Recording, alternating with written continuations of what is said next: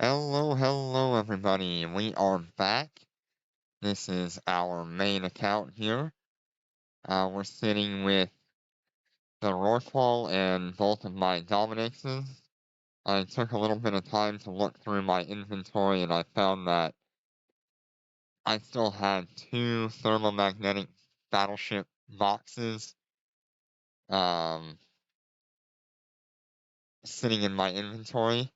And so I have gone and redone my AI nanocores on my Dominixes. They are nowhere near what they were previously. It's just the basic drone damage bonus, and then the drone thermal damage bonus with the drone damage as the first upgrade. I have not gone through and gone all the way down this list of things here.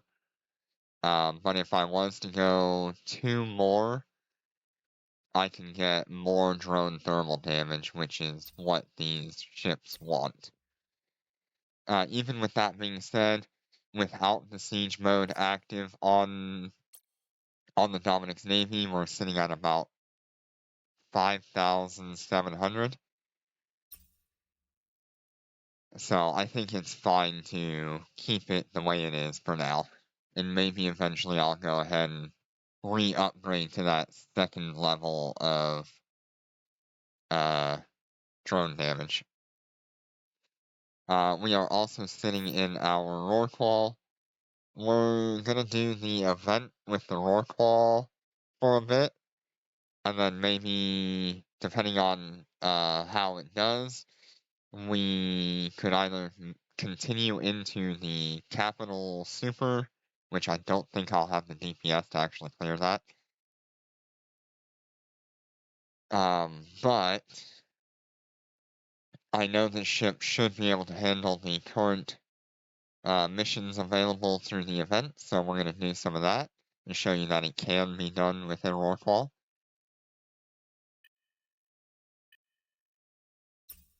Hello, Jenner. Good to see ya.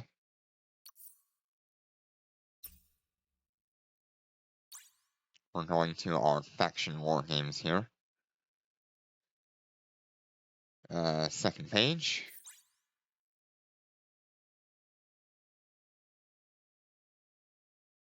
Okay, so we should have 3 more missions available to us, and the next one will open on the 21st. Alright, so this one we're gonna get 21,000 LP and 46 dragon things. So we'll go for that. And we'll just see how well the Rorqual does in this environment. Undocking. We already know it can handle a medium Wasteseeker without having to heal. So let's just throw it at something else.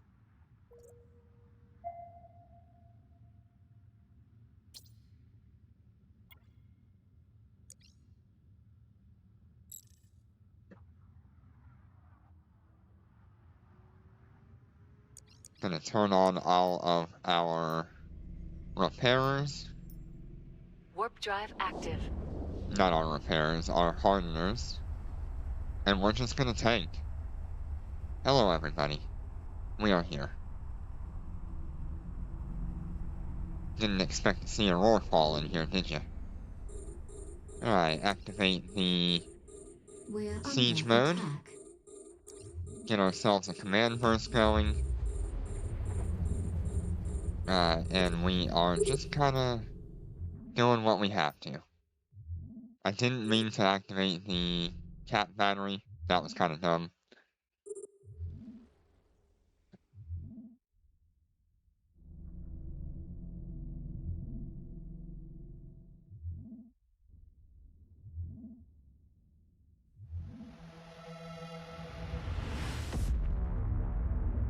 So while we are activated, I don't see how we can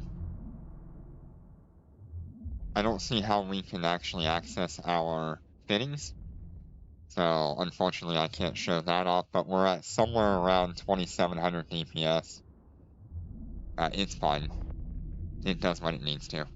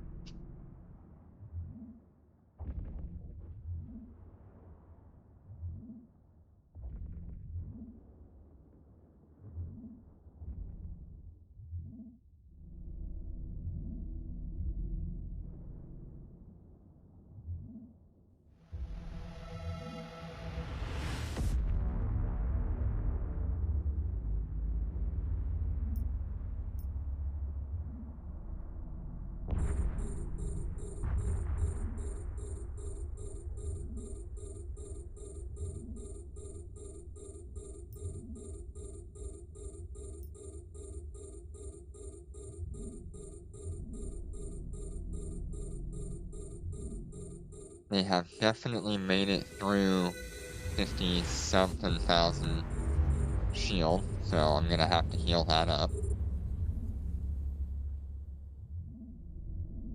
eventually. But I'd like to wait a while and get a feel for the kind of DPS that we're gonna be dealing with in these new missions.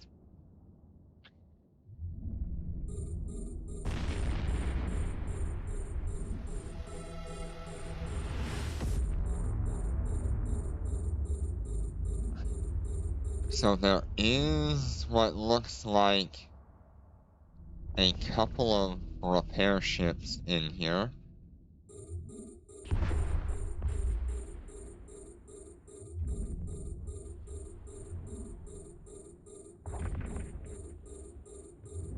Ah,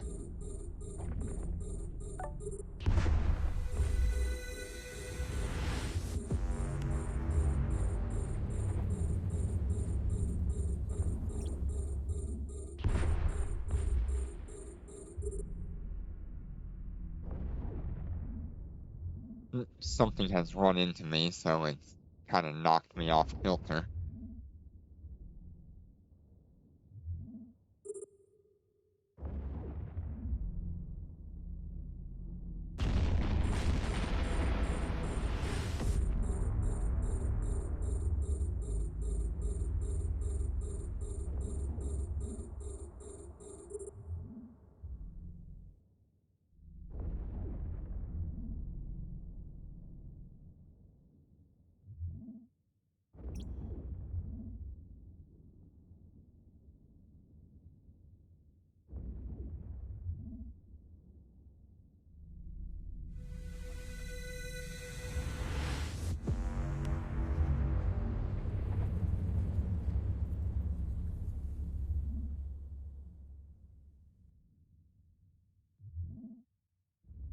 The roll is definitely a slow way to complete these missions, but I think it's kind of fun.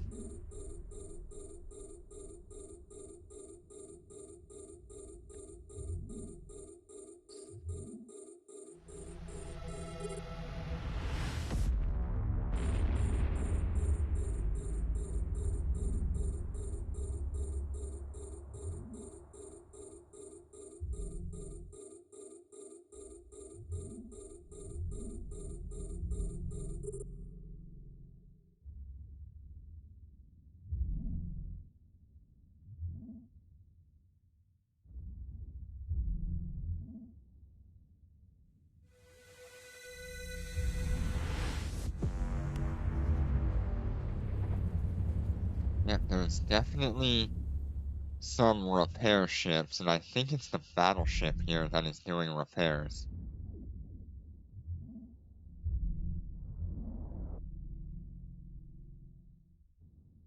It's interesting that these Wasteseekers have Logi battleships.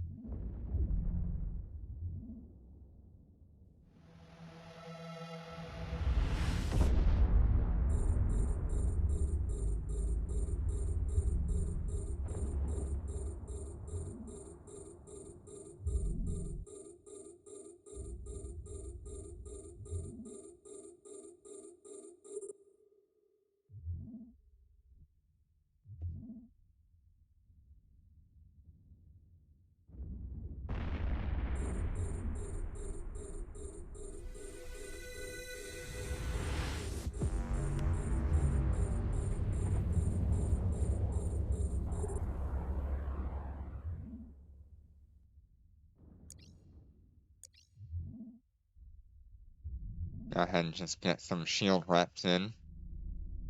Make sure we're at full health.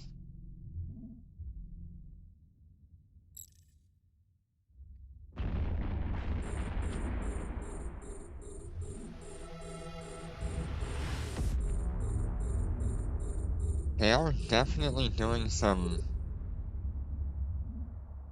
pretty good DPS and against this rock wall. But it's nothing it couldn't handle. We'll start having problems in, like, much higher waves than missions.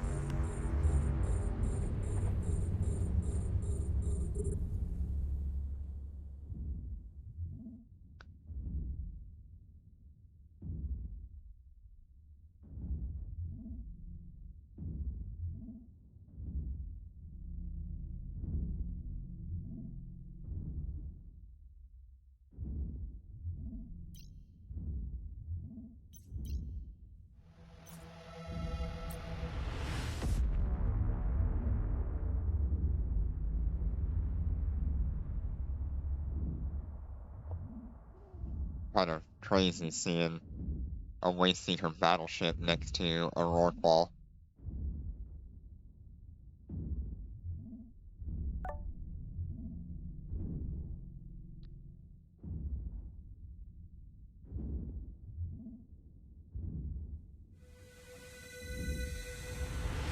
I wonder if I can zoom out at just the right angle.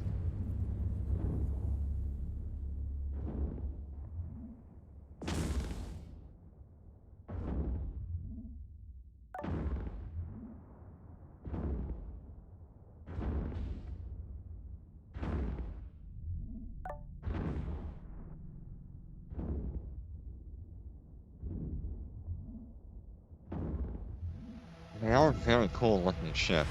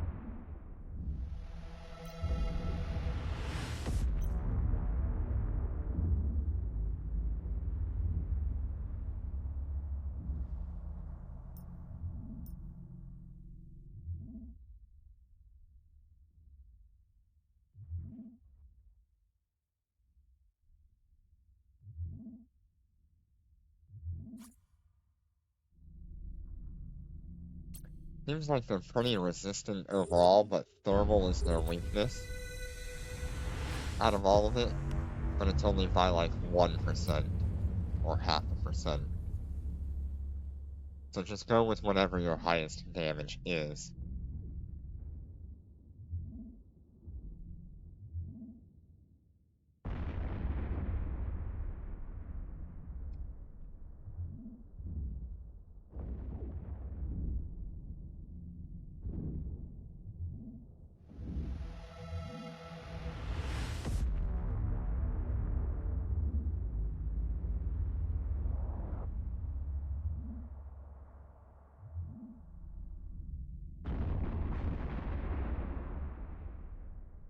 Last couple of ships left. And in total, they've probably done somewhere in the 150,000 damage to this rock wall over the course of this whole fight.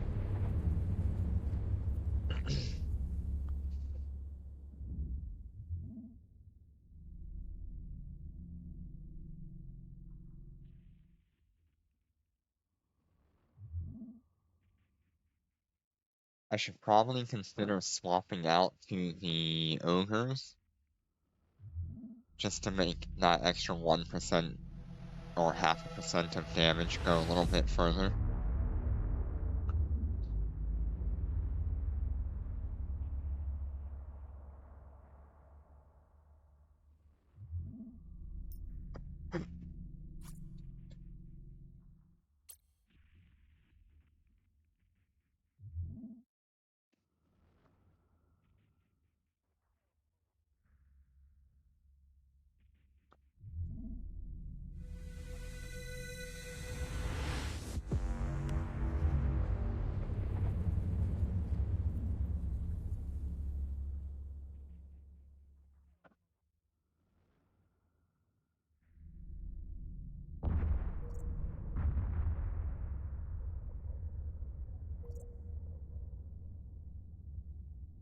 Okay, Docking we cleared request out that accepted. wave. We will move on to the next set.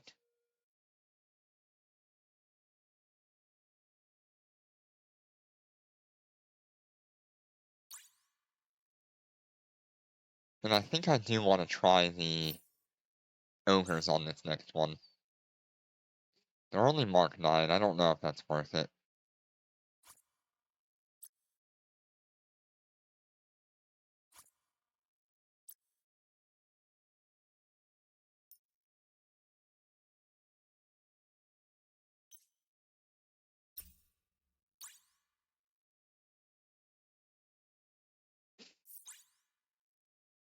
I think I'll just end up with better DPS on the hurricanes. Alright, let's go ahead and get to this next one. These are gonna be expert level missions. Super expert, sorry. Undocking. Let's see what this has in store for us.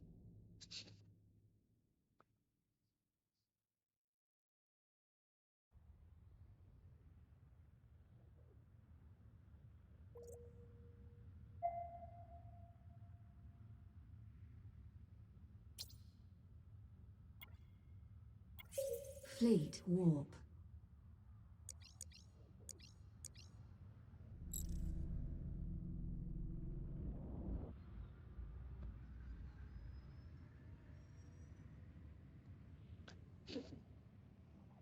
Warp drive active.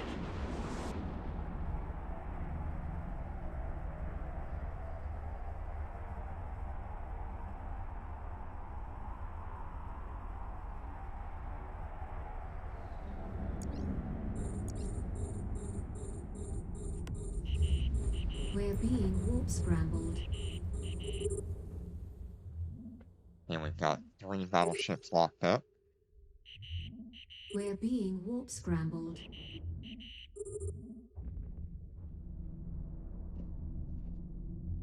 And there's definitely a lot of repairers in this mission.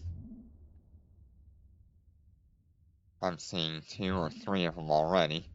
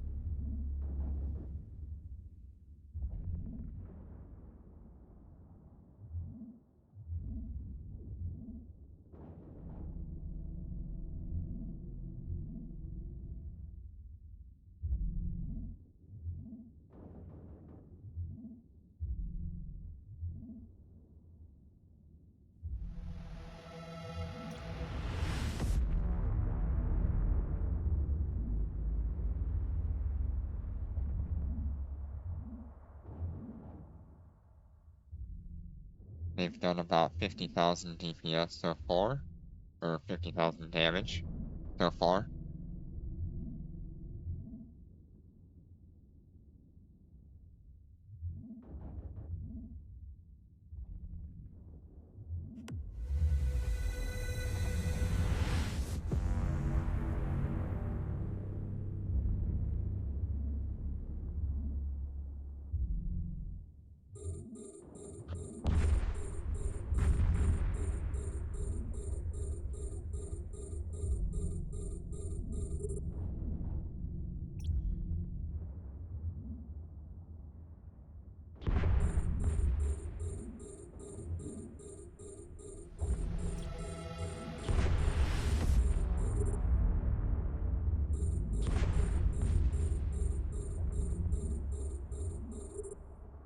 I think the only thing that could hold the Rorqual back from being able to complete these is if it doesn't have enough DPS between all of the repair ships that are going on.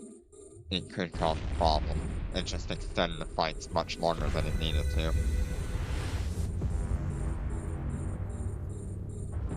They've done about 100,000 damage so far, worth of EHP, or just HP in general.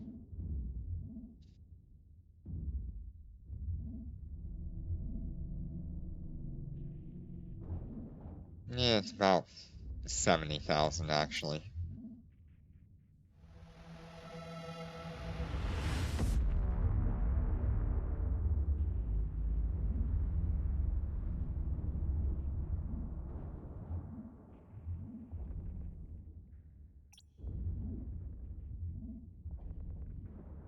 And once you get rid of the repairers on the field, and so long as none of these ships can actually repair themselves, you just fight them continuously.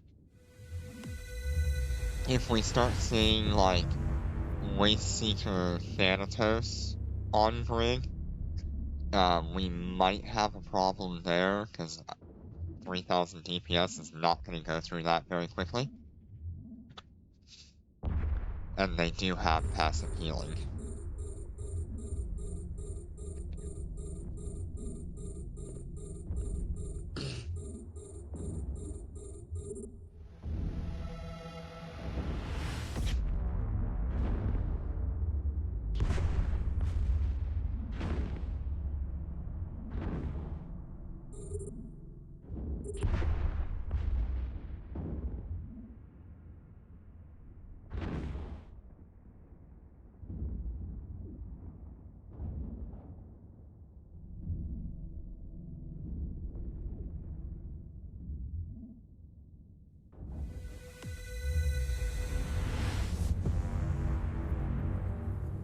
Like I said, this is my standard fit for flying in nullsec. I don't do it that often, but it is the fit that I use.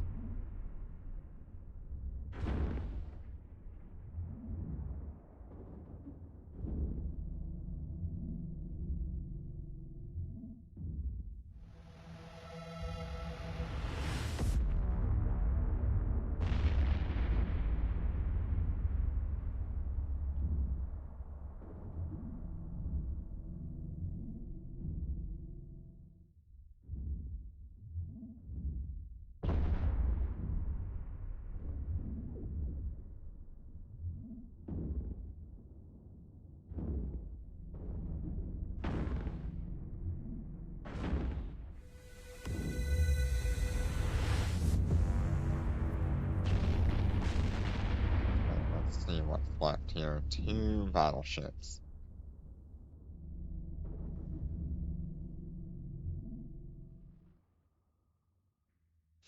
These battleships do seem a little bit faster than the normal battleship rats that we come across in HiSec.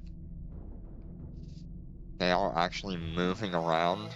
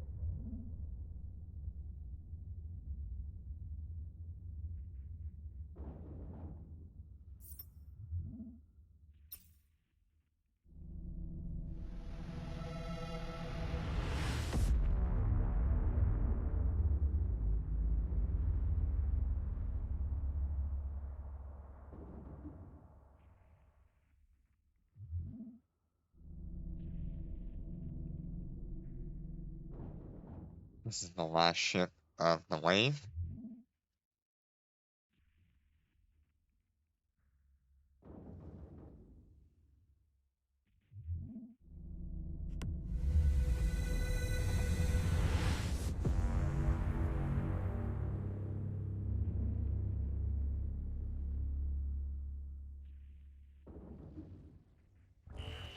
Enemy ships detected. Okay, we've got a second wave here. We're under attack. Gonna make our way through it like we did the previous one. And they all spawned about the same place as they did the first wave.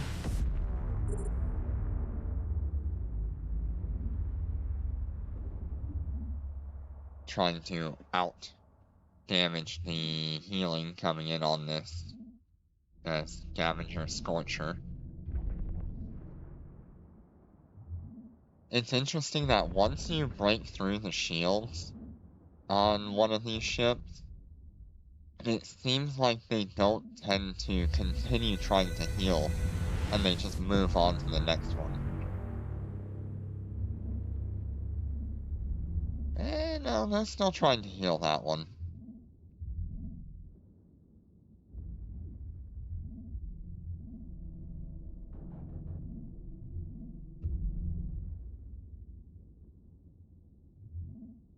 I think this event would be a perfect scenario for the bodyguard dreadnoughts.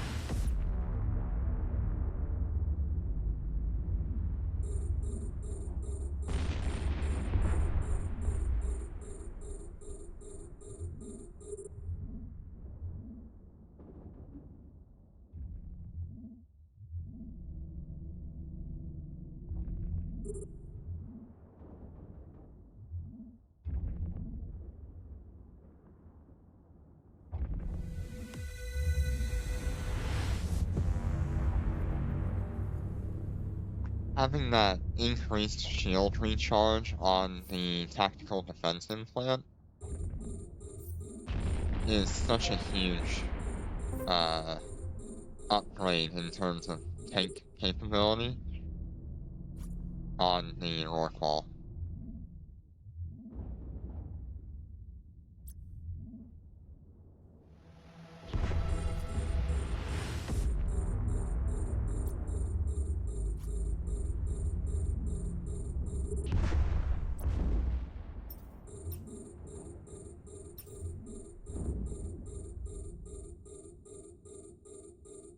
Because we really don't need to pay attention to what's going on at the moment.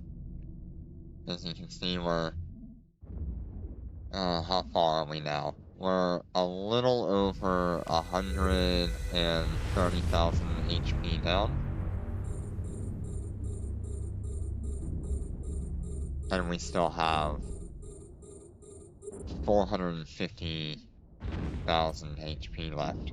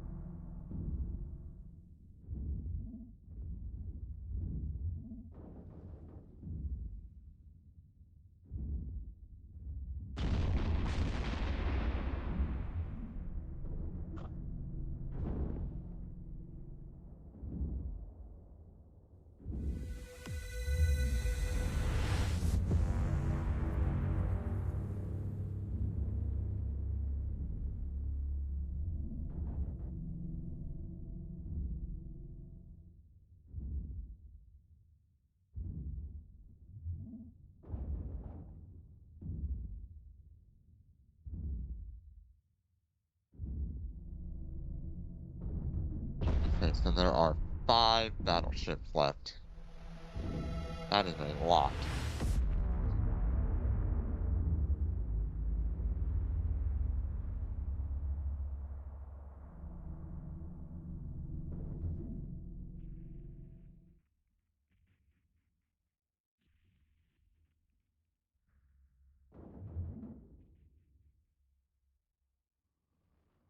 So in total, I believe this wave had 7 battleships in it.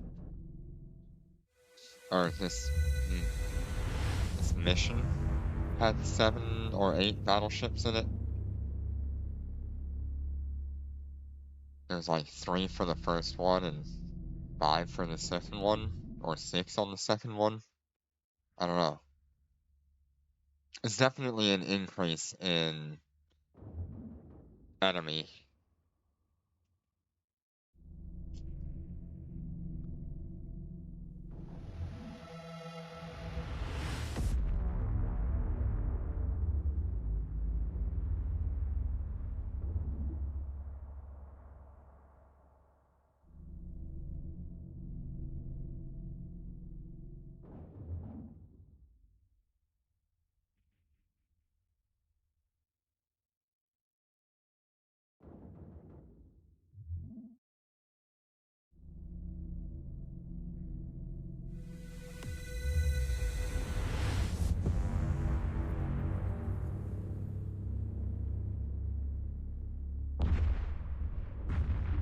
So I will say, if you are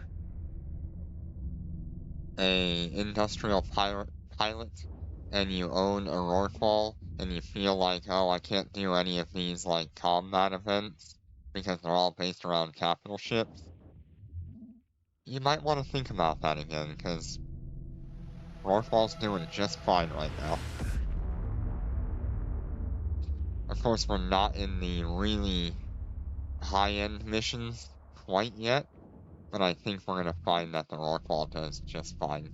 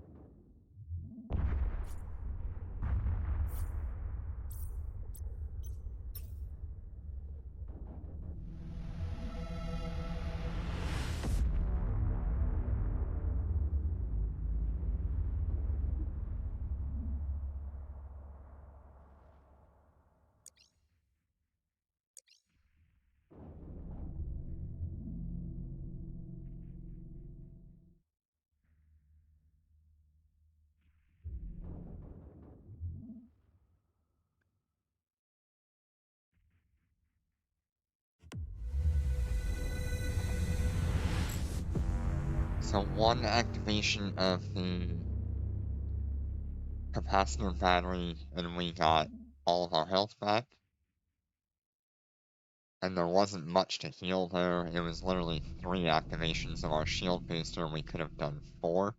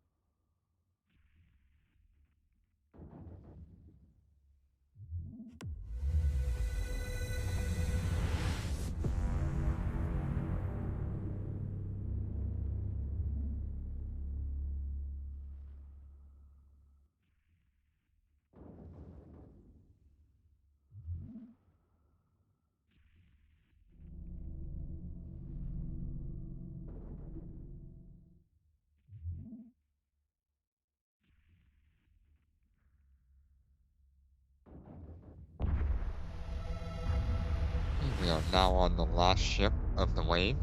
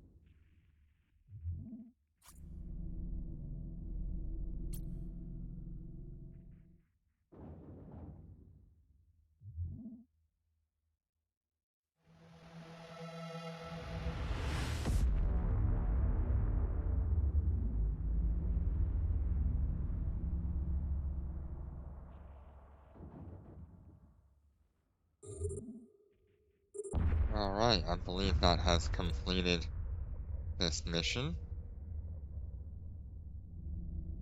Docking request accepted.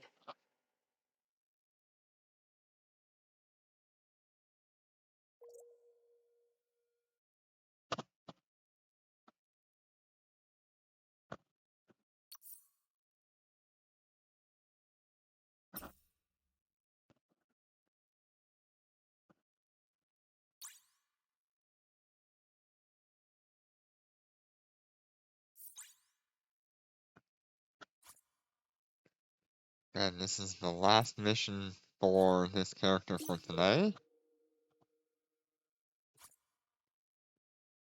Same idea, I believe. It'll be 2 waves with many battleships.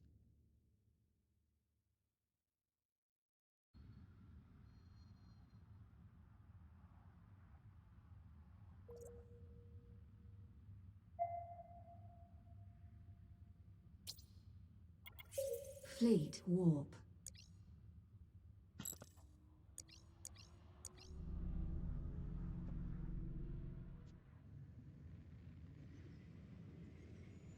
Warp drive active.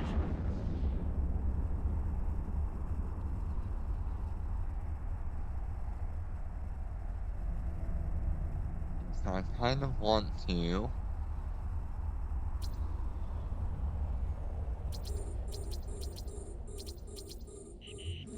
We're being warp scrambled. We're being warp scrambled. We're being warp scrambled. We're being warp scrambled. We're being warp scrambled.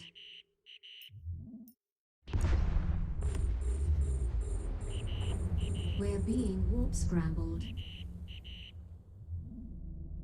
Oh, that is a lot of scram.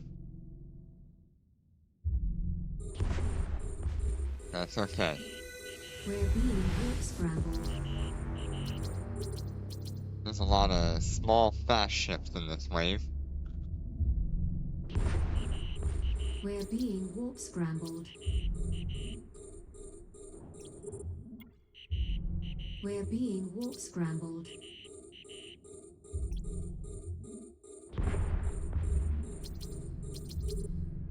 Yeah.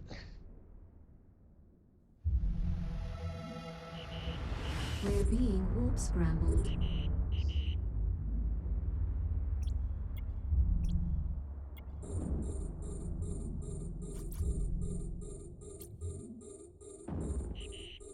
We're My goodness, being that warp is a lot of scrambled. small ships in this wave.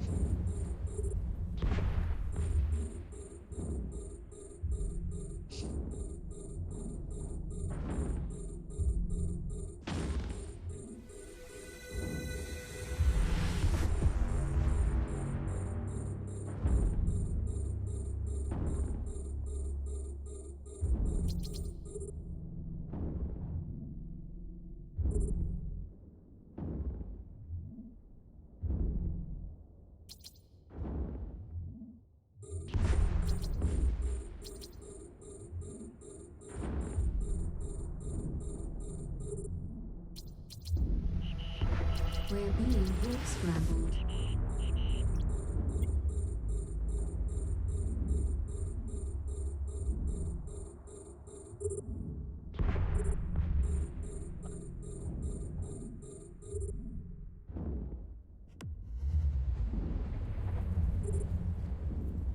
So this wave was designed to sort of mentally mess with the player, judging by how many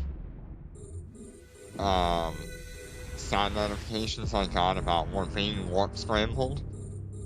Like, that is just cognitive warfare right there. There's nothing actually dangerous about this wave, other than the fact that we're being warp scrambled is being played every 10 seconds or something like that. All of these small ships do not do much damage compared to what you would expect from the previous mission event thing that we just did.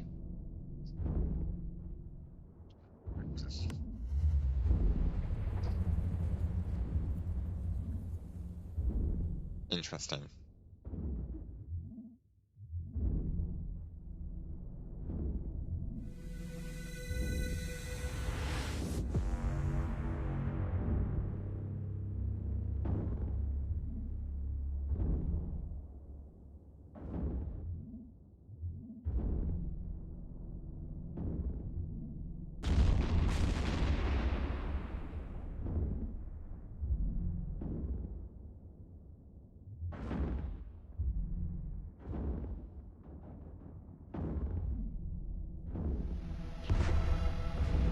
So I expect the next wave will be mostly battleships.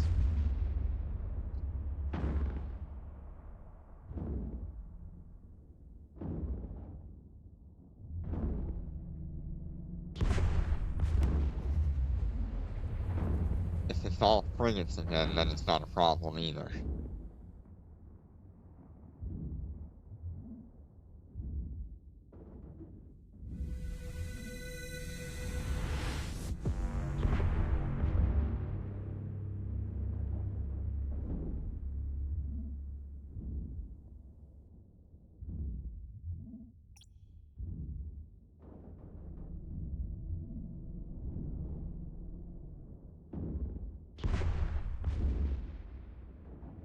We are on the last ship of this wave.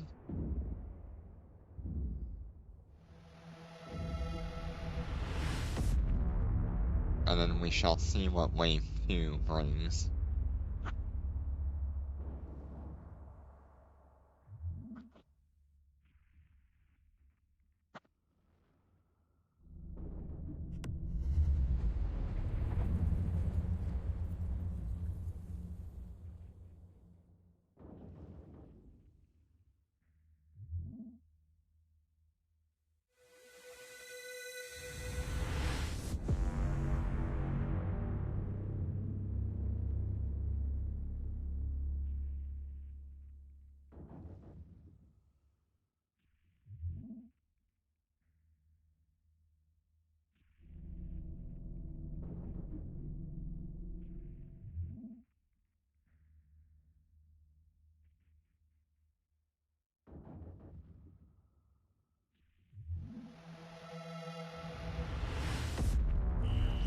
Enemy ships Okay, let's see what we detected. get on this wave.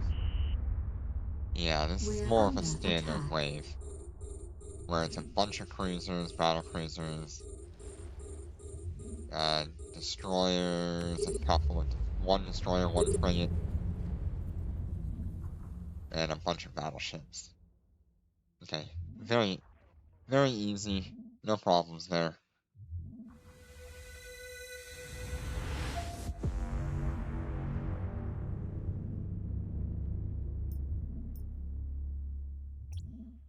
Go ahead and focus fire one of these cruisers.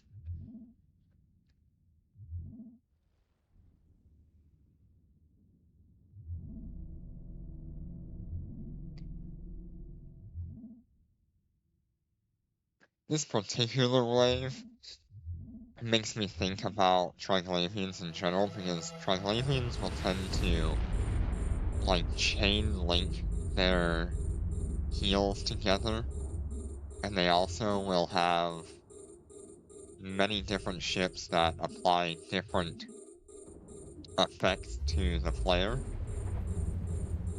Usually it's gonna be like a web of fire or a scrambler or target painters. And this wave in general just feels exactly like that.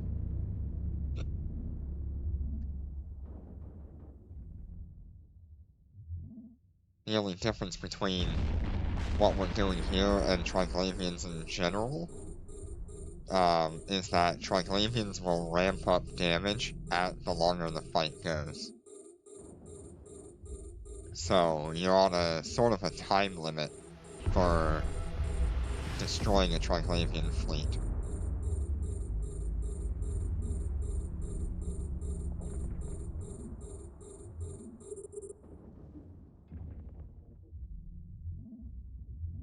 These ships, they start with their maximum DPS.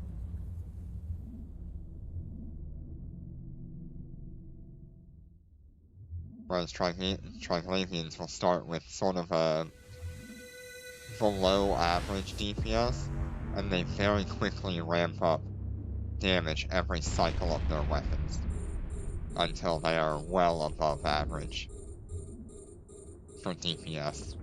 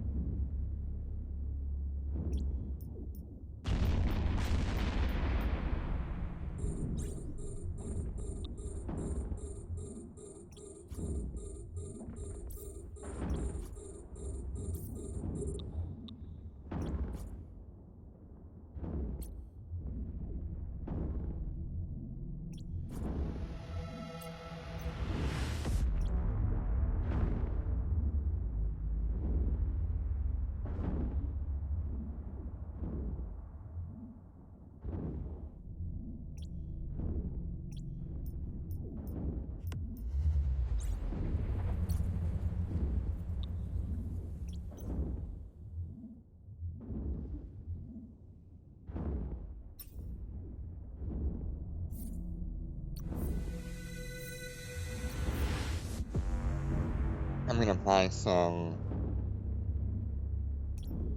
drones for my Dominix is here.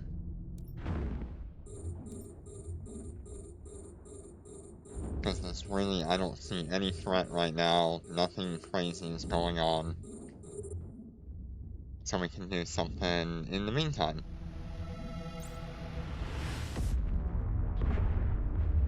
I need 5 drones. I'm just gonna go with...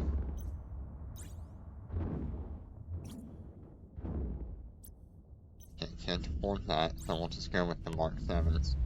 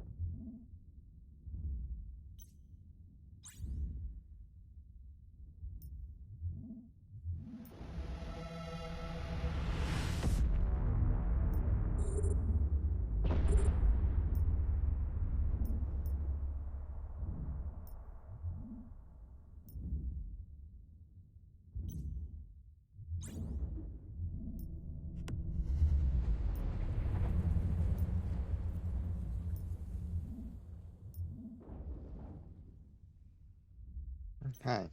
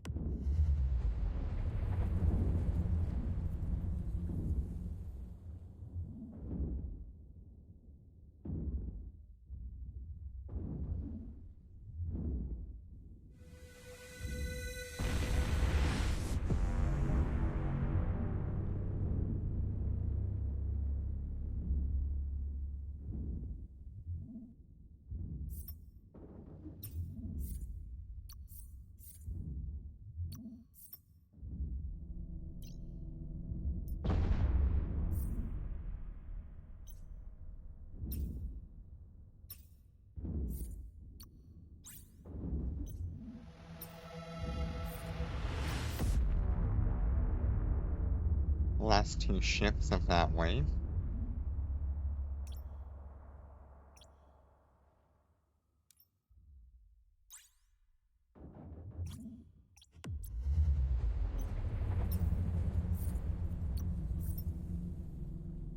I am gonna put on a shield booster and shield hardener on the Dominics. Not because I think it's the right thing to do on a Dominics, you should be armor tanking it. But because I only need it for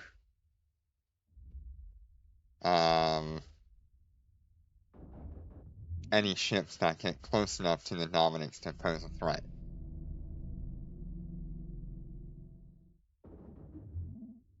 So I'm kind of preemptively thinking about these frigate waves.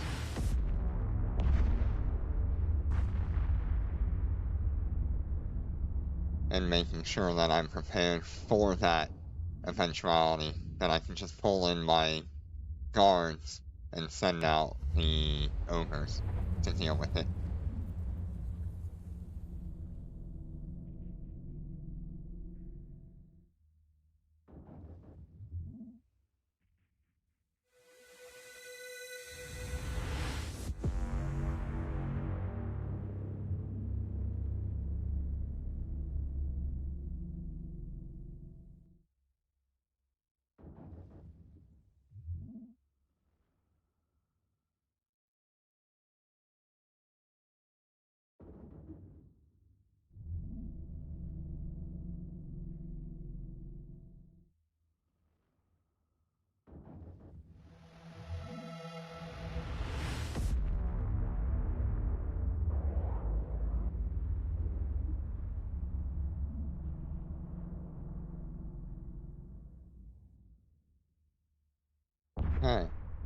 that would be the end of that series of missions. Let's go ahead Docking and do request them with accepted. the Dominic's Navy and see how that does. Because I have a feeling I'm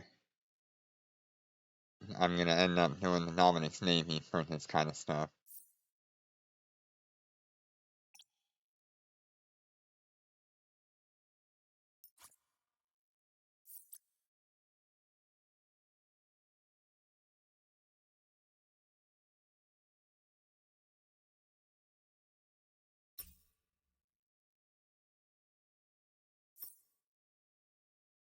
So this will give you an idea of the kind of ship that I'm working with.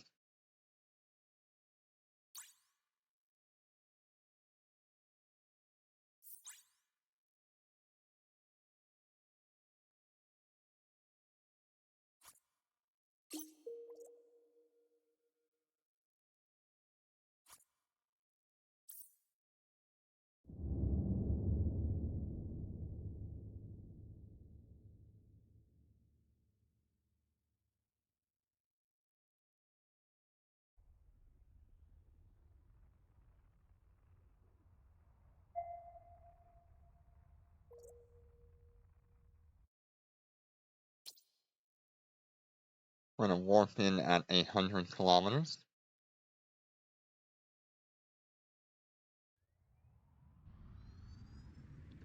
And we're going to focus frigates and destroyers first.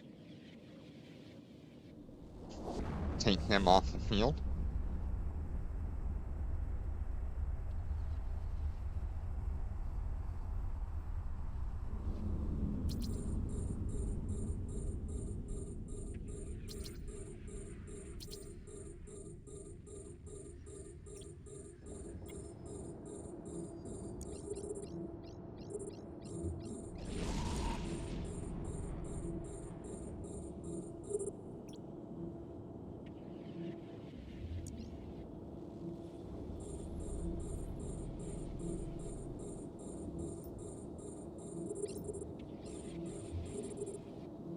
Okay, all of the frigates and destroyers are taken care of.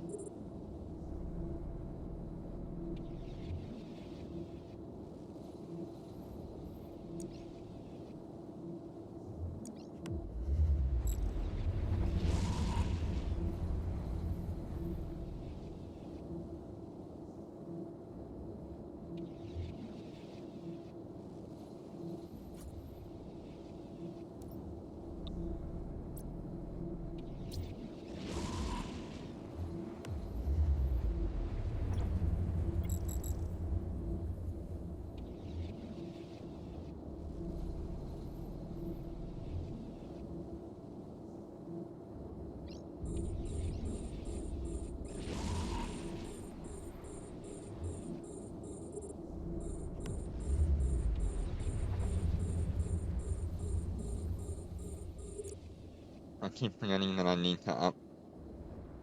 to activate my drone implant because I am using guards.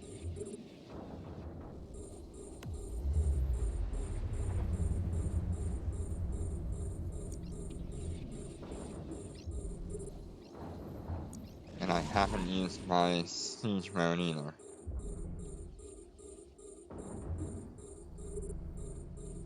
There we go, that should fix all of my problems. It's been a while since I've flown the Dominic's Navy.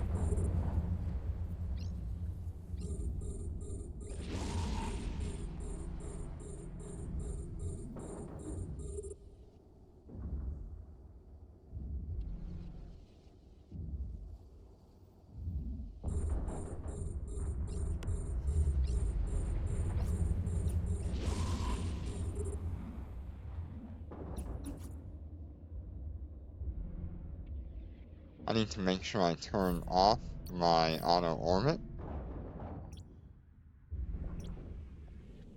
because that's just causing me problems.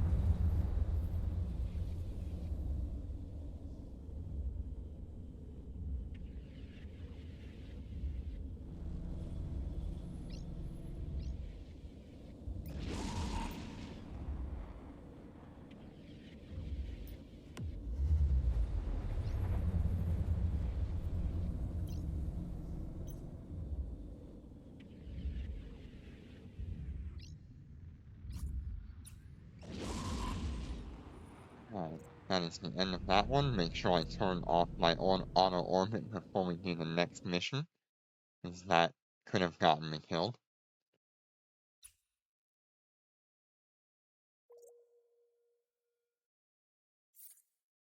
Certainly far from perfect.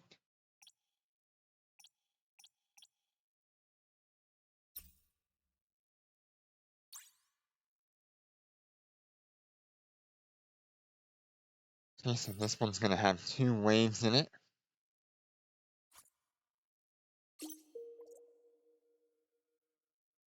Now I know what I'm doing again.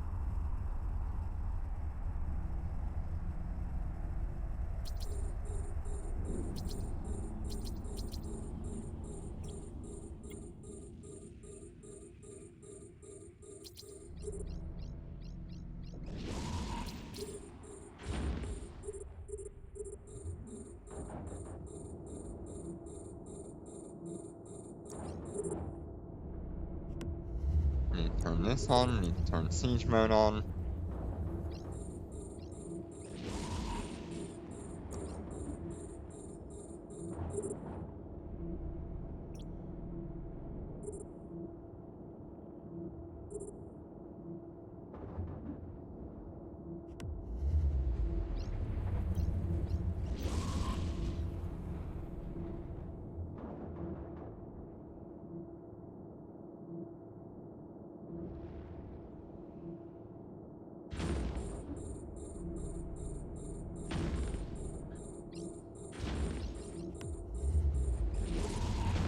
And you can see this is going a lot better, now that I'm not going towards the enemies.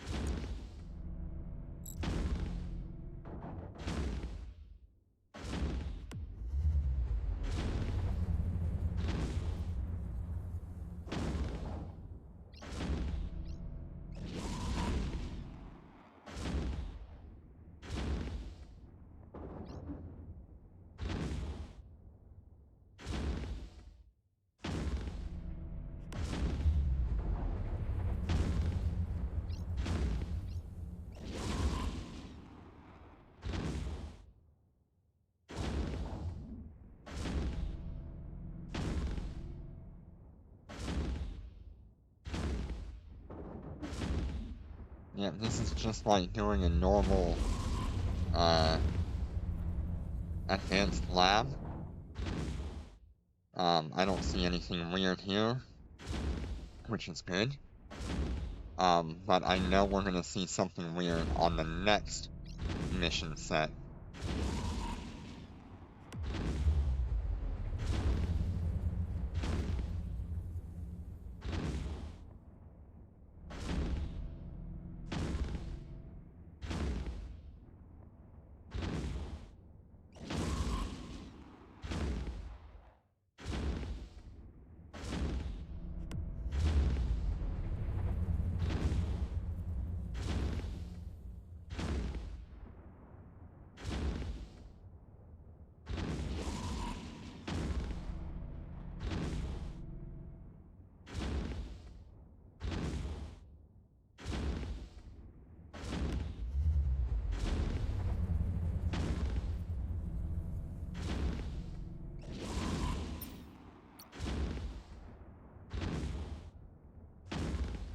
Undocking.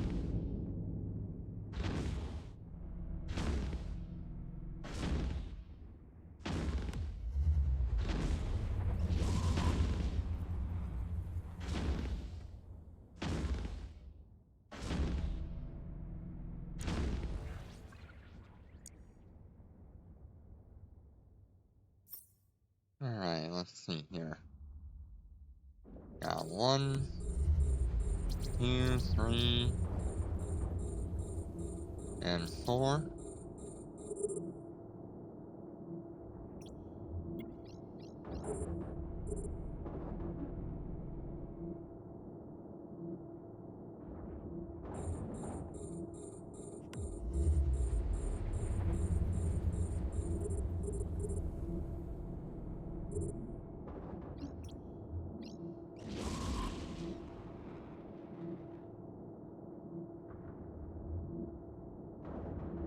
Trying to keep an eye on that ship if it gets below 40.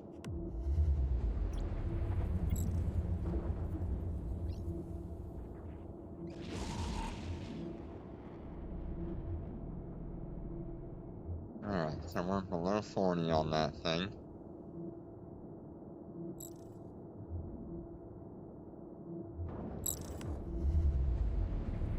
We're going to replace with you.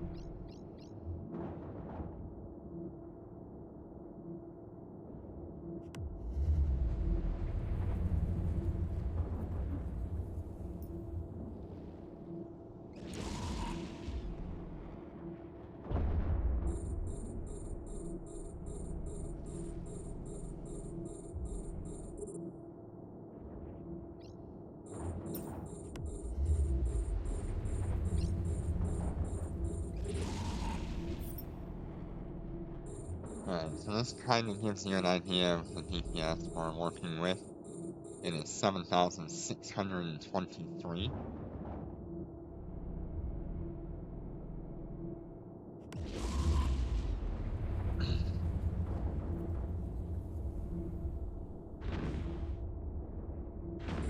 That is without activating my damage mods.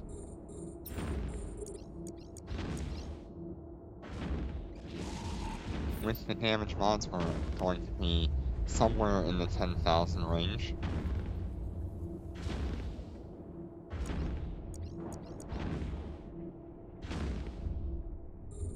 So I'll show you what that looks like for clearing.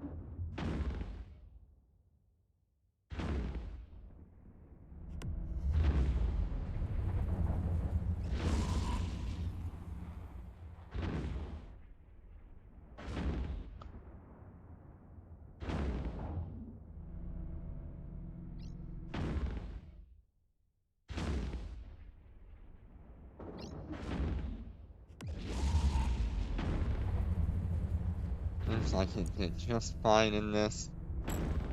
Tank could struggle a little bit in the next one, but I don't think it'll matter too much.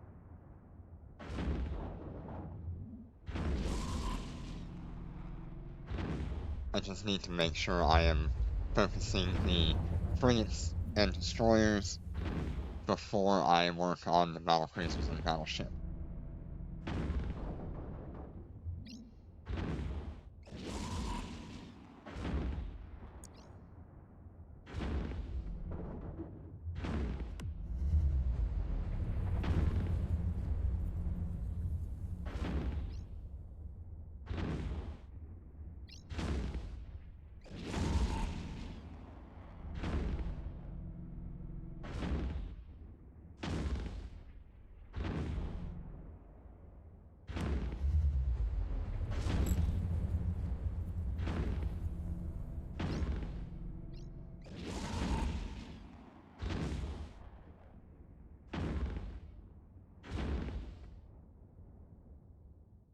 Okay, very nice.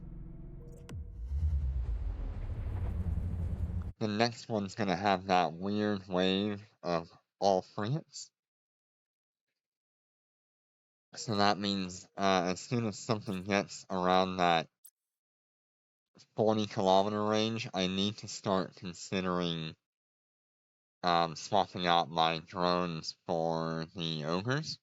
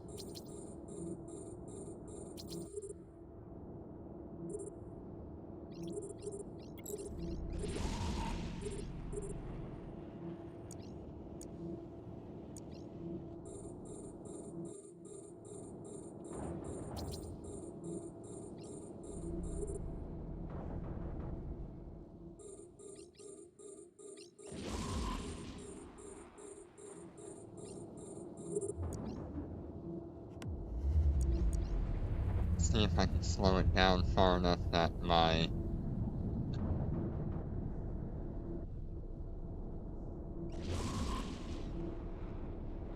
drones can hit it. Nope, okay.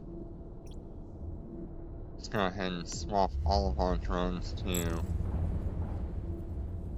the ogres.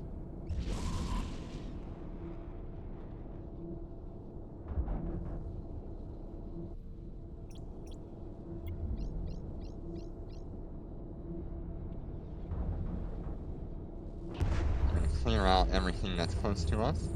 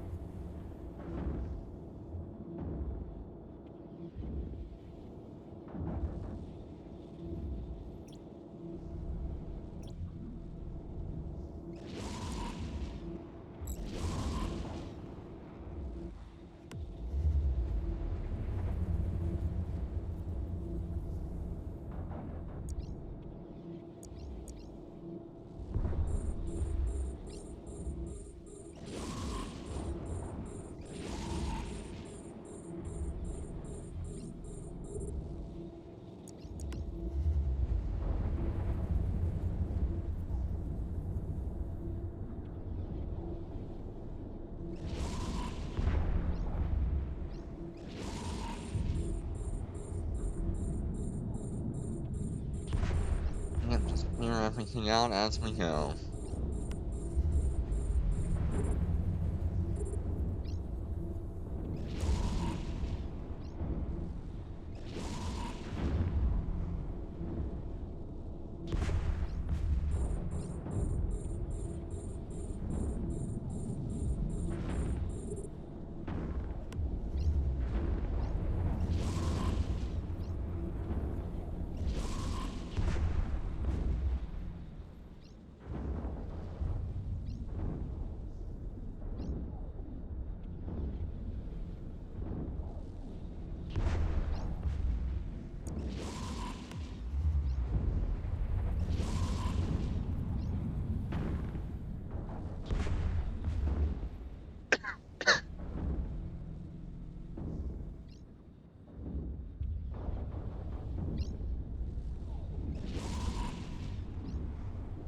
I'm glad we brought along the Mark 7 ogres.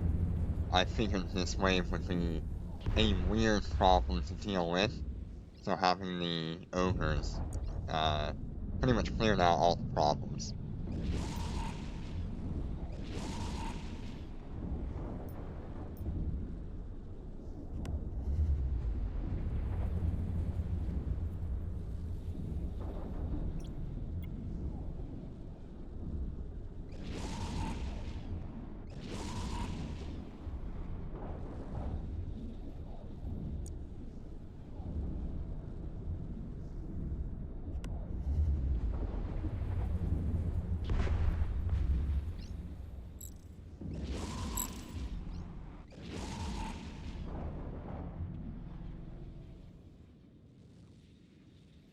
Go ahead and get our guards back. And we can continue doing what we do best.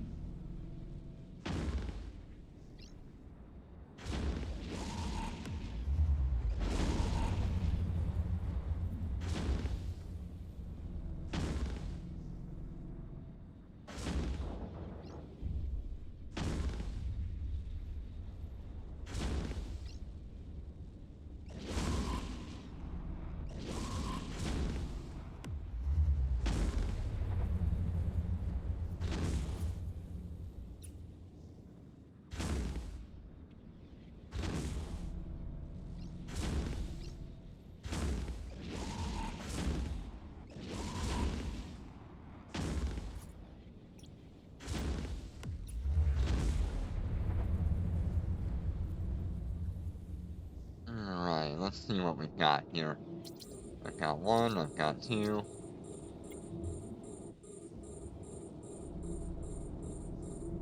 Okay, two frigates, the rest are cruisers and destroyers.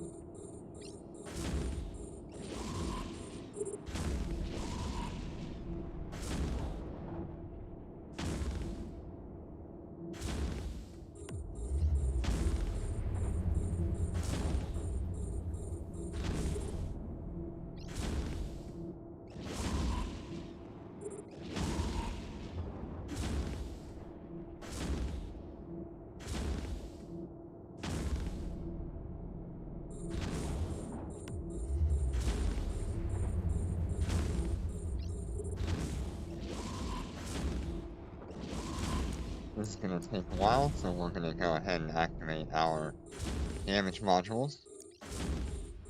clear through it just that little bit faster.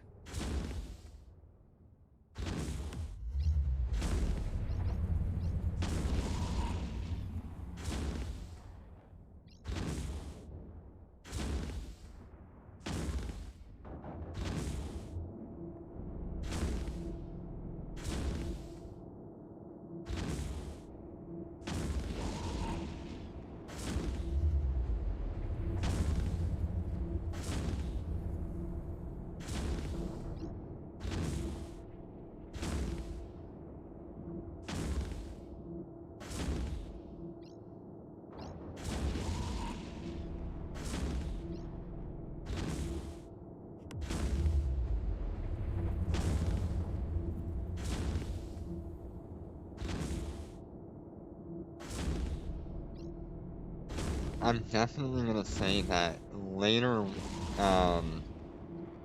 parts of these missions are going to require a capital ship that can actually do combat, in order to clear them reasonably. I don't see a single battleship clearing out, some of these higher tier missions.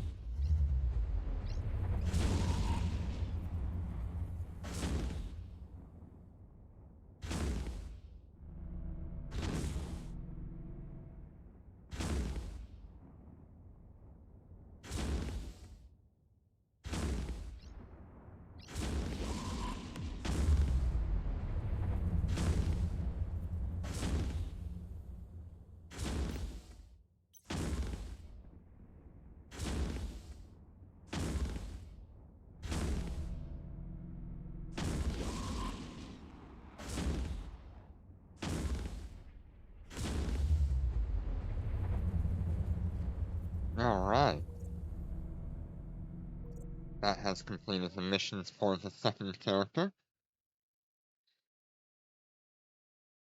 For that second set of missions, let's see how much LP we're up to now. We're up to 122,000 LP.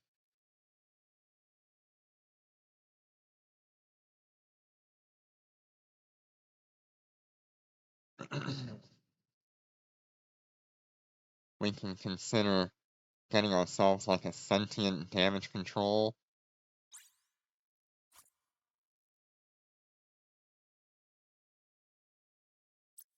That would be pretty cool. How does that compare to our current damage controls? Is this a capital version?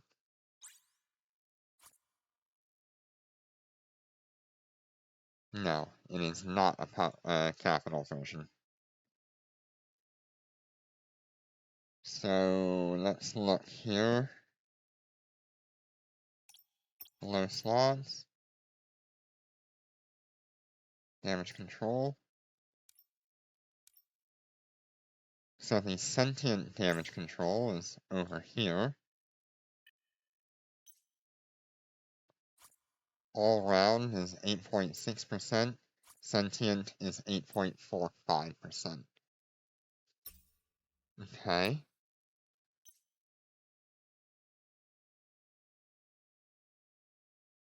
Are these worth anything on the market?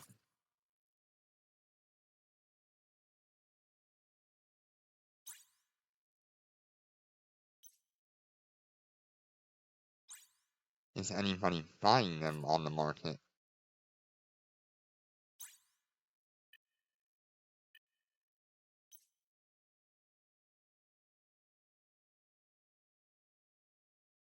By the way, it's pretty decent.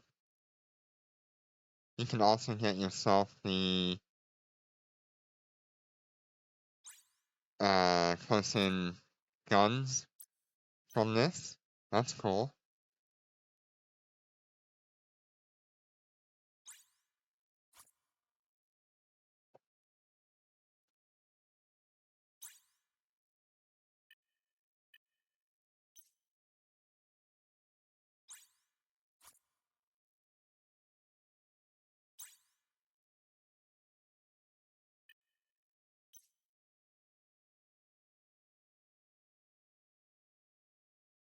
Let's see what else we have here. Sentient drone damage amplifier, that's a really good one. People are buying them.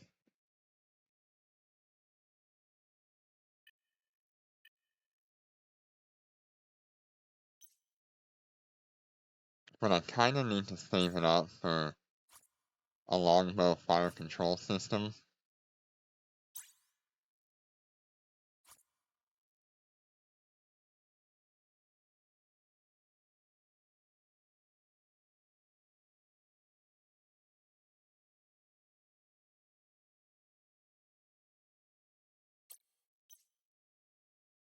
And I would need 3 of those.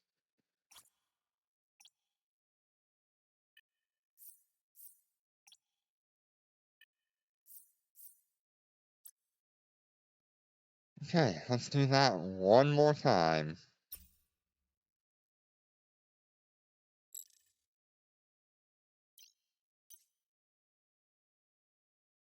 Docking request accepted.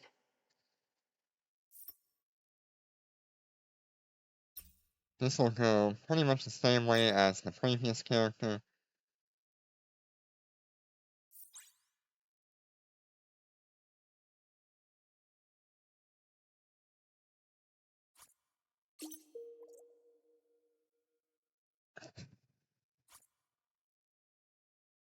This definitely takes up a chunk of time. That's for sure.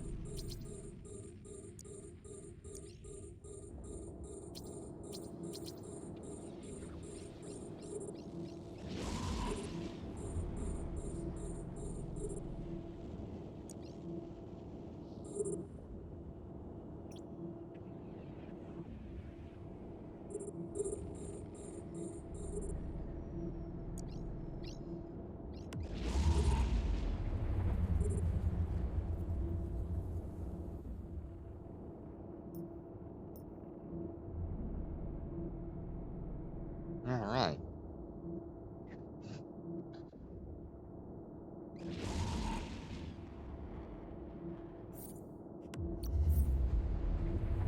Now I've got 70 billion, so I might as well just go ahead and get that.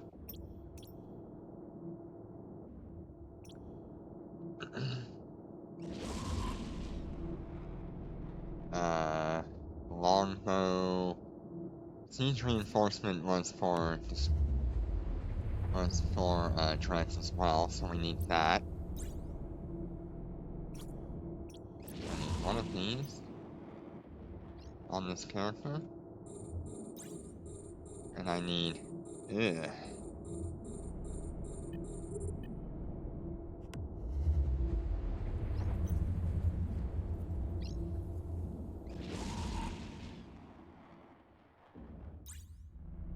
I mean, it is what it is.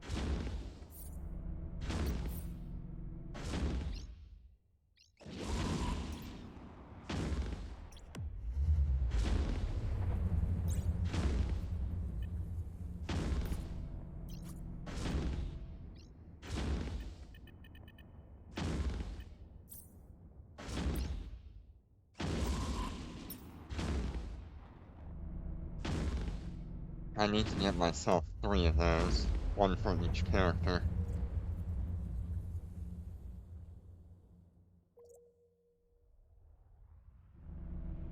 Alright, we're on our next mission.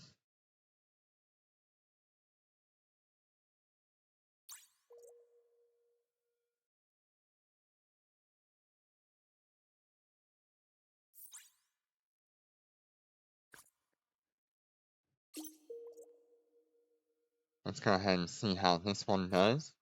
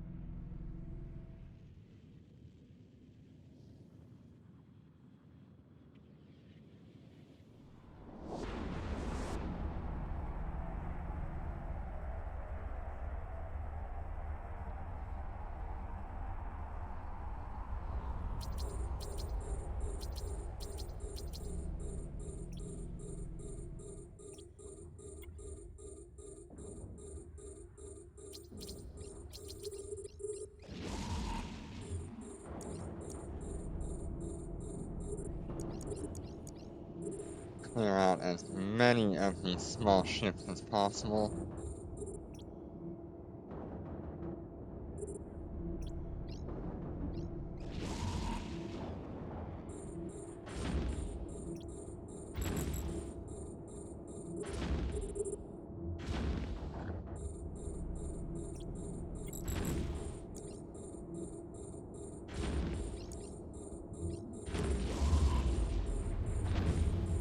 And then once we clear out all these smaller ships, we should be fine.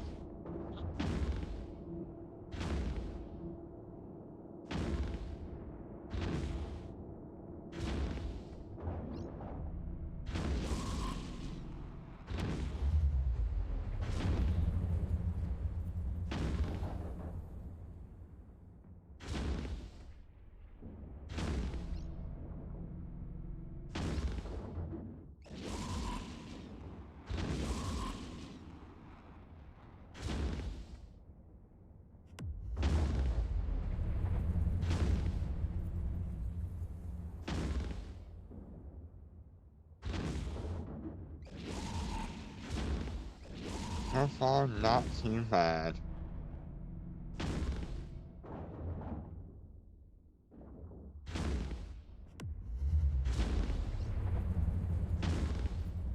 Dominic's Navy is very much the king of PvE right now, for anything battleship sized and lower.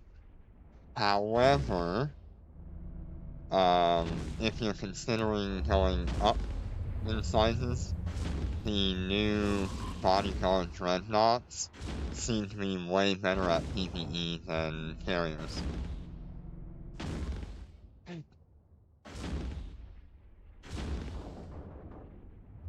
And I think they would do much better than the Dominic's Navy.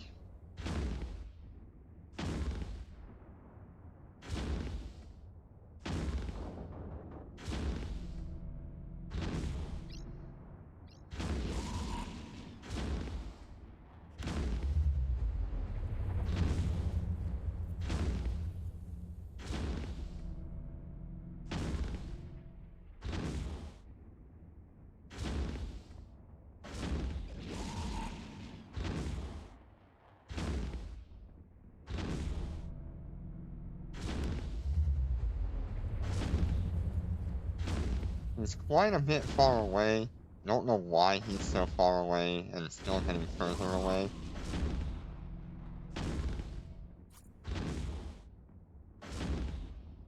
Missiles can't even reach him.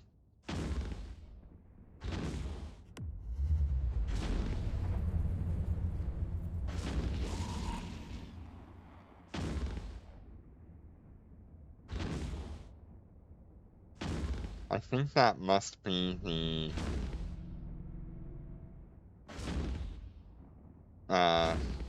repair battleship that we saw.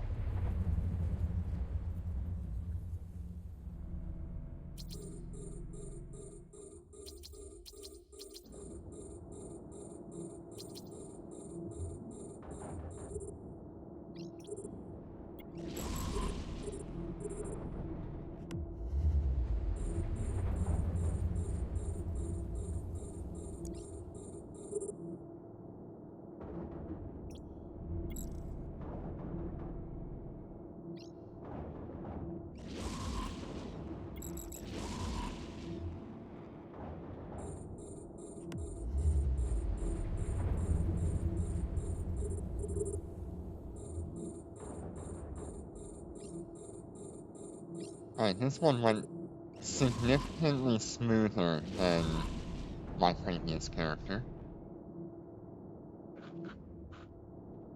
I don't know why the enemies in this one just didn't aggro quite as quickly or effectively, but it's fine.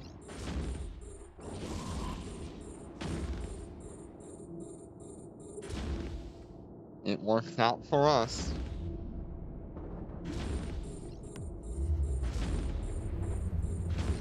From here on, it's just blast through as many ships as possible.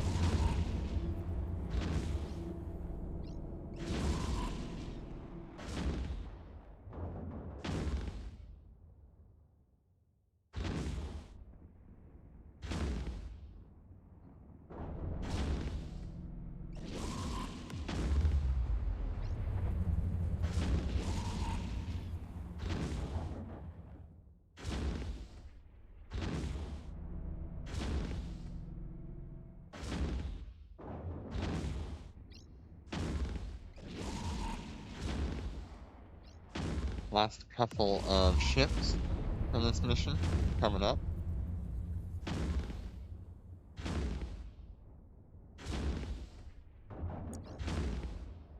We are actually being shot by that battleship that's 70 kilometers away.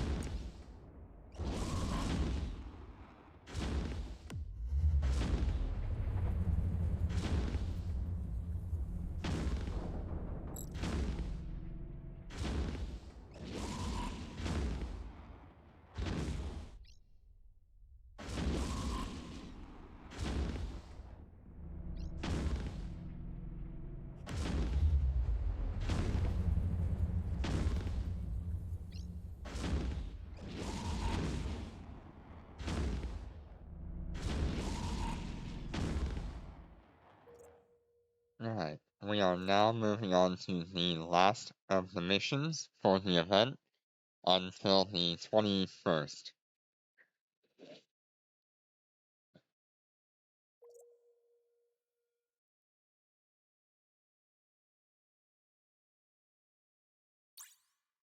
This one, like I said, will have all of the frigates in the first wave, so we need to be careful with that.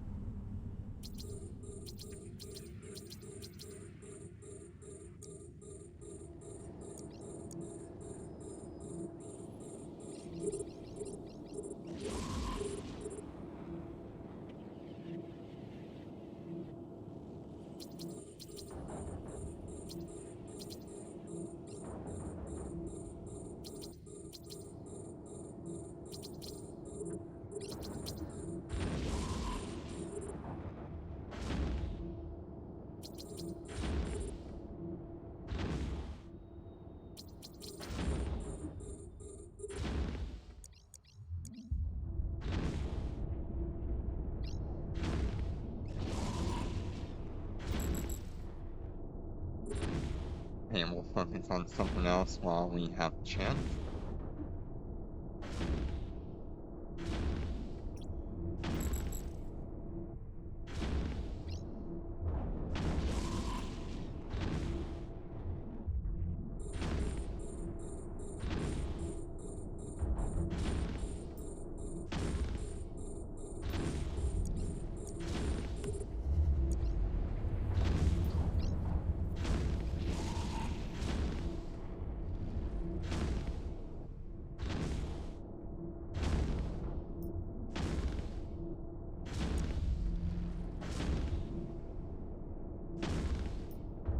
Okay, let's go ahead and retrieve all of these. We're going to replace them with the ogres.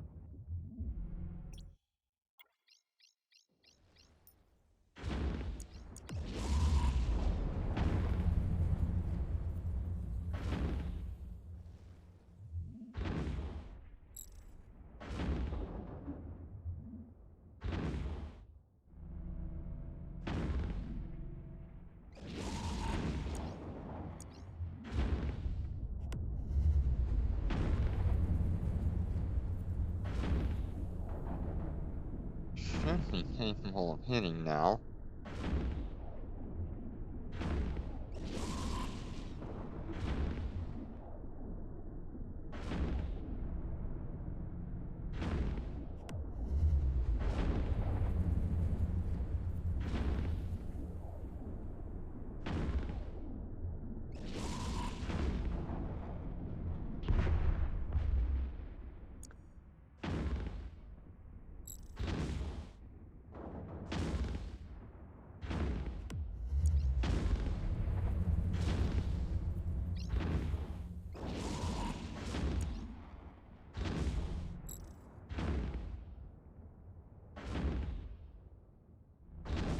you can see that wave just really isn't a problem. It's more of a cognitive warfare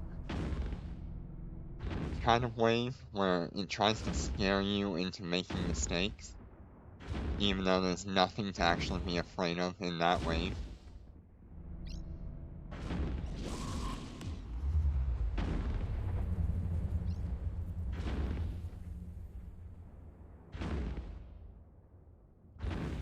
Okay, so this one's only going to have 2 small ships. See if we can locate them here. There we go.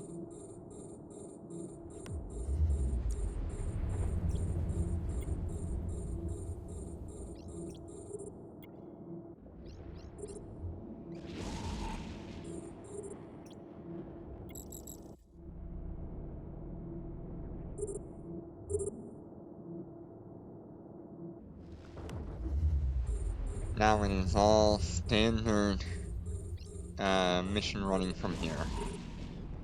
Kill the closest thing first.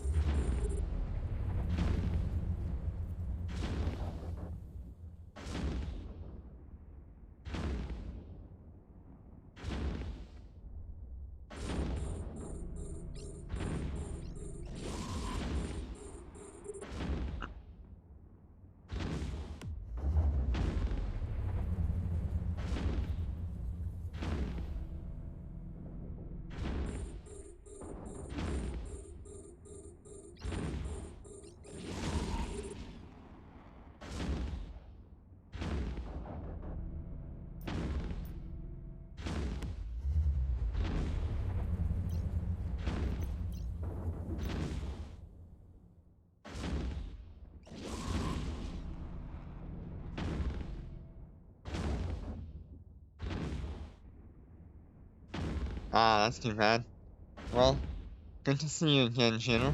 We're on the last wave of the 3rd set of missions that are available to us. On our last character. We've been going for about 2 hours. I kind of like this particular mission because of the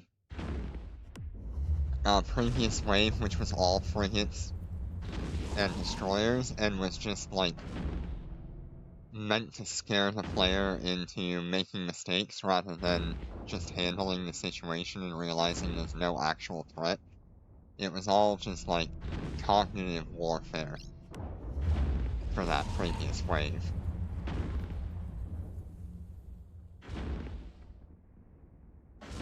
The Rorqual did just fine. It had no problems at all.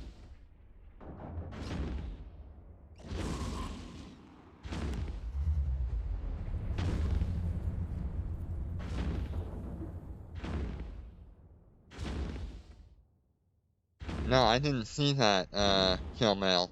I'll have to check that.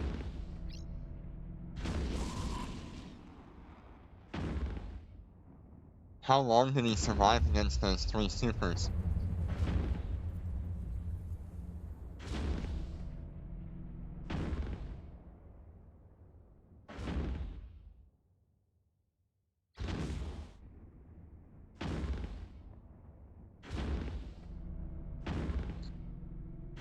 Was he a ratting Naglfar? Or was he, set up with the capital weapons?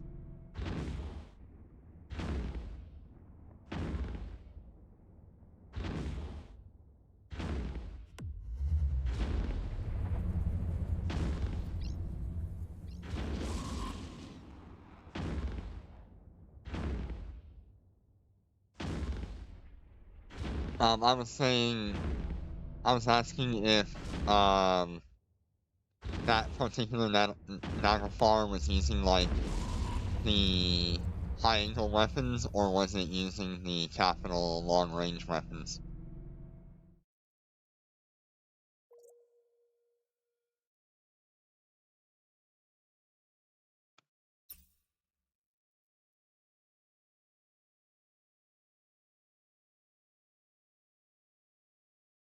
I guess I ought to pull it up here, if it doesn't crash everything.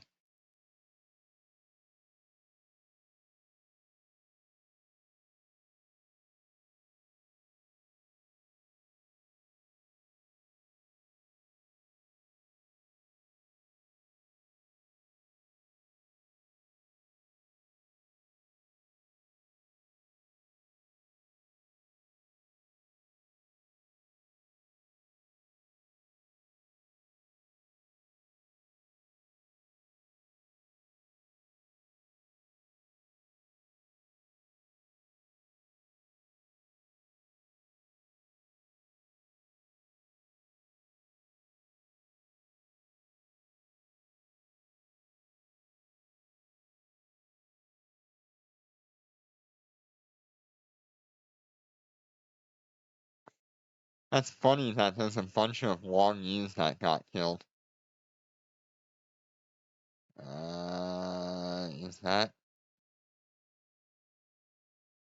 Is that what that is? No, that's just the regular Moros, it's not the bodyguard.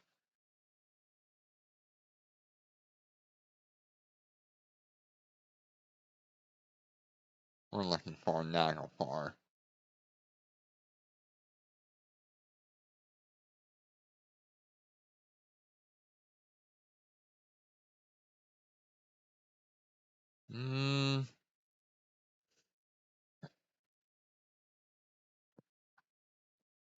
For whatever reason, I'm not seeing it yet. Oh, I think I might have just found it. No, it's just a regular Naglfar.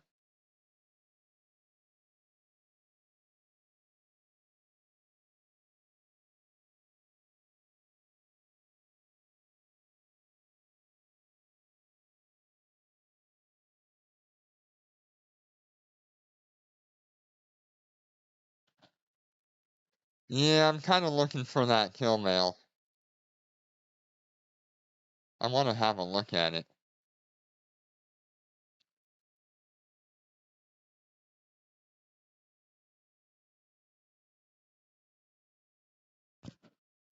I have no idea if it's going to allow you or not. Let me see here.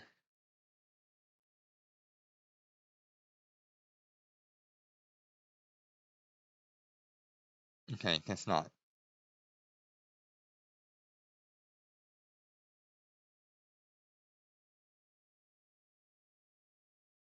Okay, I can't change it there. You can try just sending me a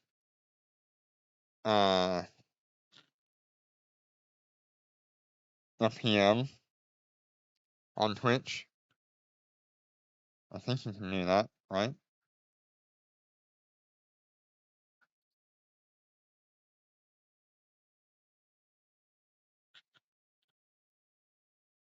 Ah, there we go. That worked.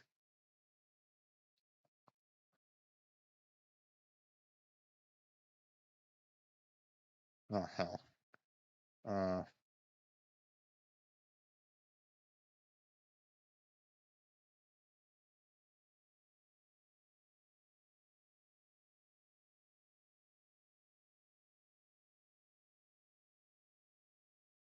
hmm.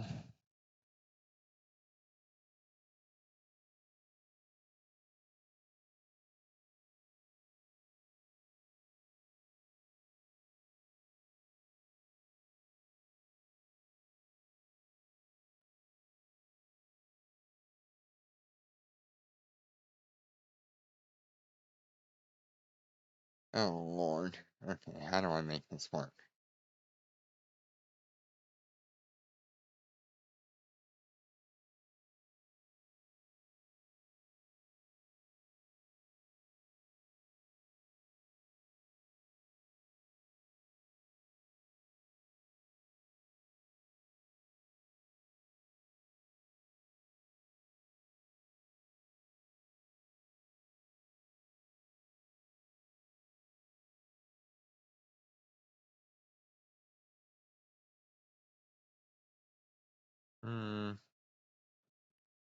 I gotta figure out what my login and everything is, since it's through the website and not the app.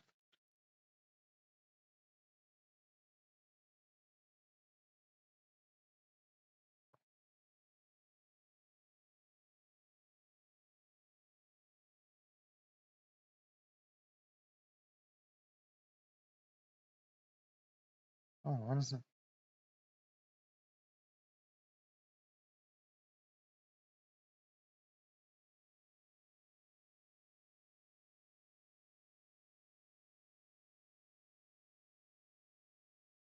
It doesn't like me. Oh well. I'll figure it out eventually.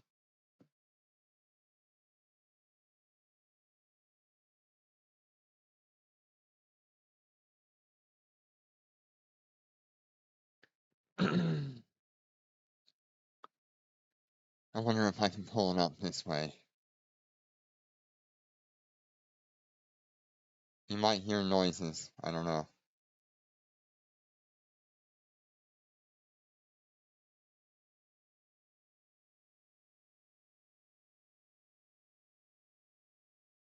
Oh, dear God.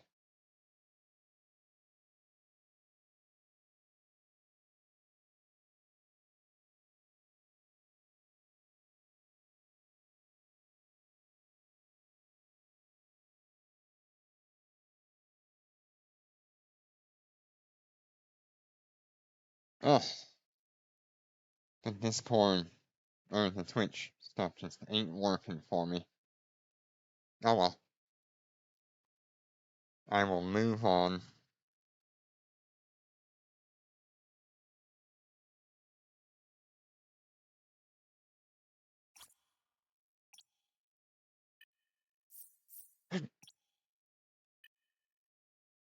Okay, so as you can see, I bought 2 longbows and a tactical module,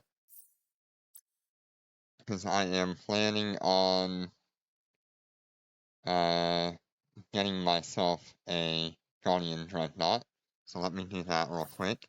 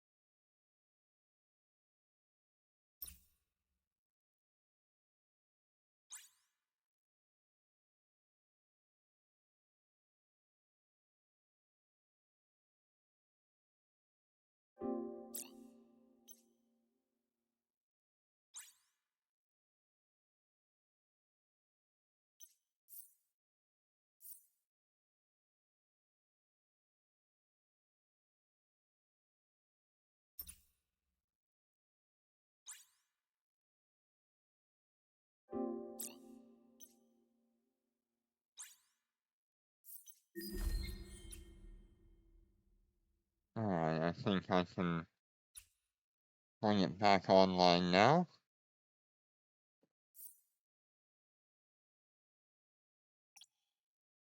So these were our last 30 boxes that we needed.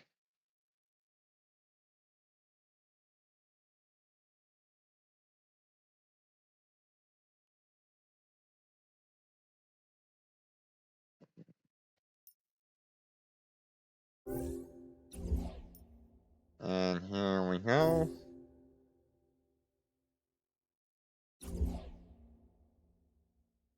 One Dreadnought Op Supply. 2 Gravitational Wavecraft 2s. Bunch of General Databanks. Nice.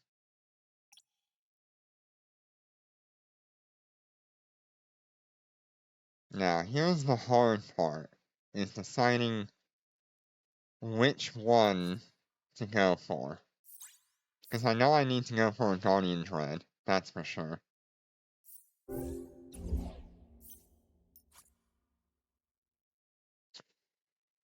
But do I go for the Morris or the Phoenix?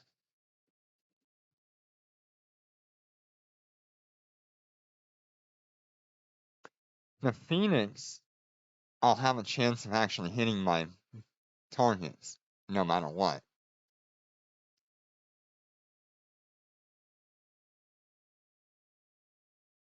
Even though capital torpedoes are like really rough. Or is it capital barrel missile launchers? 95 and 450. That's pretty much the same as a large torpedo, if I remember correctly. 95 and 450. So when I'm using this, I need to use the better application missile implant for my warhead implant. I can do that. Okay, we'll go with that then.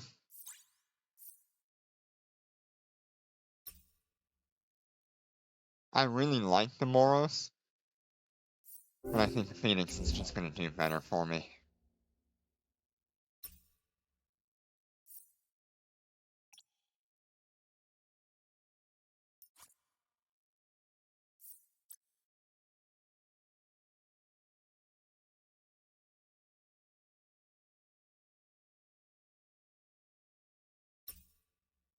Oh boy. She is big in the hangar, I tell ya.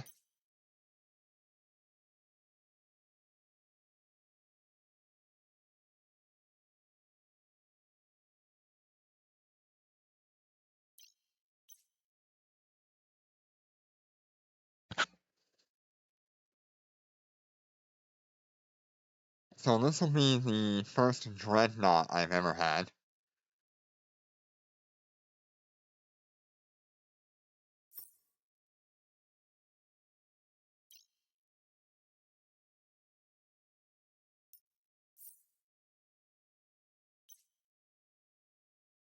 Interesting that it doesn't count toward its DPS.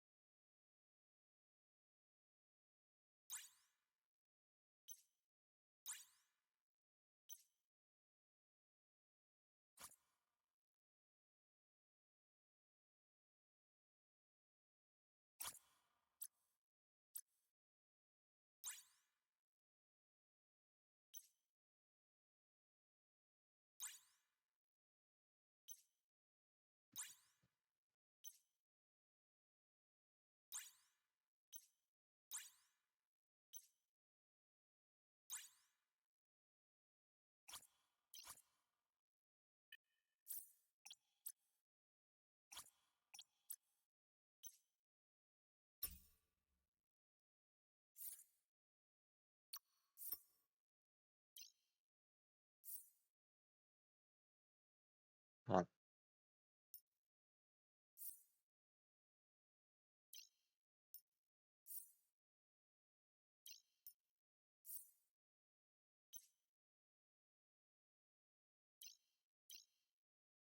Okay, so we need siege reinforcement. We need longbow. We need a grapple. I'm not sure whether I want to go with a grapple or a couple of level fires. I definitely need target painter.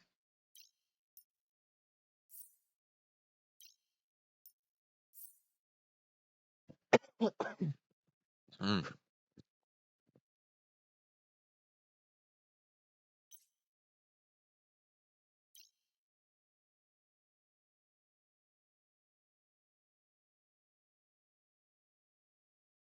Since we're only using this thing in events, I really only need to fit it with the modified adaptives unless I want to swap this thing between characters.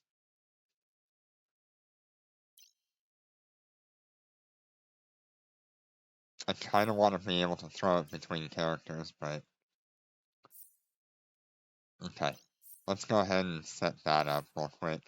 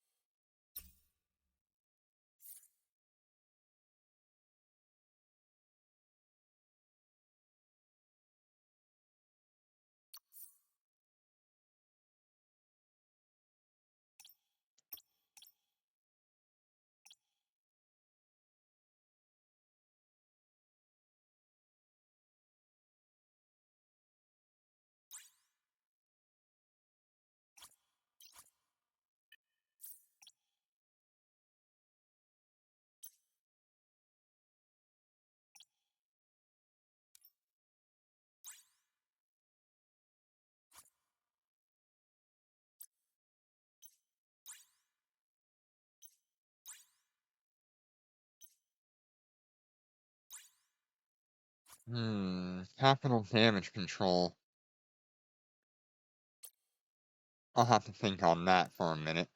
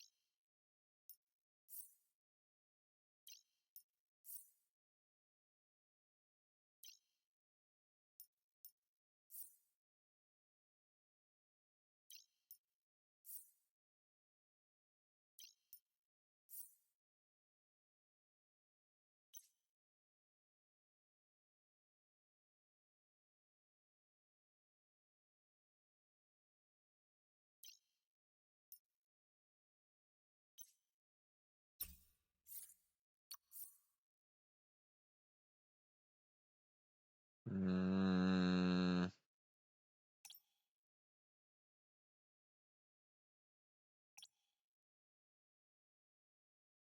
can't really skip out on the C-type booster. 28 million. 28 million.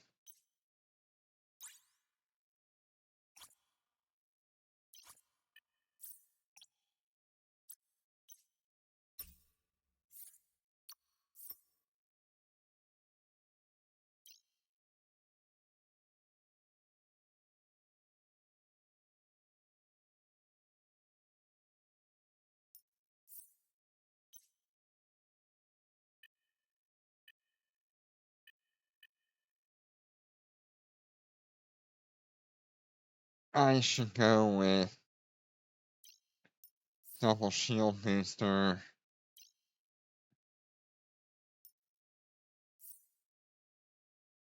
and triple cap battery, maybe? Or damage control. I think I'll stick with the triple cap battery for now.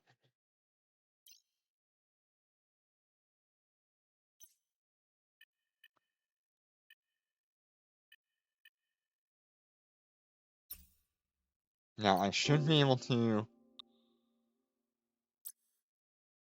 undock this thing and just get some general statistics on it.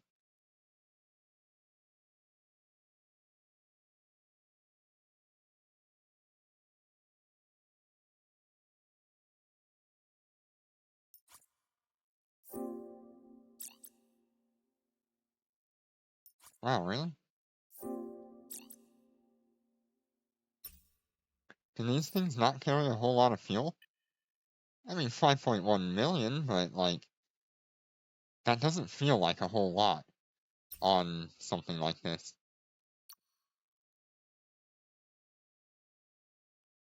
Undocking. What's the insurance cost on it as well?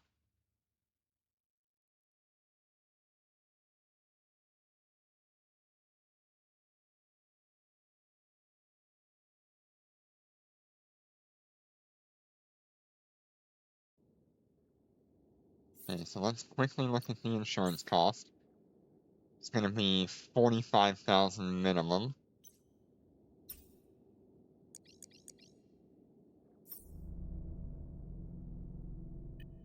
We've got 3.5 million EHP.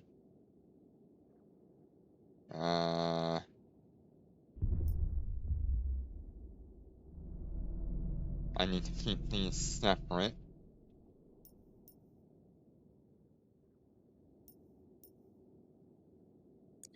If I activate this, we go up to 2,700. If I activate this, we go up to 3,000 without rigs. 3.5 million. Okay.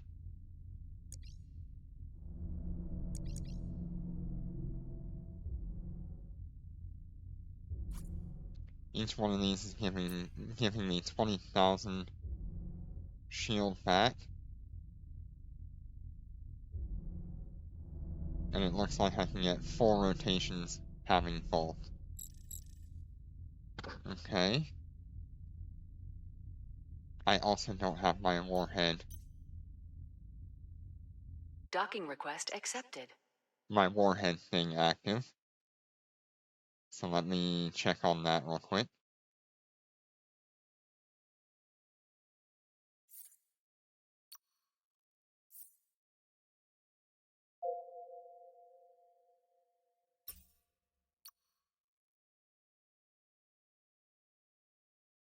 Undocking.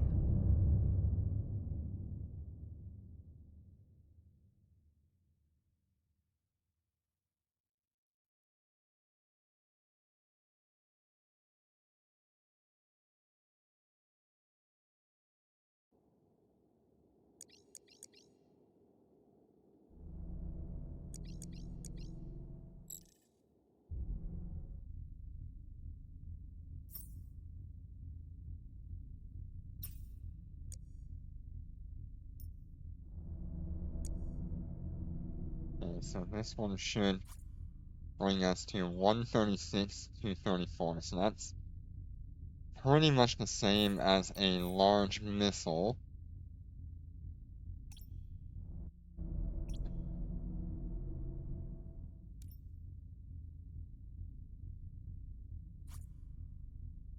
$93.30, okay.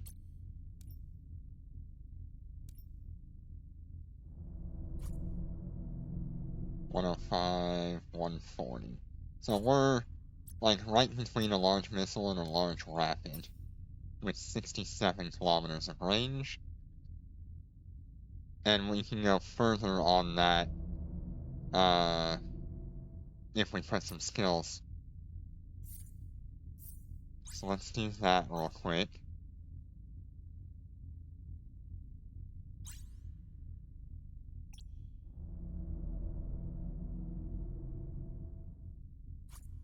This will give us explosion radius, and this will give us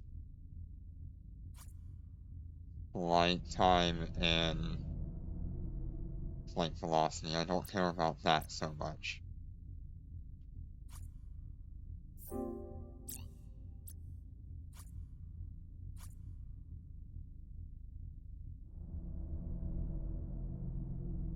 Give me this. And then I also want to do the special weapon.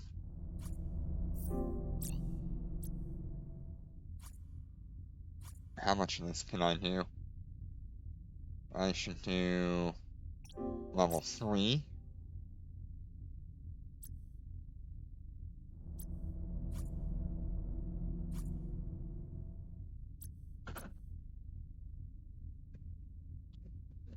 Okay. While I'm here, I'm also going to do level 3 of missile torpedo capital missile torpedo upgrade.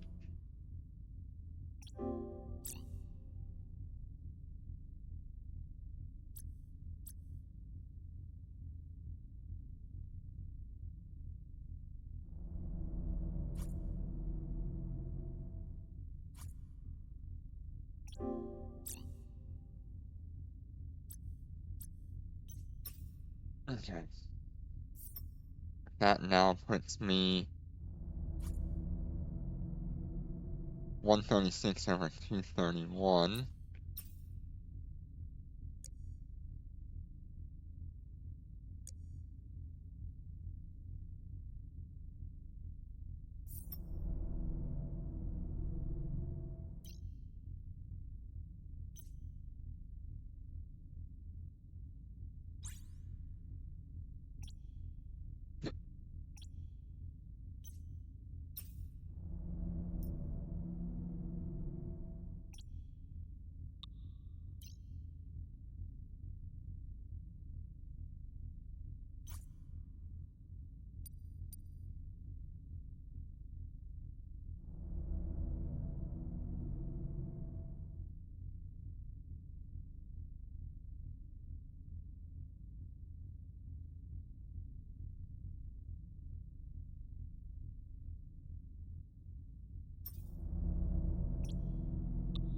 Okay. Well, we have a very, very basic fit. I still need to get some rigs. Docking request accepted.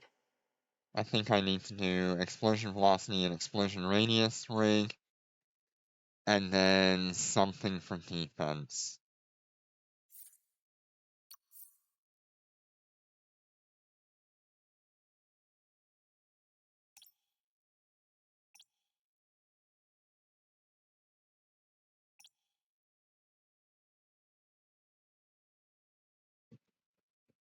Mm,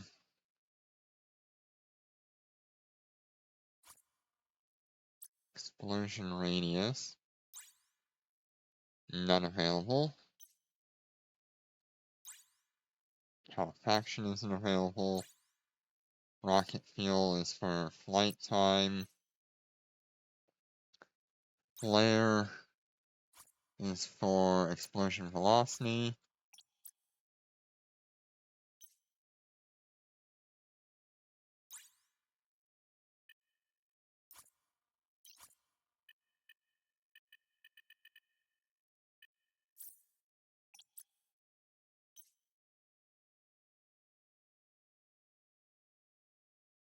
And then I can either go more DPS for activation time.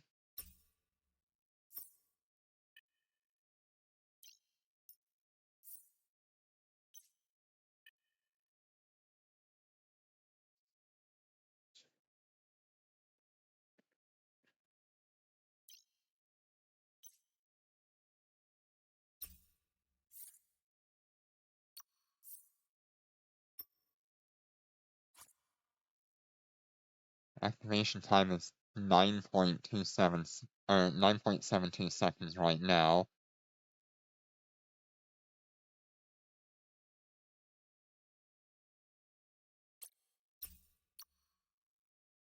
Check again once we're out in Undocking. space.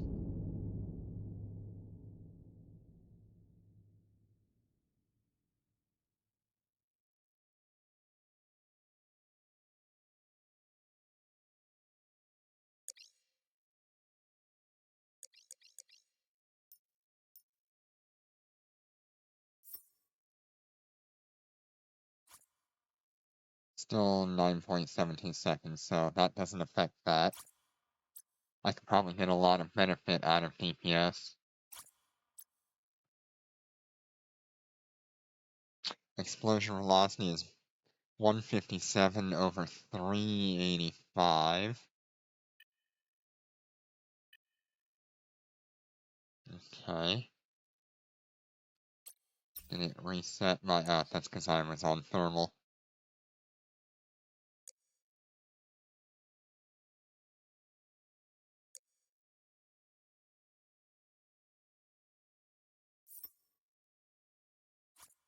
Now we're going to be at 157 over 231. That's a lot better.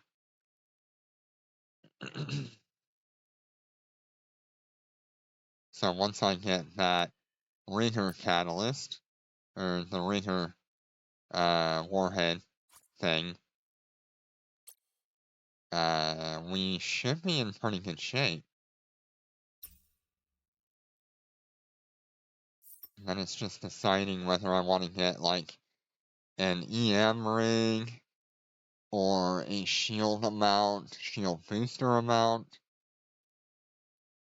shield boost capacitor need.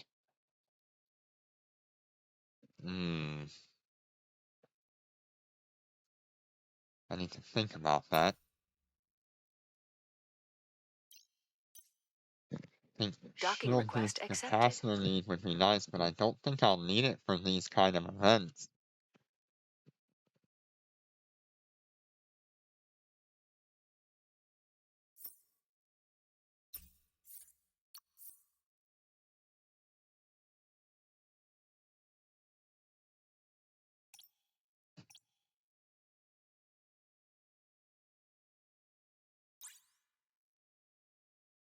Oh, these are cheap.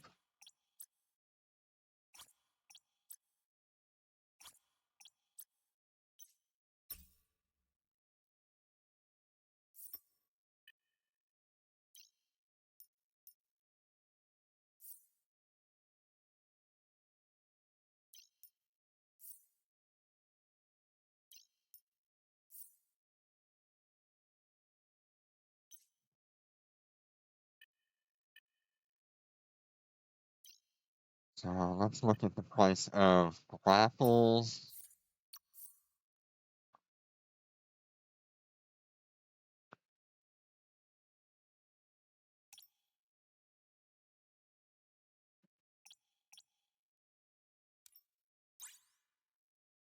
$1.8 each.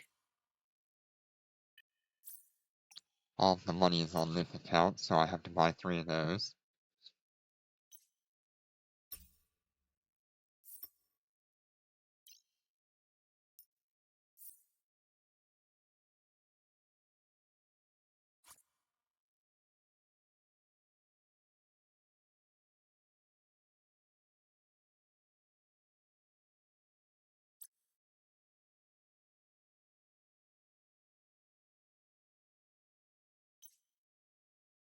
What else do I need to look at?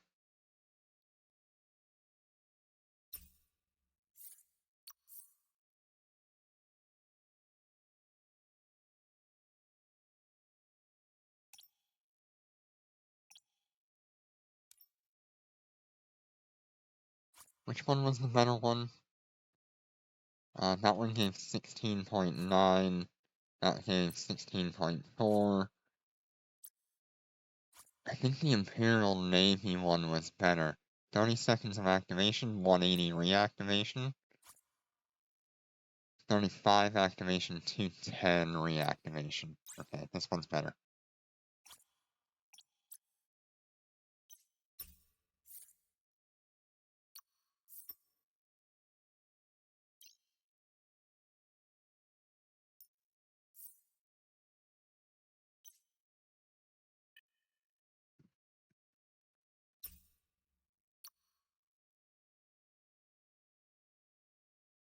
Undocking.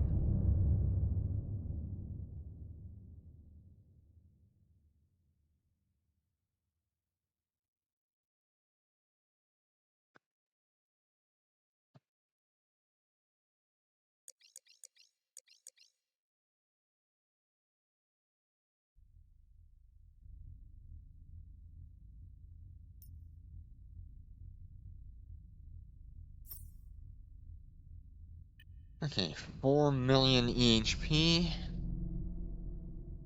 Really debating whether or not I want to go with that EM rig or DPS rig.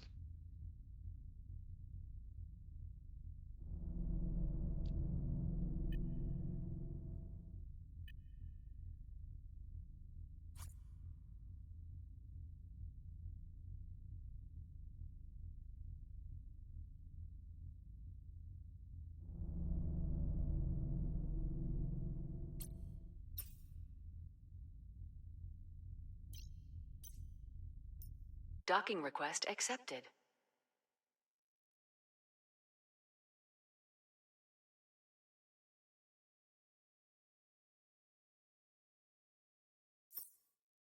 What do you guys think? EM rig for the defense to plug that 40% resistance hole, or do we want to go with a warhead Fey loading accelerator?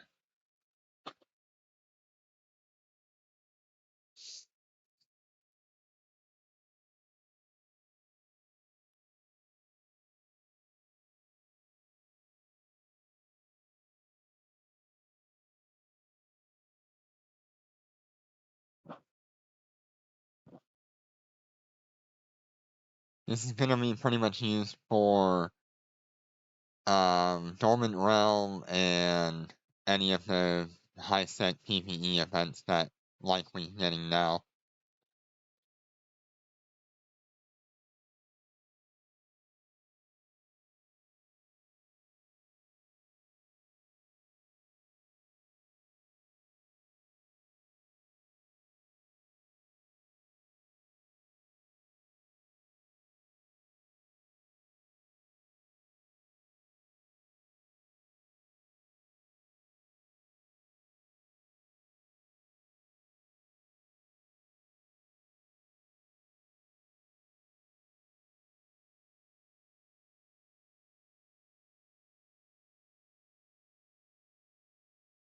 Okay, so I need a max skill pilot. I need a ship. Preferably, I need a Phoenix, because that'll be the closest thing they have in here.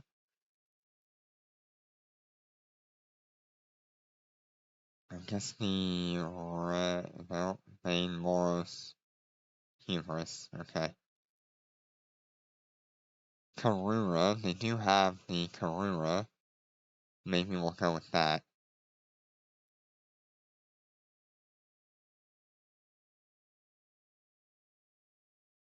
What's closer, the Karura or the Phoenix?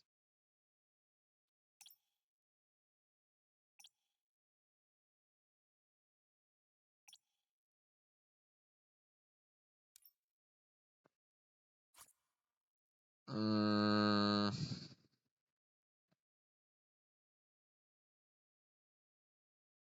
shield resistance and shield amount. Shield resistance, shield amount.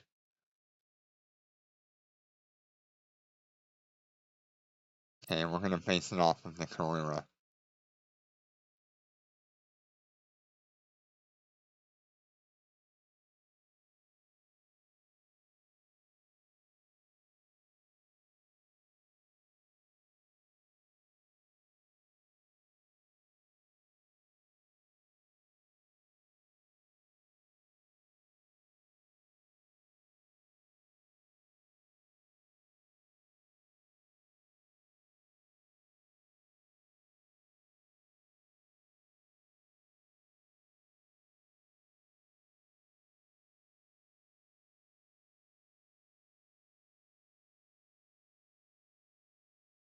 Capital shield boosters, we've got C-types.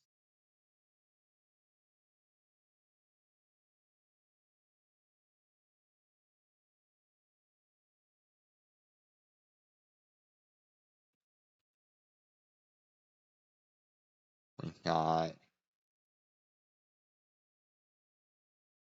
C-type adaptives.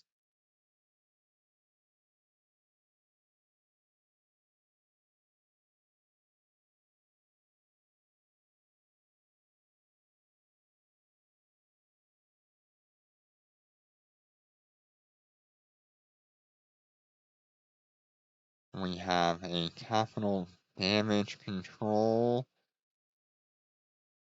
Imperial Navy.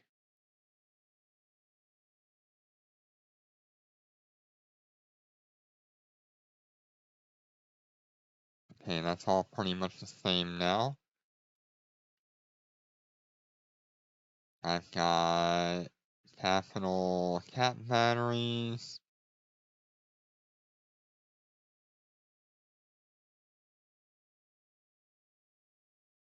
I think I just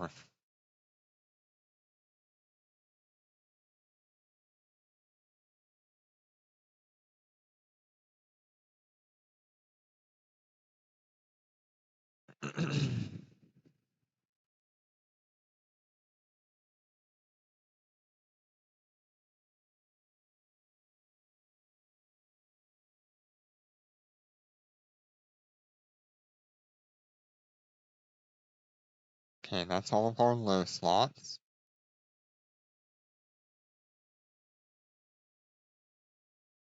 We will have a longbow and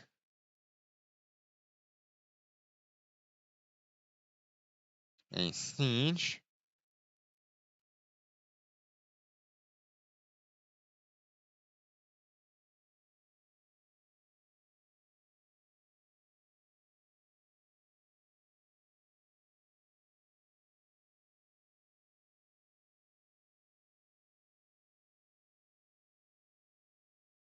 I have a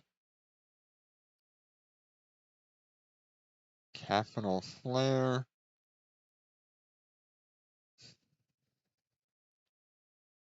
capital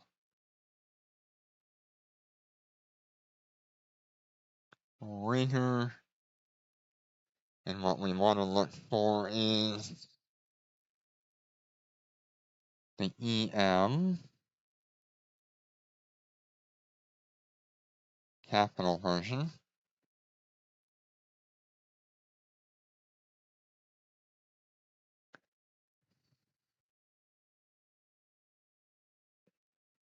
Well, putting the capital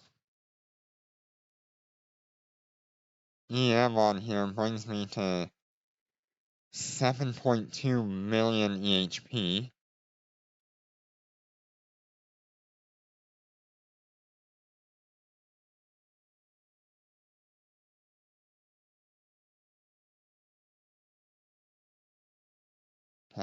Cap battery, damage control. If I activate the damage control for 30 seconds, I get 15.4 million EHP.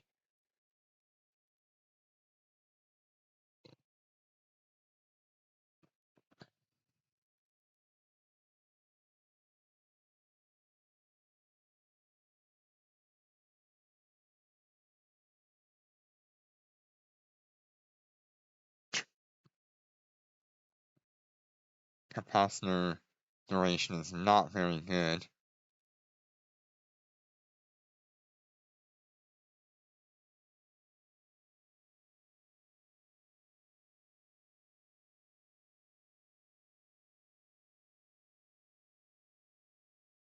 Okay, so let's take off the EM. And we will go with the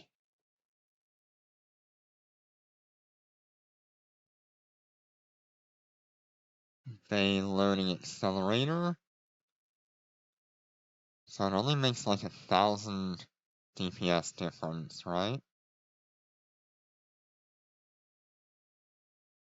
645 to 720. So it's like 800 DPS difference.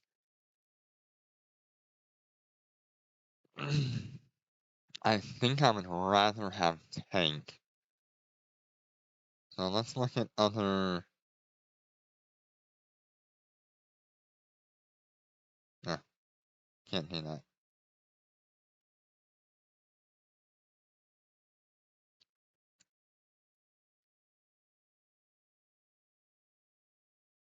So that brings us up to 83,967 for activation time. We do not want that.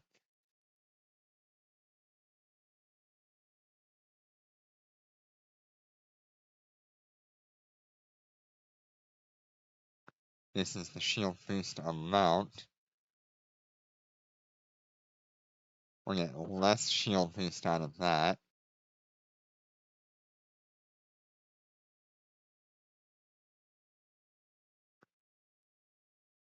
Capital Safeguard might save us. Minute and 40.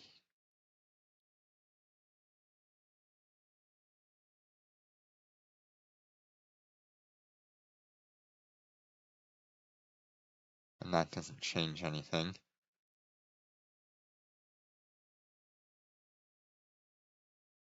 Yeah, no problem. I'm just trying to figure out what the last uh combat rig will be on this Phoenix Guardian. Because I think it'll just be an EM rig, which will bring us to 7 million. Thank you so much, Jitter. But you don't have to. You really don't have to.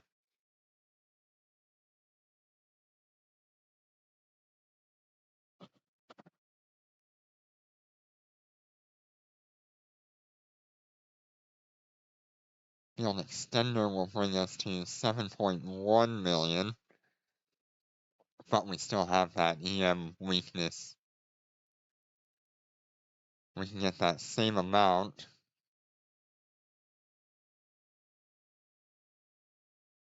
Oh yeah, no, it's...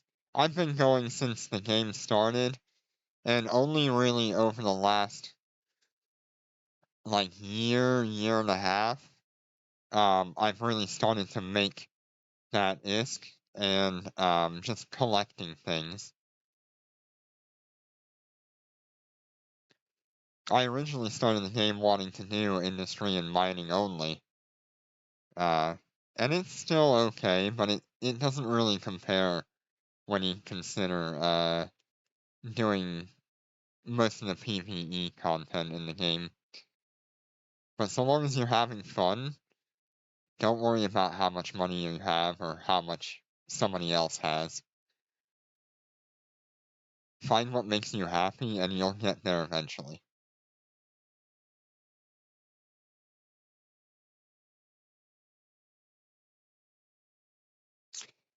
Yeah, I'm really kind of leaning toward the EM reinforcer.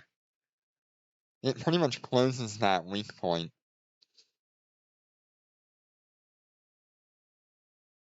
Let's do that. I don't see a benefit in getting an extra 800 DPS out of our main weapons.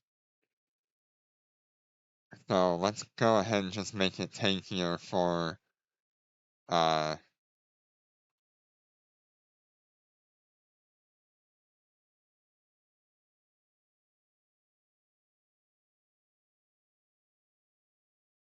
for Dormant Realm.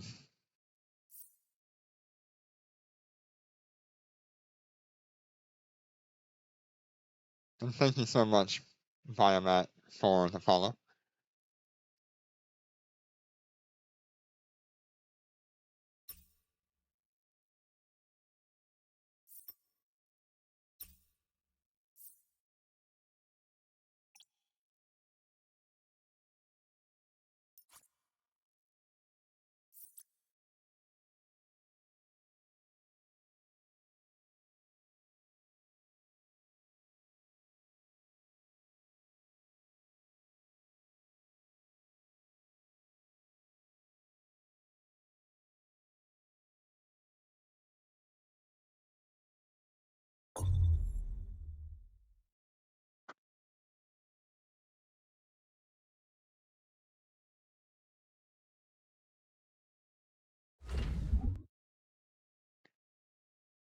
Well, today was a very expensive day for me. I spent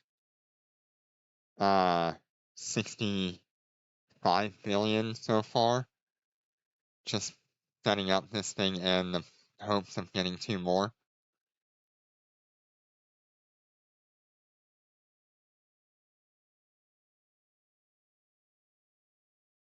Okay, game. You can do it.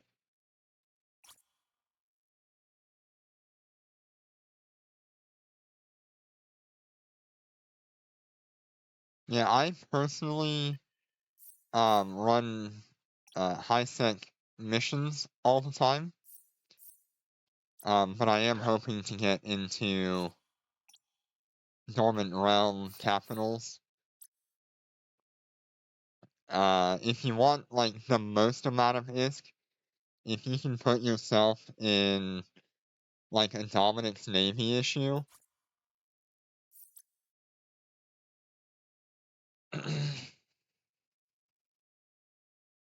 Yeah, I run about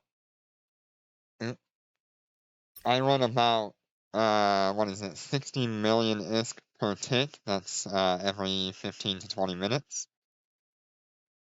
And then on some good days, I can make upwards of 120 million per tick. Just running high-tech missions. But if you really want, like, a lot of ISK, grab yourself, like, a Dominic's Navy issue setup, kind of similar to this. You probably wouldn't have the shield booster. Hey, Ethan.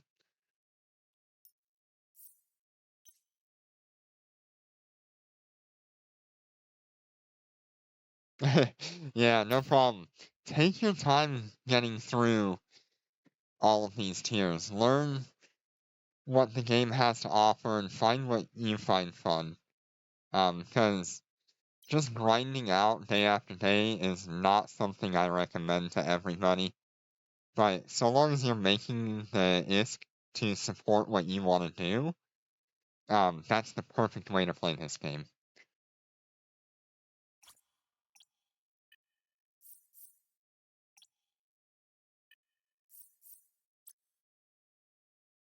So, Azim, I went and did a thing.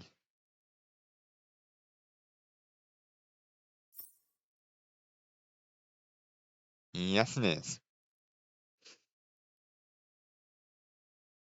We're still not fully set up. We're missing a couple of rigs. And I need to figure out what I'm putting in these low slots. Or mid slots.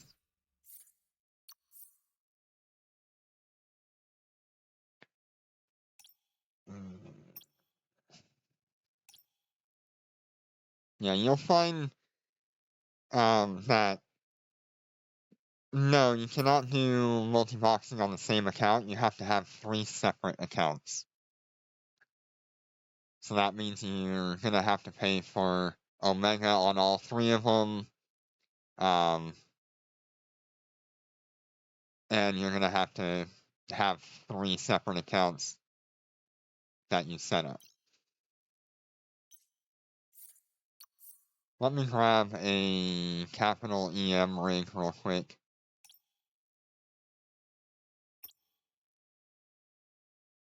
Where is it? Defensive, shield.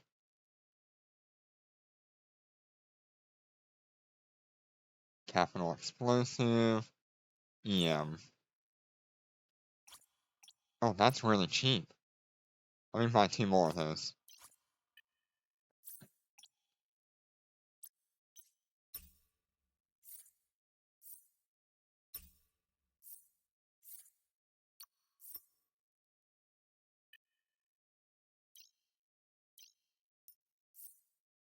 Right, now I just have to wait for somebody to sell me a capital warhead rigger catalyst. Or, whatever it's called. The rigger one. Yeah, I mean, when you're fitting something like a capital ship, you're gonna be looking at spending a lot of money to do so. So anything that's half a million or half a billion is actually really cheap. Um, for example, this one rig is gonna cost me 1.2 billion, and this one module is gonna cost me 12 billion if someone will sell it.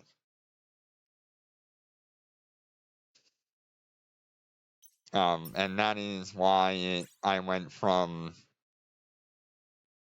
71 billion, I think we were at. Yeah, we were at 71 billion. Now we're at 2 billion. So it'll take a while to get back up. I still have some things that I can sell in my inventory. Particularly, I could sell off, like, some of my ships. Rorqual's a nice asset to have.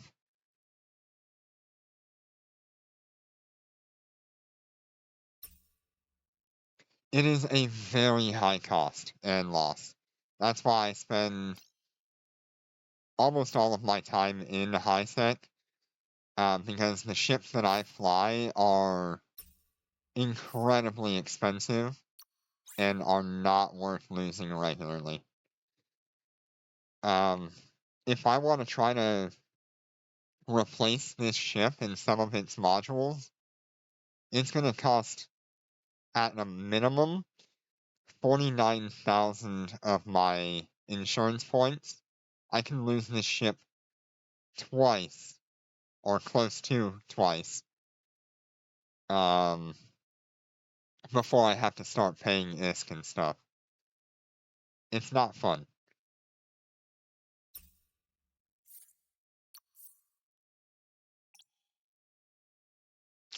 What I fly the most is my marshals. They've been probably my favorite ship that's come out in the game recently.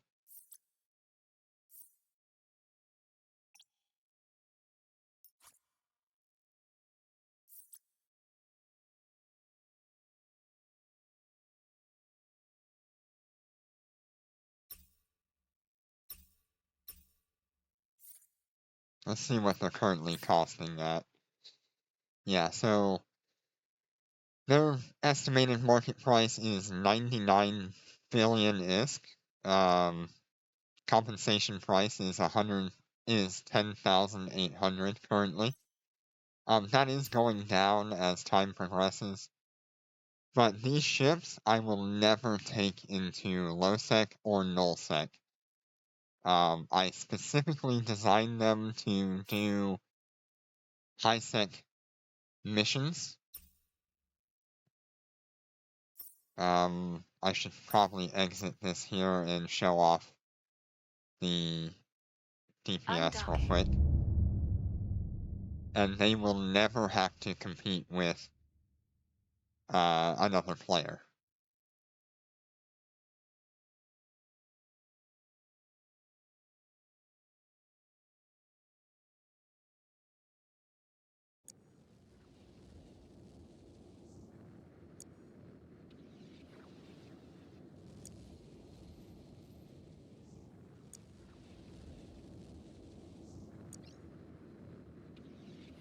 Alright, this is what these marshals are sitting at normally.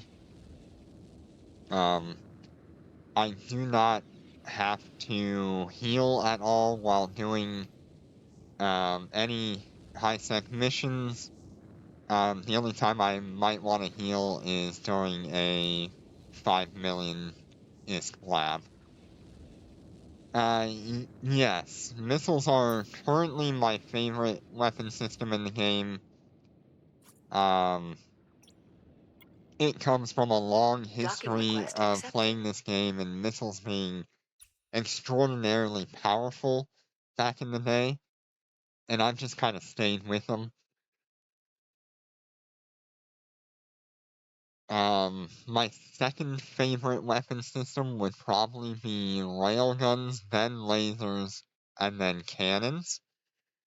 Cannons are my least favorite.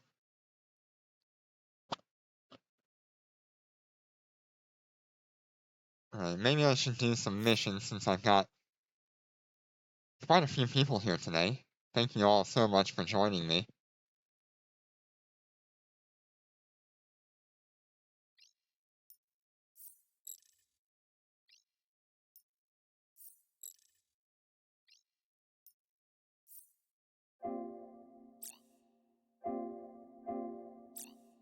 Autopilot engaged.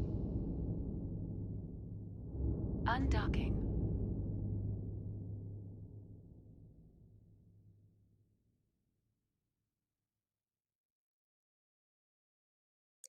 Nope, I have to redock these.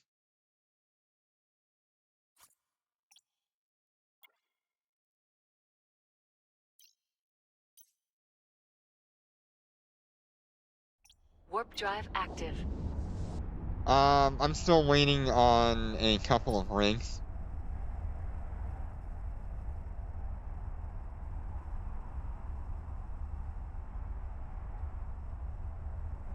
I've got to get my one warhead rigger catalyst real quick. There are none on the market.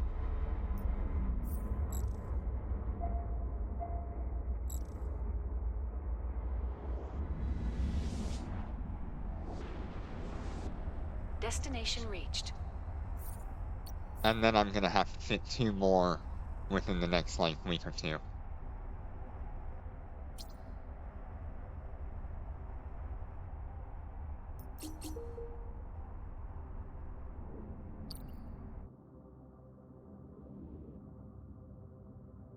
Well, that's nice, having a 5 millionth lab here in Perimeter.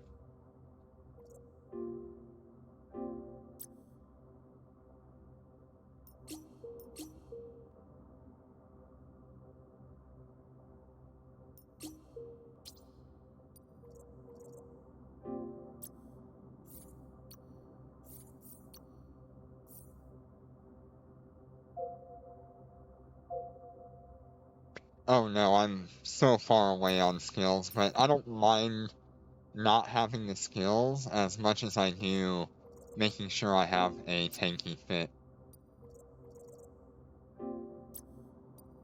I've got a good portion of the skills, I'm pretty sure, for like the base ship,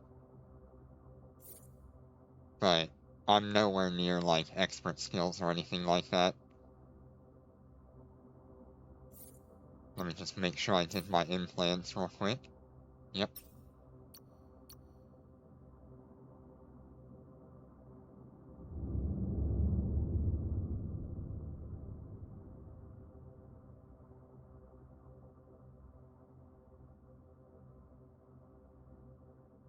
It'll be quite a long time before I have the full capabilities of that Phoenix bodyguard ready to go.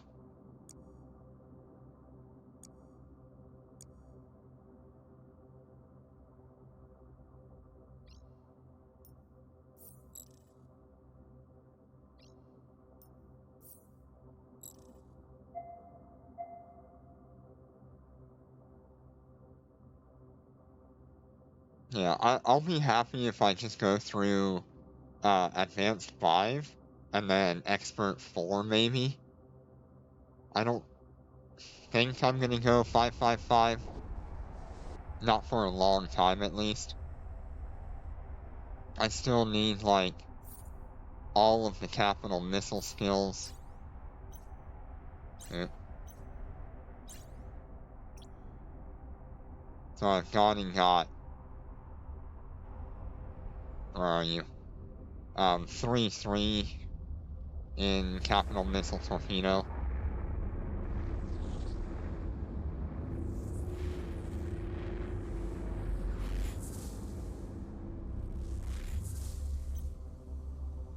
And then I've got 4-4 in dreadnought engineering.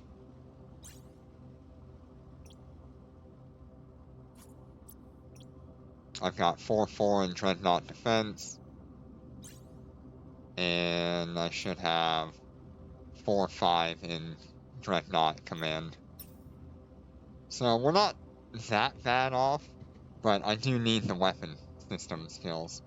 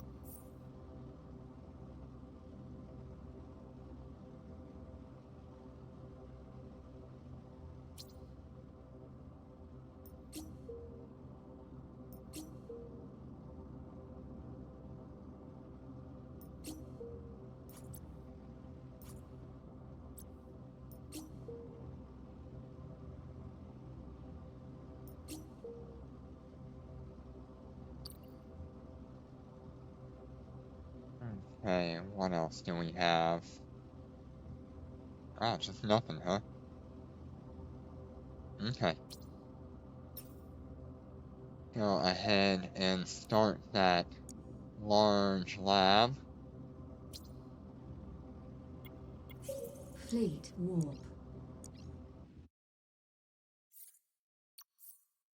And while we're warping there, I am going to Warp drive active. grab as many of these missions as I can.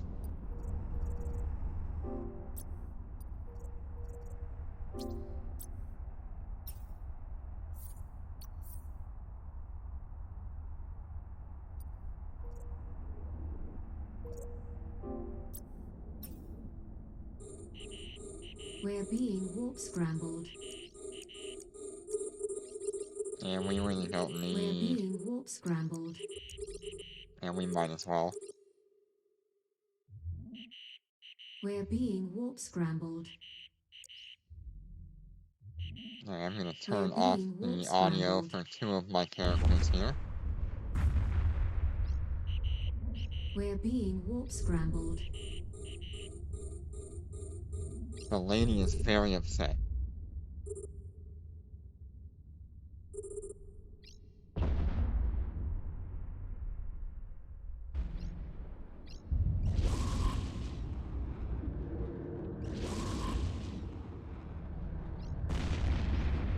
I also need to turn my auto orbit back on, We're under attack. because we need that.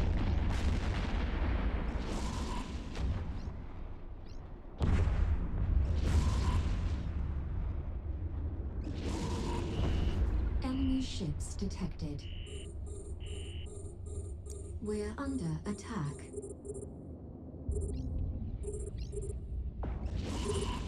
We're being warp scrambled.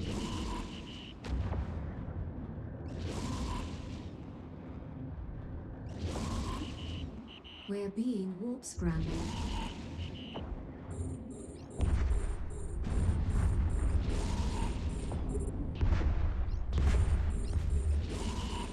We're being warp scrambled.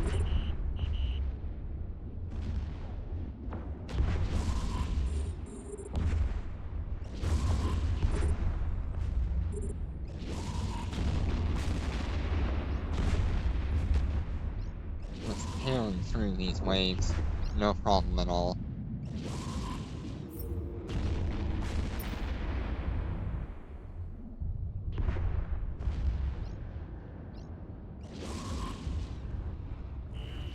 Enemy ships detected. We're under attack.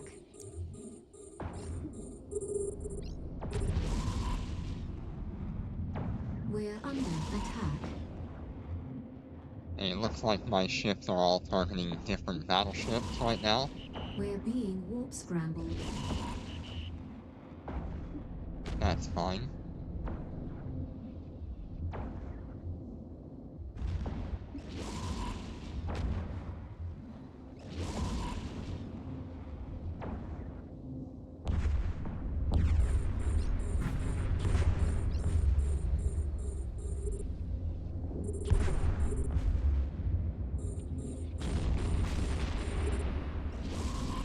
Keep locking these darn boxes. We're under attack.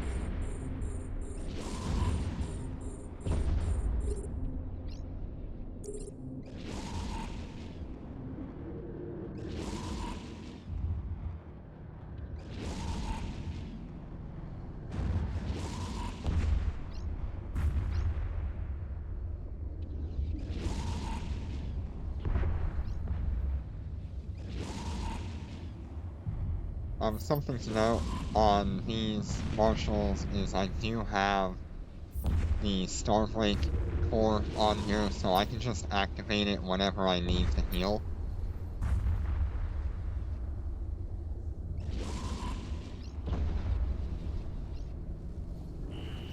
Enemy ships detected. Which might We're be pretty being soon. warp scrambled.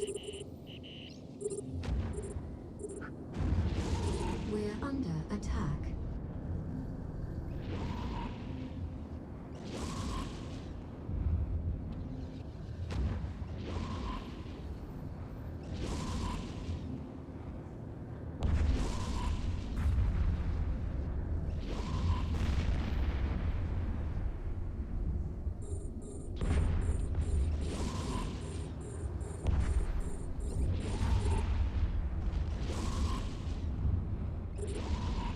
under attack. I already don't remember what wave we're on. I think we're on wave We're 4. under attack.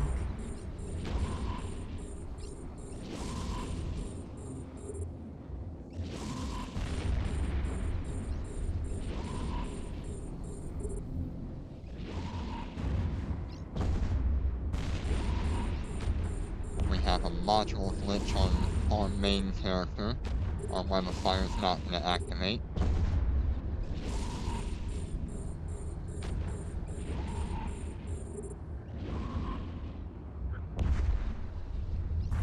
We're under attack.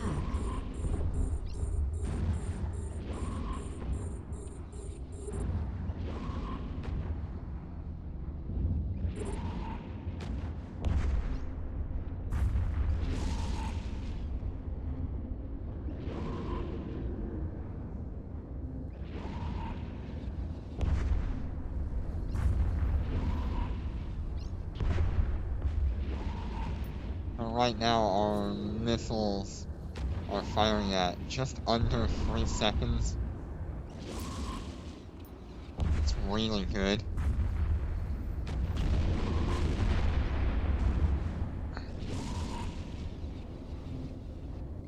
Means we can maintain high damage in very rapid succession. Enemy And this should ships be detected. wave 5.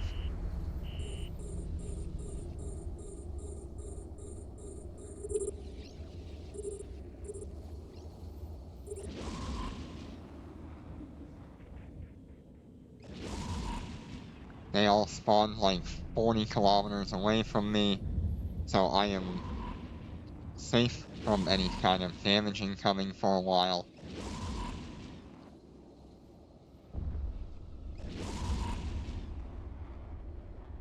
Just let my ships do what they have to.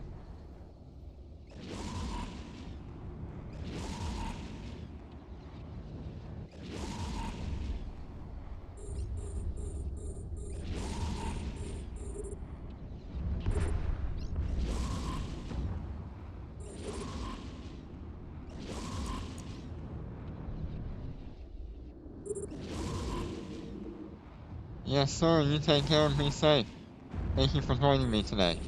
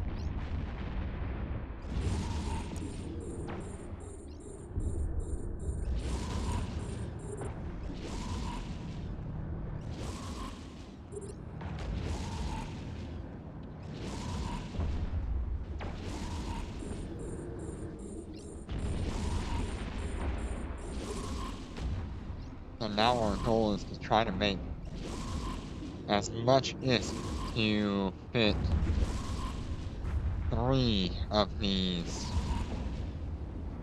Phoenix bodyguards. It's gonna be hard to do. It's a lot of grinding.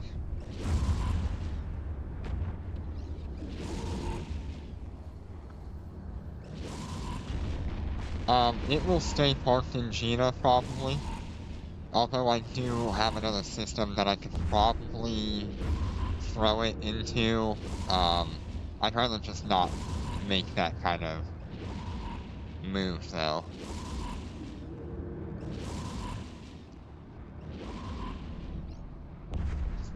Like I said, its only role for me right now is to be money in the future. Dormant Realm capitals, and any events that I can use capitals in for Gina, for HiSec. Fleet warp. We didn't even have to heal. Just saying. Warp drive active. By having 3 of these Guardian Dreadnoughts, I should be able to just barter for pretty much anything I would want other than a super capital.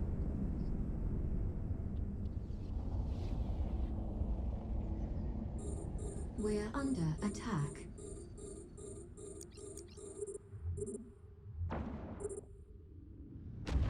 We're under attack.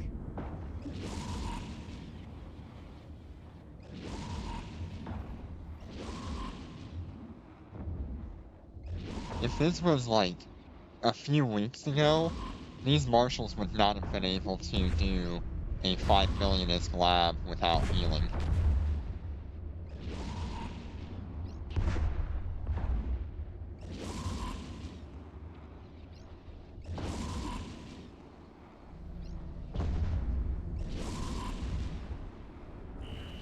Enemy ships detected. We're under attack. Yeah, without We're Starbreak under Core, attack. these marshals constantly had to make sure they were healing. But on top of the Starbreak Core, we also got the new, where is it?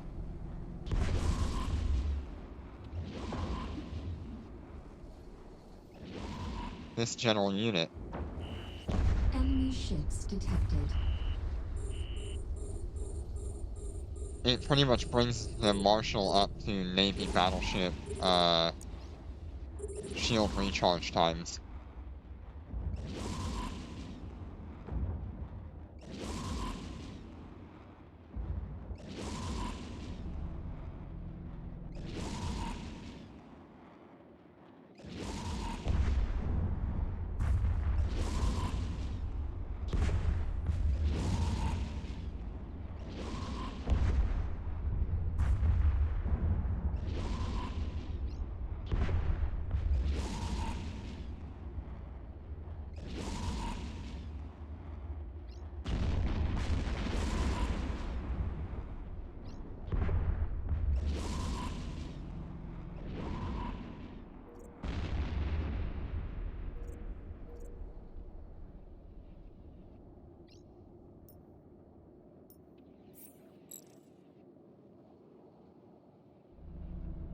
Heck, I think they even needed to heal once in a while in these, normal missions. Autopilot engaged. If you go back and look at, like, the first, Marshal videos I had put out, you'll find that these ships are very different when they first came out to when Warp to how drive they are active. now. They struggled a lot on initial, launch.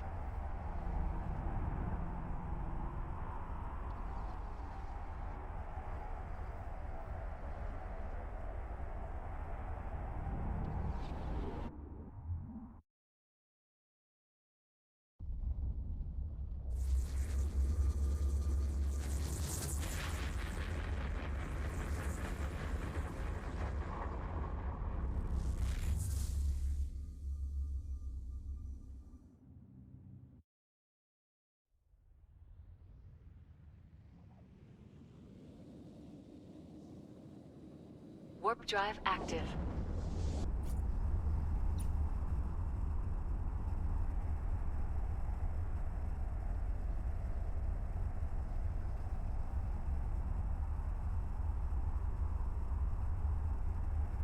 I'm so glad they added the rapid fires to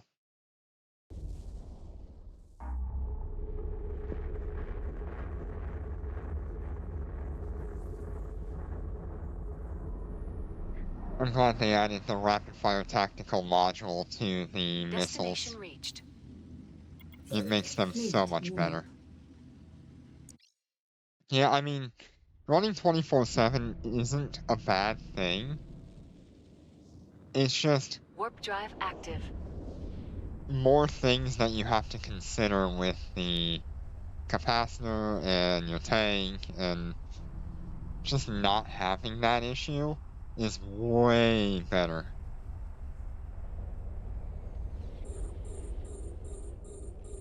We're under attack. We're under attack. I mean, when they first launched, they were barely getting like 2700 DPS without this rapid fire module.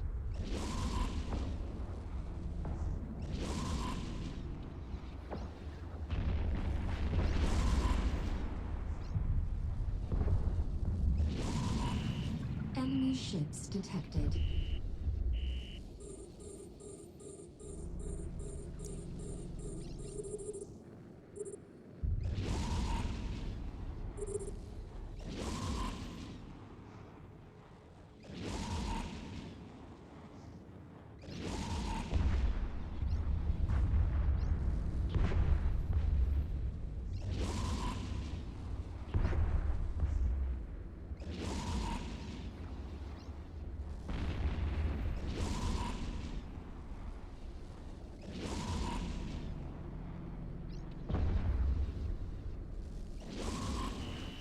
Enemy ships detected.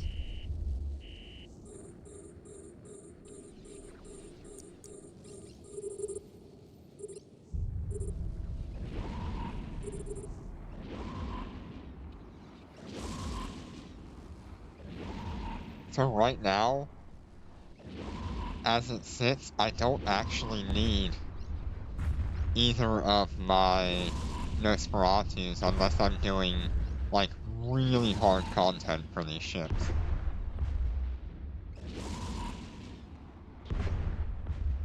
And that would be like this event, where I would have to start actually fitting a full tank marshal in order to do the waves that we just did today.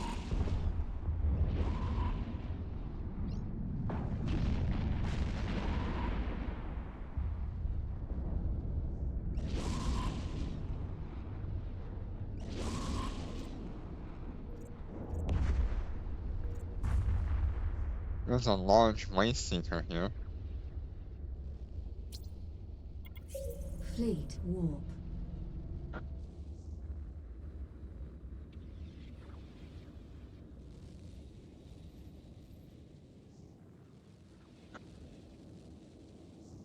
Warp drive active.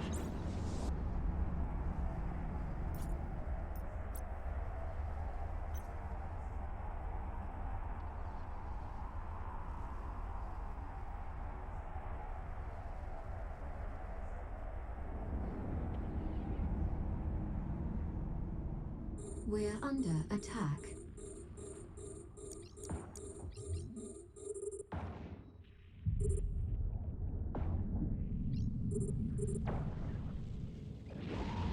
What other We're under attack. modules should I use for my mid slots on the Phoenix, bodyguard? I have the longbow module, the siege module, a target painter, a grappler. I have 2 more mid slots. Enemy No, ships detected. I don't want the Wasteseeker event to end. It's so much fun. We're under attack.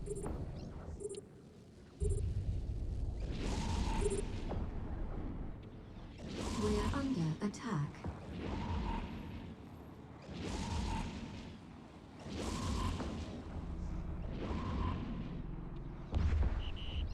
We're being warp scrambled.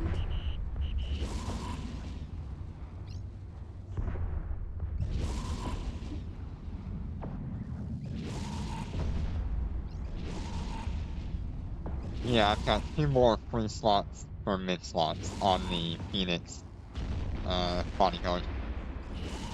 Enemy ships detected.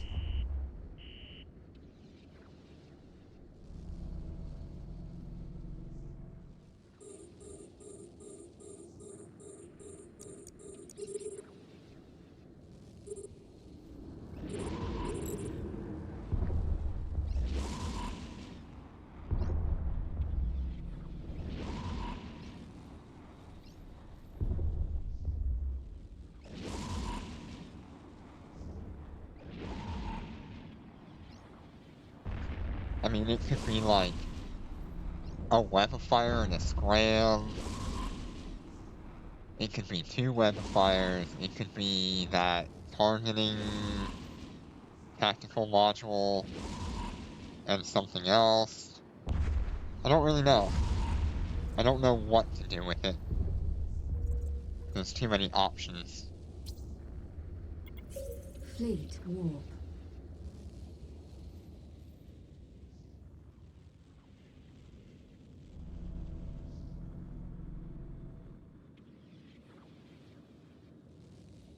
Warp drive active.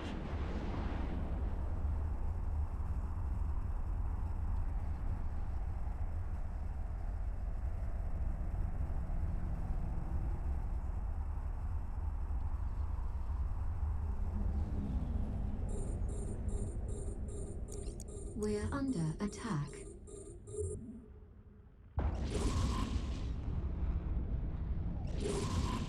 We're under attack.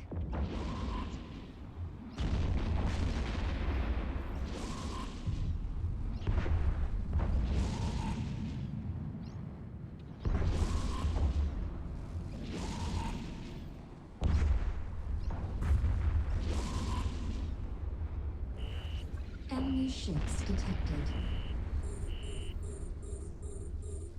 We're under attack.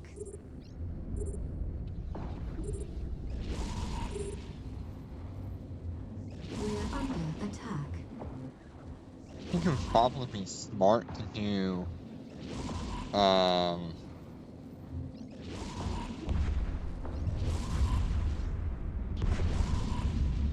a web of fire and a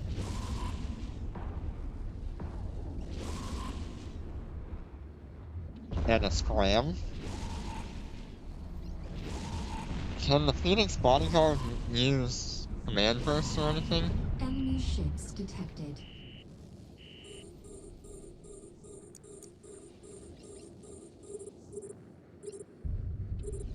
I don't know enough about these bodyguards yet.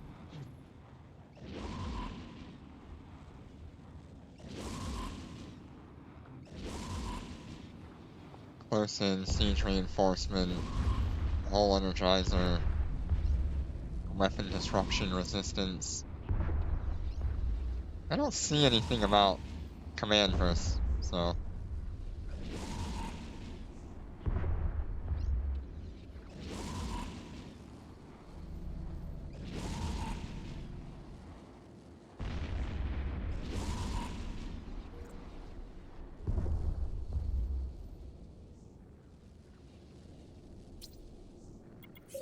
Fleet warp. Yeah, because I think usually that it has to say that it can. Warp drive active.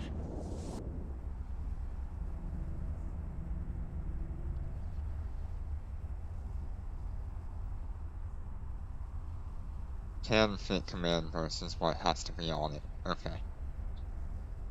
So it cannot use the command burst. We're under attack.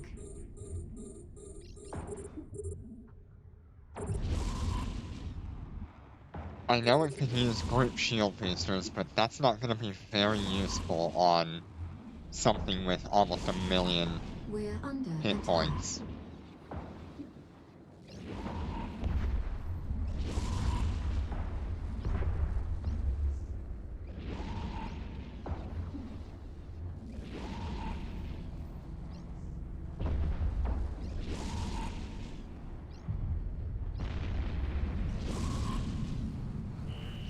Enemy ships detected.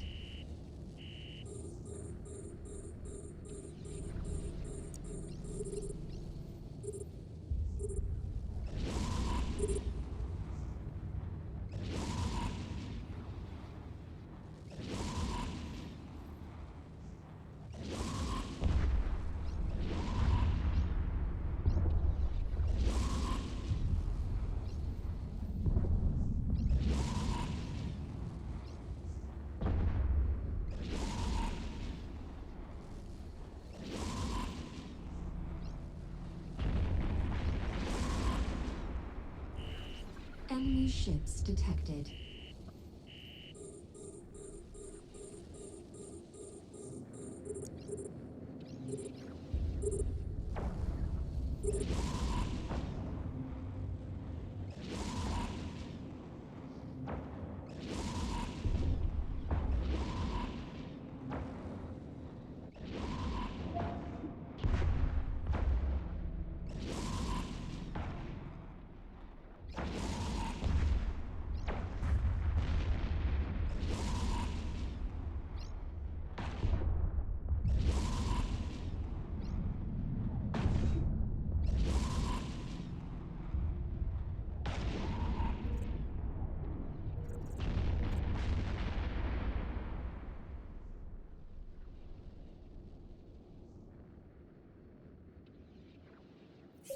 Fleet warp. Yeah, I think the only reasonable option for the Phoenix bodyguard would be the web of fire and scram, Warp drive so it has a active. better chance of dealing with faster frigates.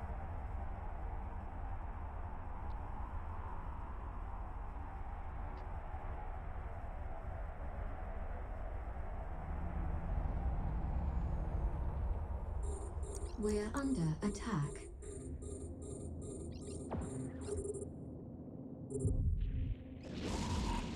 We're under attack.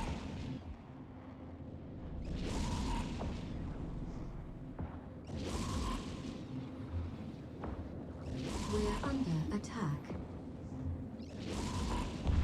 I really can't wait to see what the Phoenix bodyguard will do to this event, since it's kind of built around the idea of the bodyguards.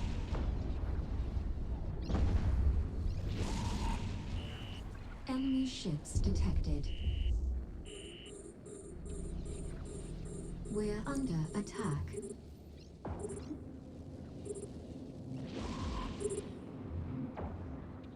We're under attack.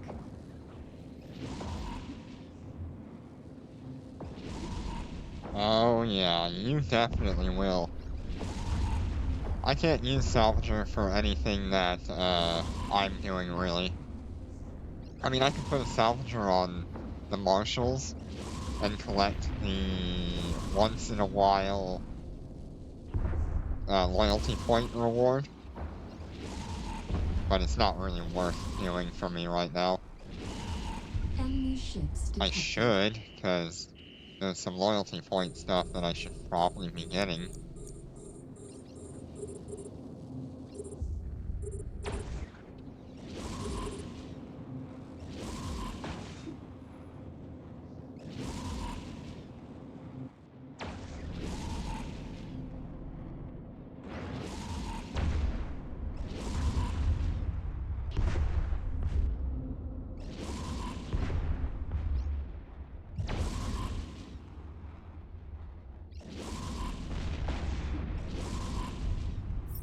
What's my heal at?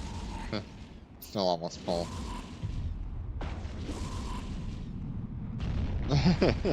Yeah, the next Wasteseeker event, I might try to fit the ships for that kind of combat. All I'd have to do is fit one more Fleet adaptive, warp. I think, and I'll be fine for doing anything up through large. I don't think they could do extra large though.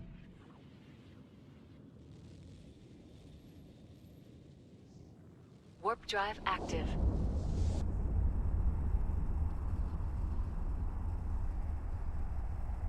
Man, I don't like being poor again.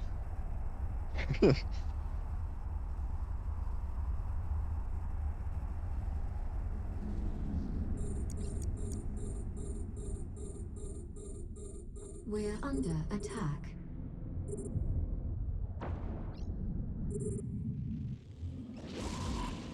We're under attack.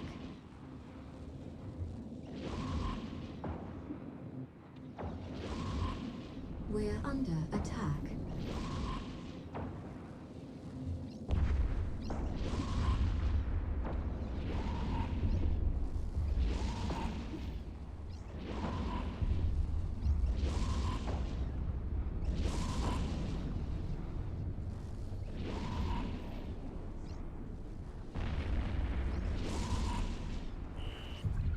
ships detected.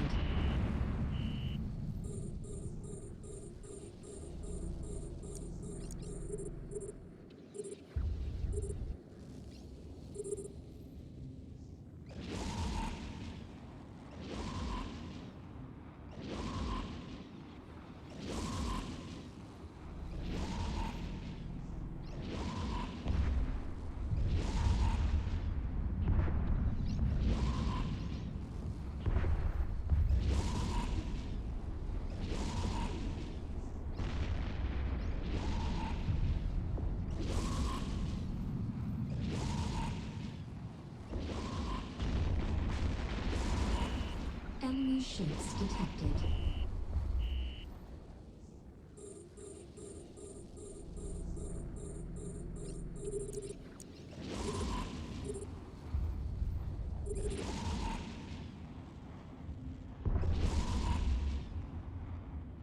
Not too many more missions and we'll call it a day.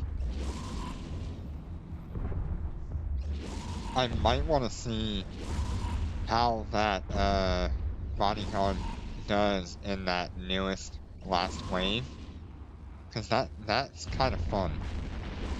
I like seeing all of the frigates just swarming.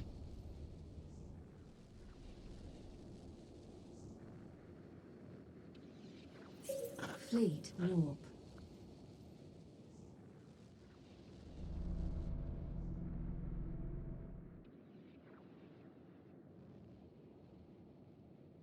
Warp drive active.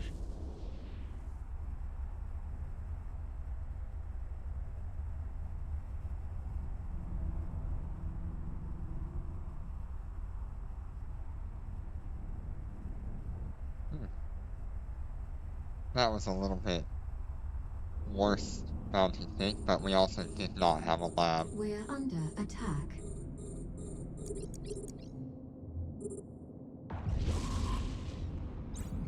We're under attack.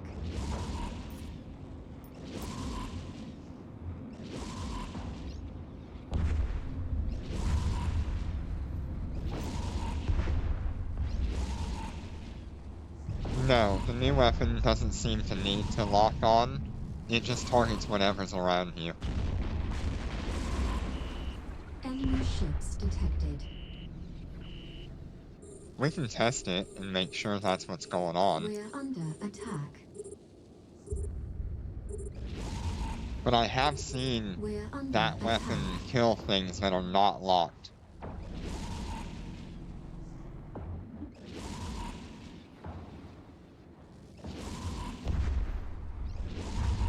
Like, if you were the one that was talking about that Naglfar bodyguard ratting video yesterday, right?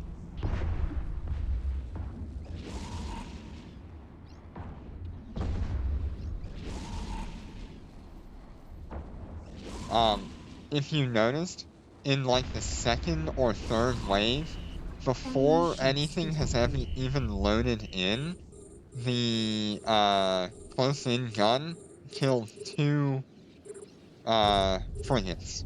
Just right then. Right as they spawned before they even showed up on the overview.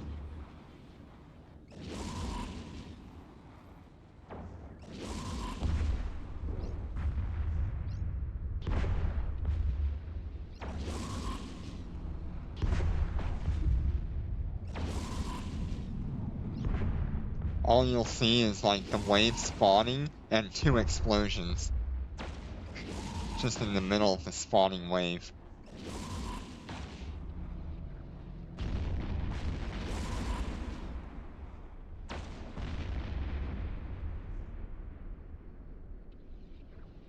I thought that was really funny. I was like, well, there's no chance for these cargo sectors to survive this thing. Warp drive active. But it seems like they're doing okay still.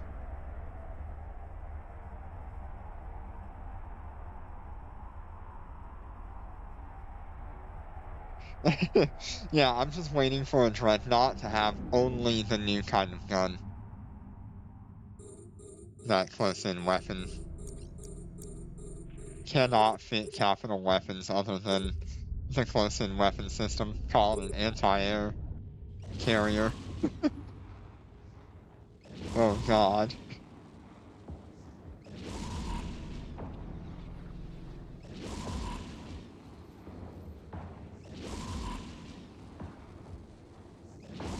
Like, if they allow super carriers to have, like the anti-fighter destroyer lightweight ship, gun, Enemy then you're ships gonna have detected. super carriers becoming the anti-drone ships.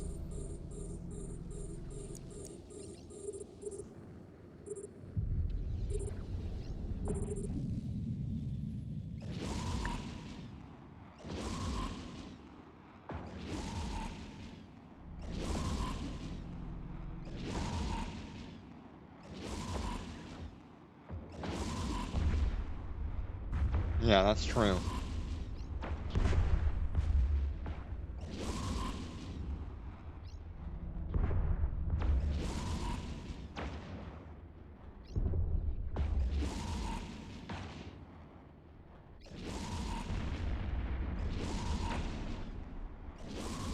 The craziest thing about these Enemy ships bodyguard detected. dreadnoughts is they're literally the new meta.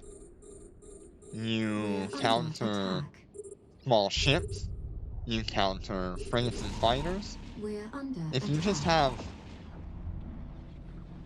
one bodyguard dreadnought with the anti-ship close-in weapon and one bodyguard dreadnought with the anti-drone fighter and lightweight ship close-in weapon, you can't do anything about that. It just takes two of them to completely destroy the meta that we have had for the last, like, 3 years.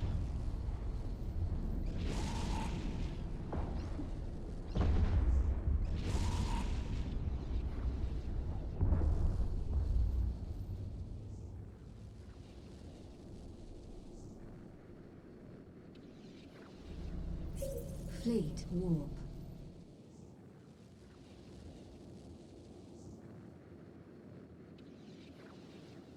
Warp drive active.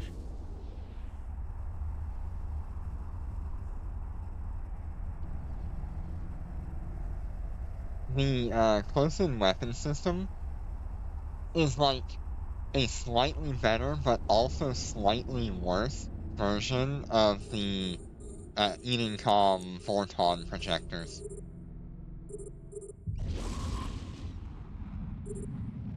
We're under attack.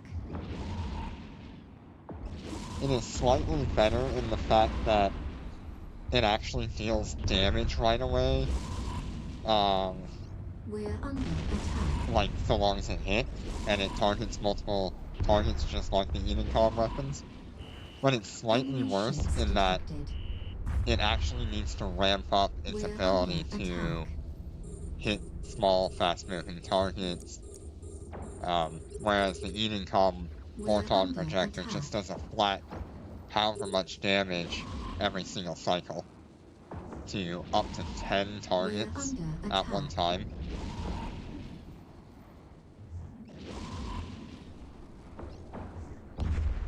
So we might see a frigate that uses the close-in weapon system.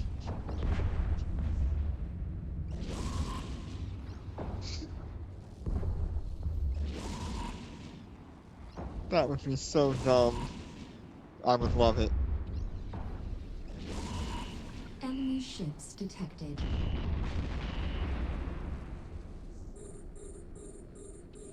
I don't know, it's opened a lot of new things to the game with its introduction.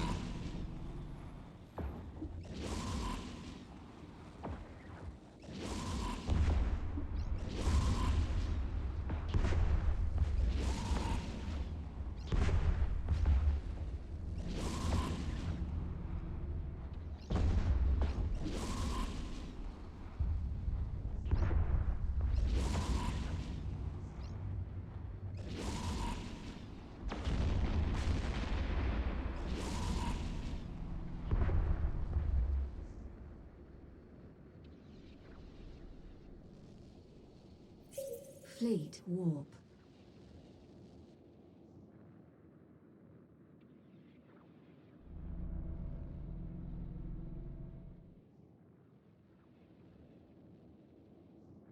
Warp drive active. It might be a test bed for the Volton projectors, but I'm thinking they don't want to do those and they want to go with the Suez.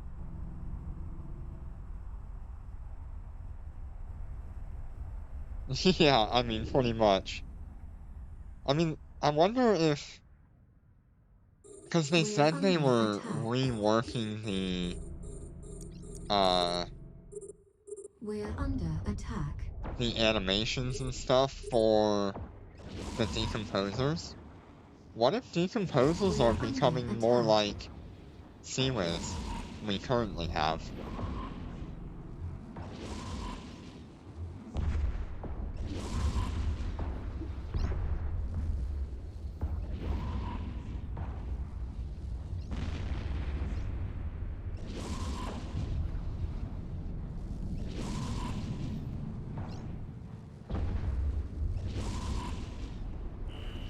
Enemy ships detected.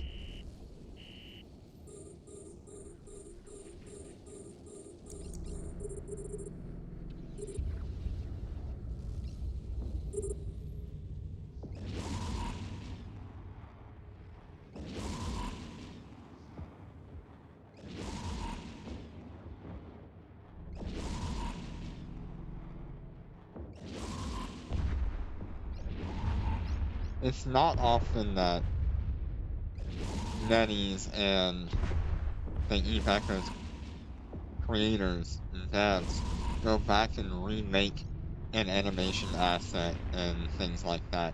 They'll go and remake, like, the symbols for things, but Enemy ships detected. I don't think we've ever known them to update a complete weapon system and how it looks.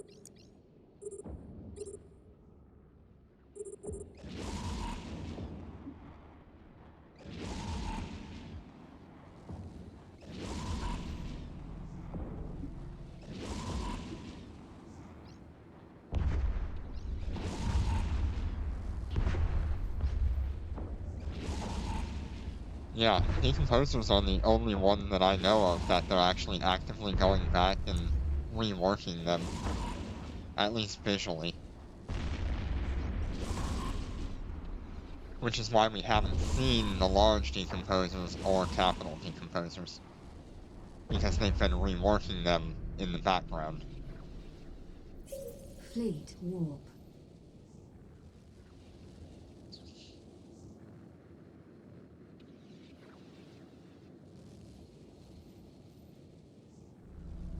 Warp drive active.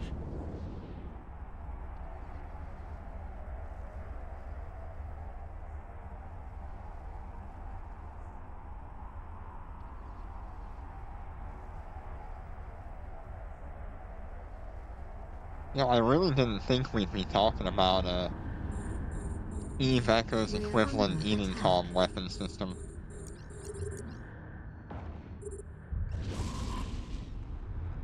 We're under attack.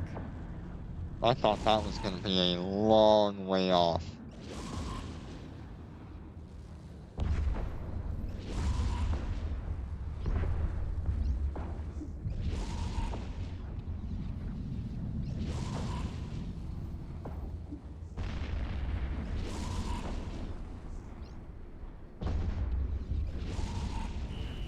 Enemy ships detected.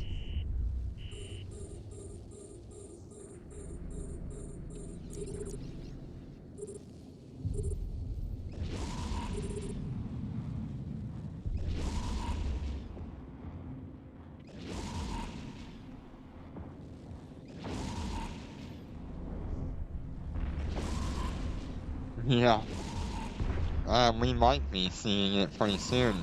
They did talk a lot about adding new frigates, destroyers, cruisers. And that's a lot of what Eating Calm is frigate and destroyer and Enemy cruiser. ships detected.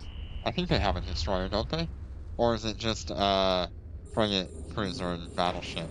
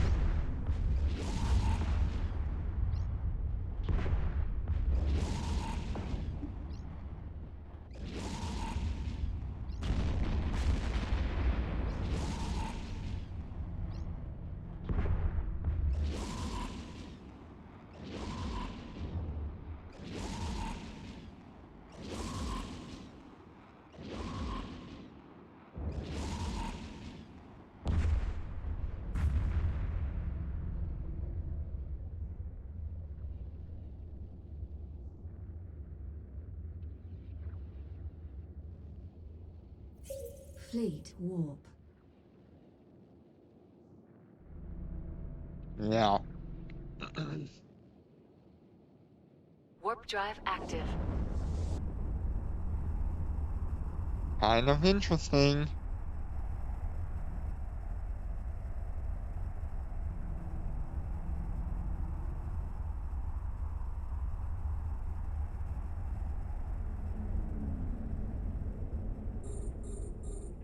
We're under attack.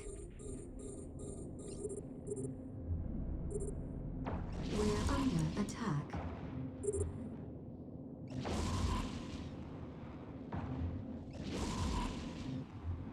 In the end, they're really just trying to figure out a way to fix their drone problem. Because drones are just really destroying the game's engine itself for how many end up on field. Enemy And ships detected. the drone bombs were not popular. I think everybody looked at those and went, it's not really worth it. But this high slot weapon system, the Sea-Wiz, that might actually be what fixes having like ungodly amounts of drones on grid.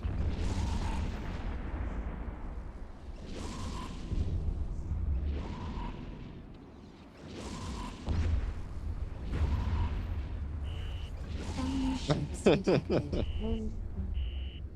Yeah, We're under attack. I have no idea if you can activate that stuff in high sec right now.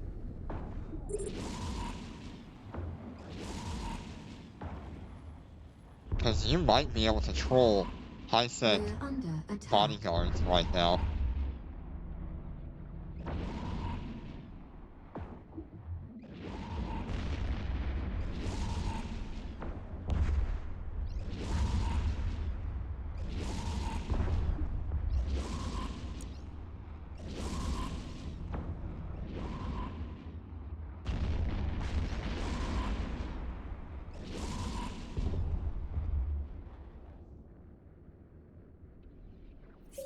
Fleet warp.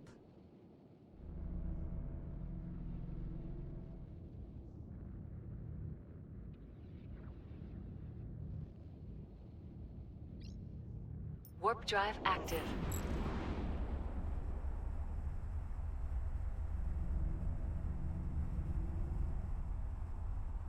I don't know. I just really like spitting out ideas and things that come to my mind when it comes to Eve Echoes We're and just under games in attack. general, but I think it's very fun to theory craft what could We're happen in the under future, attack. even if our thoughts and stuff are just like We're not under correct attack. at all. Like, I really did not expect to have a brand new variant of dreadnoughts that we've never seen before.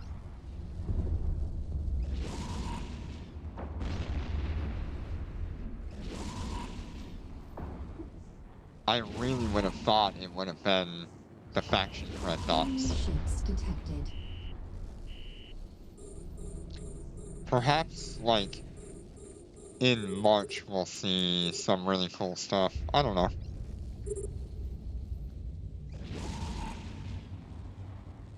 Because they're still working on, like, a lot of content.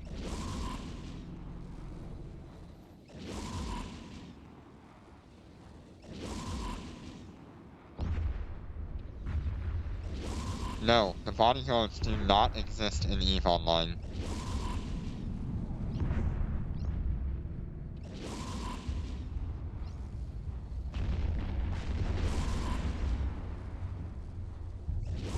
In EVE Online, you Enemy have ships detected. the normal dreadnoughts, you have the Navy dreadnoughts, and you have the faction dreadnoughts. They don't have all these weird sniper variants and guardian and things like that. Now, even, like, the Navy dreadnoughts we got, the Lancer dreadnoughts, those only were brand new to EVE Online. Like, the Lancer dreadnoughts only came out, like, a month We're before under we got attack. the Lancer dreadnoughts. So they would have been completely unheard of had EVE Online not released it, like, the prior month. Autopilot engaged.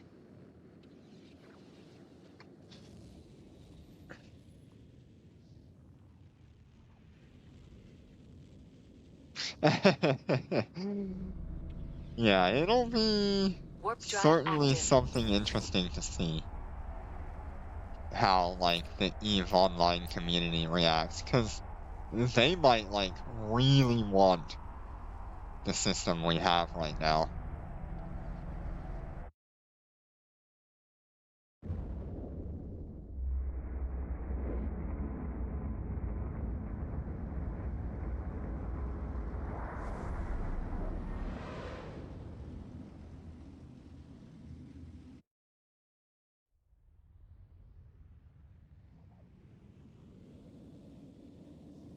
Warp drive active. Yeah, I'm sure they're looking at Cyan and Listen going, what the heck? They get high-tech carriers, but we don't?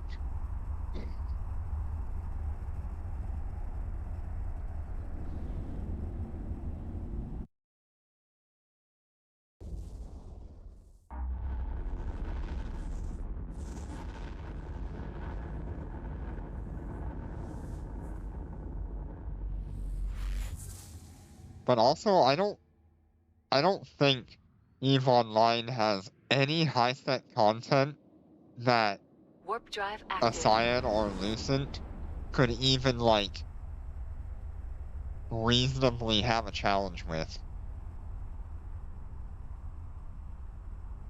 Out in low-sec and null-sec, they have a ton of challenging content, and wormholes.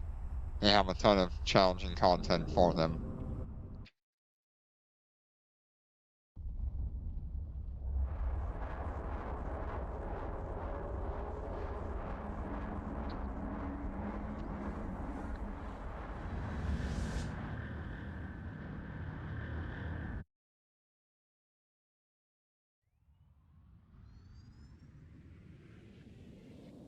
EVE Online Warp drive active. is so funny to compare this game to, only because everything they have, all of their numbers are like a third of what we see on our end. So 1,000 DPS for them is like 3,000 DPS for us. Destination docking request accepted.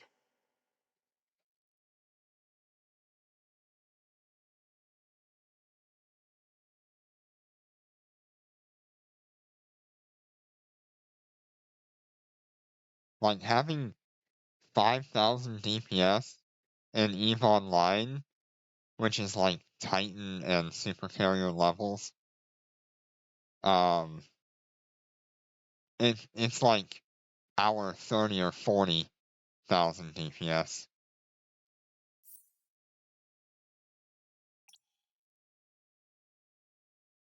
Alright, let's see, where'd you go? I'm not used to the ship symbol, there it is.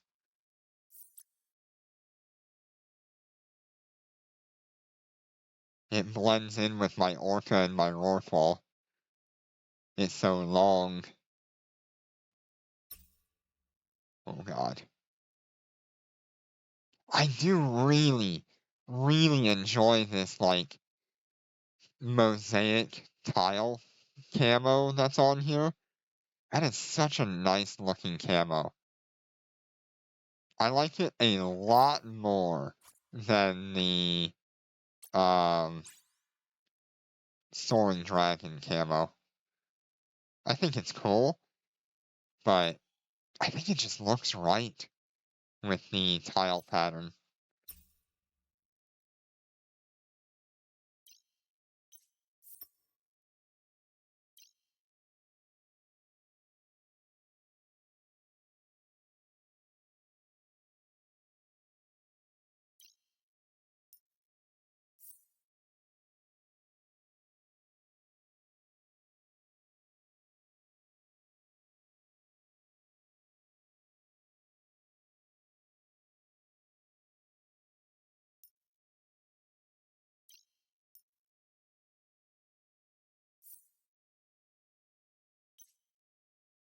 Yeah, I'm just waiting on that rigor catalyst.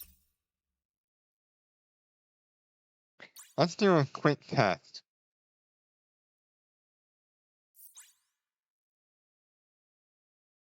We won't get any rewards, but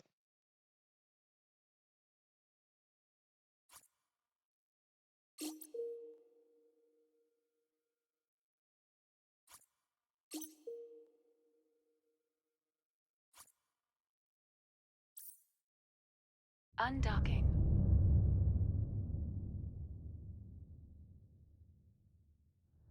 aren't we supposed to be getting micro jump drives soon as well?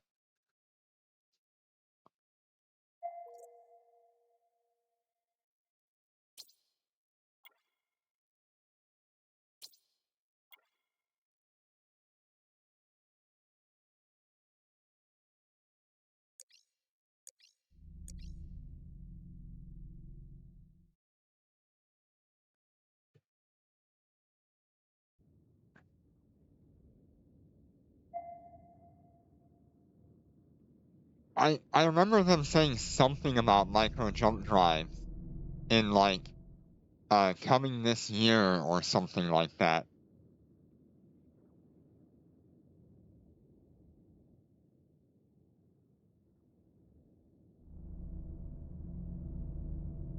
Warp drive It was active. like the plans for 2025 or something like that.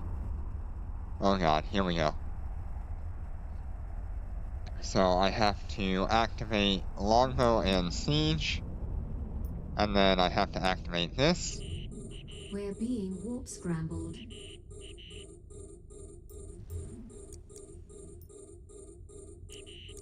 We're being warp scrambled.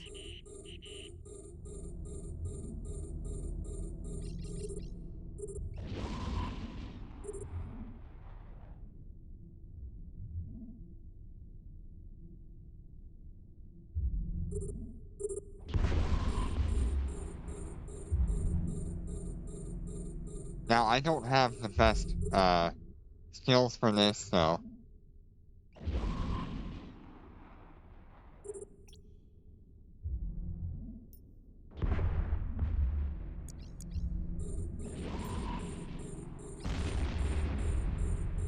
we'll see what happens with it.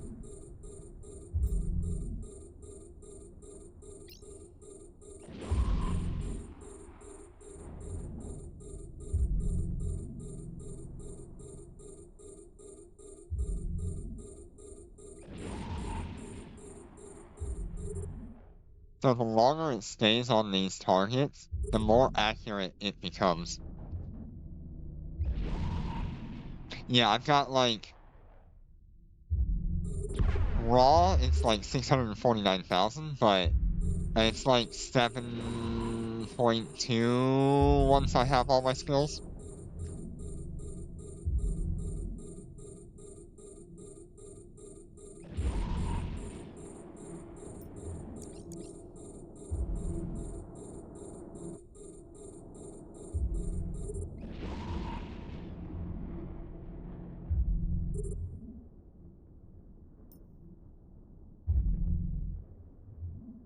If I activate the damage control, it jumps up to like 15.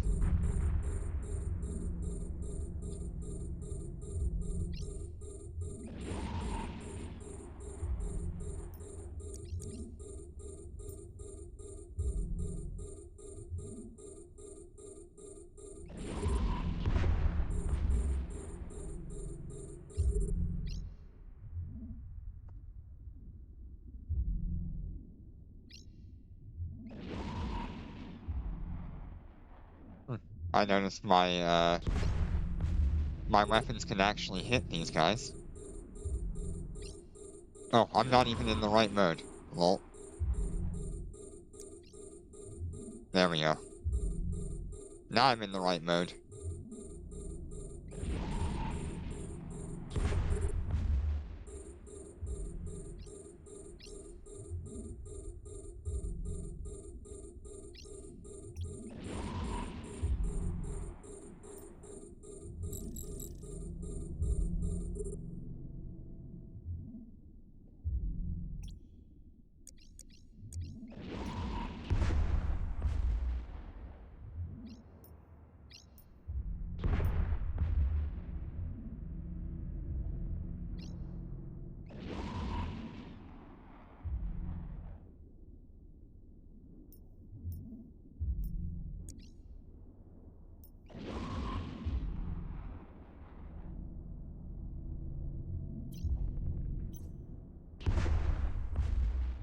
Yeah, every once in a while I have to check that.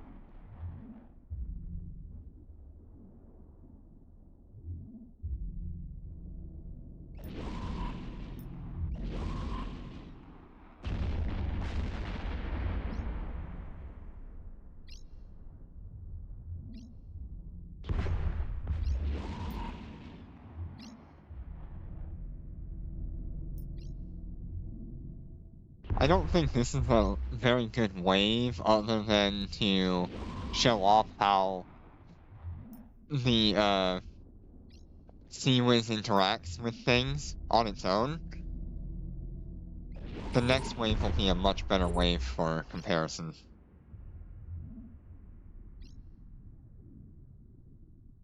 Of like normal use. Enemy ships detected. Alright, let's see what she We're under does. attack.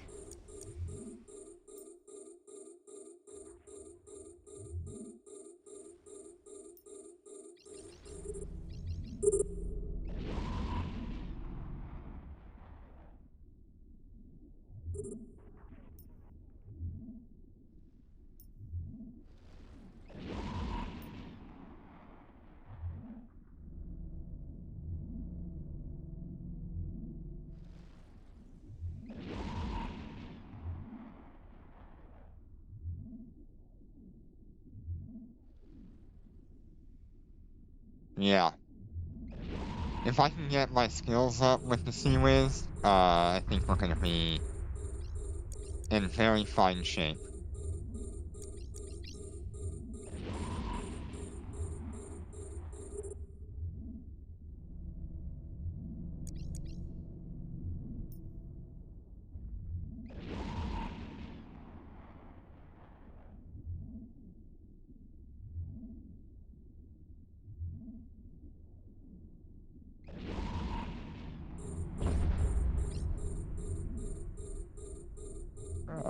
Which one is being targeted?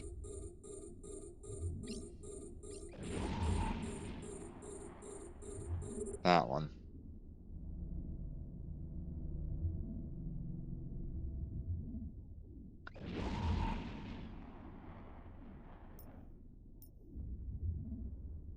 The Seawiz is currently dealing with ships that are not even locked up.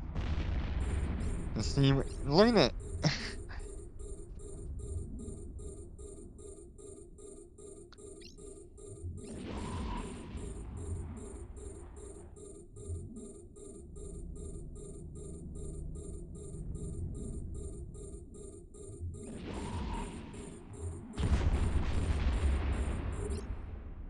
Dang, this ship looks so good.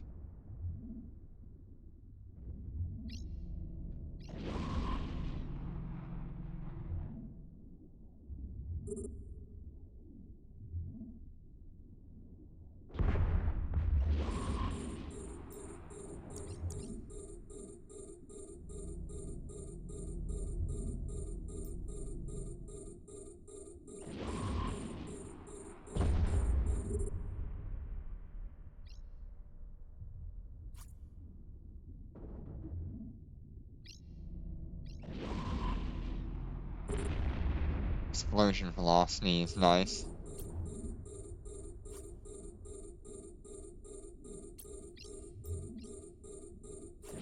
What are we actually at now? 154 over 235. That is not bad.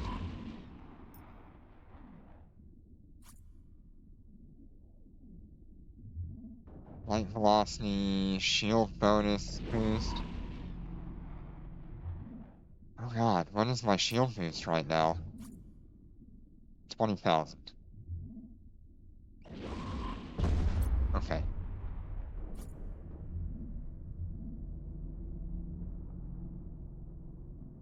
Warp jammer strength, we are locked down. 100% sensor strength. Turret damage plus 300%. Okay.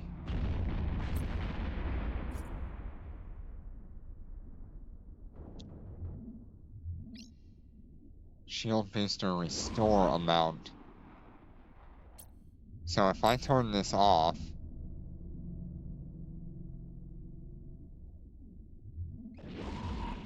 goodness, that is a long activation time.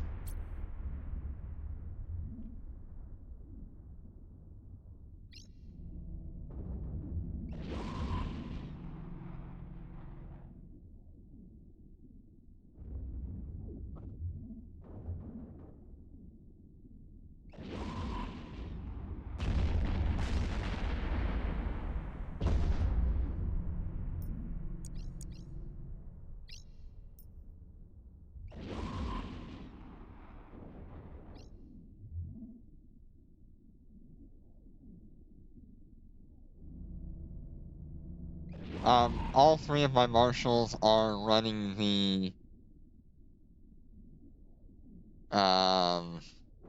Starbreak nanocore.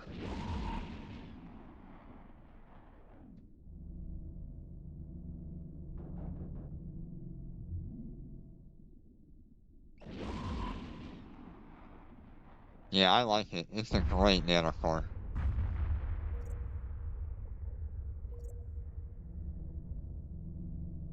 Docking Hey, request accepted. okay, I need to look at...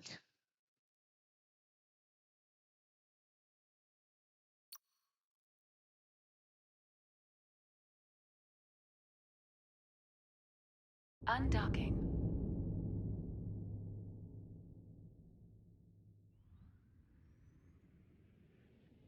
Oh god. Flying out of Gina with this thing is...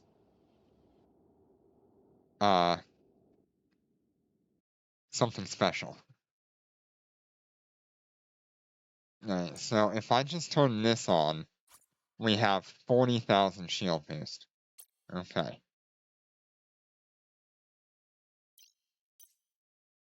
Docking If I have request both the accepted. longbow and the siege module on, I only have 20,000 on each one. So...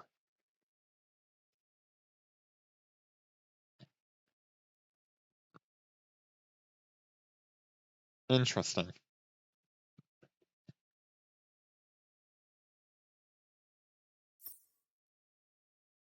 When I don't need to heal, I can use the longbow. Or I can also use the longbow to boost my explosion velocity.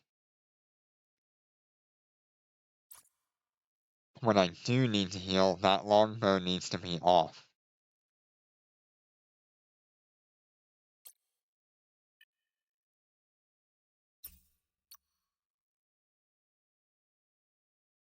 While we're at it, let's check our EHP.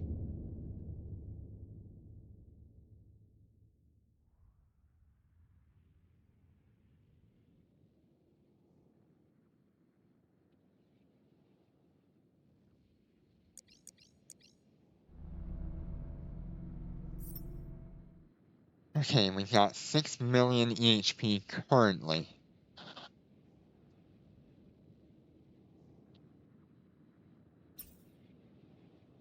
When we activate the damage control,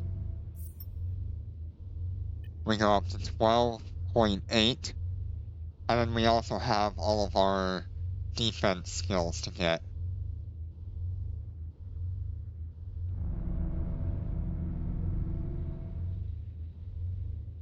And that's active for 30 seconds.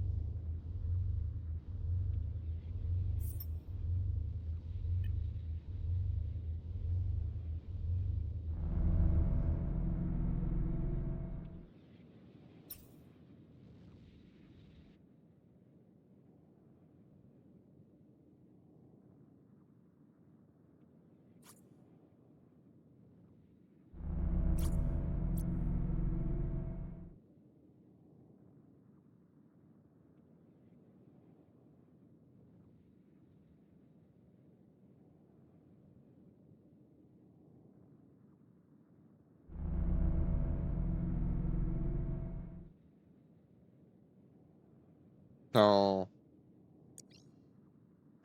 for 30 seconds, we heal 40,000 per shield booster.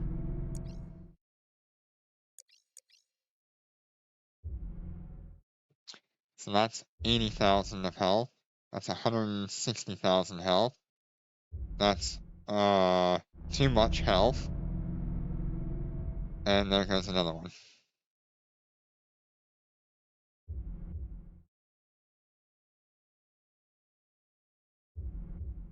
That's like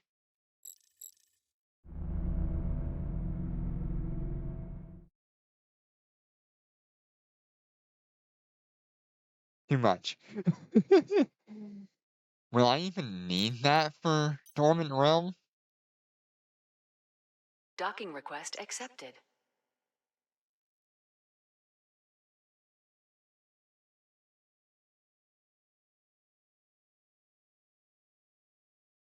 I don't know.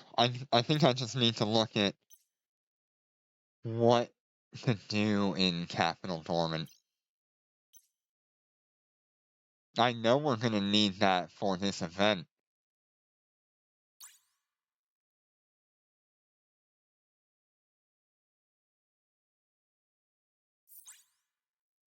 Because once we get through this series of missions and into the first Capital Super Expert,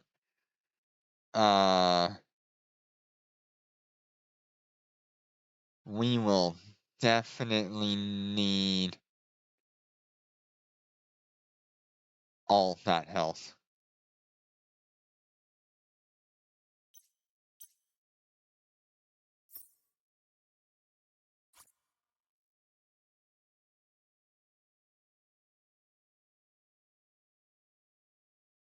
This is 25 seconds.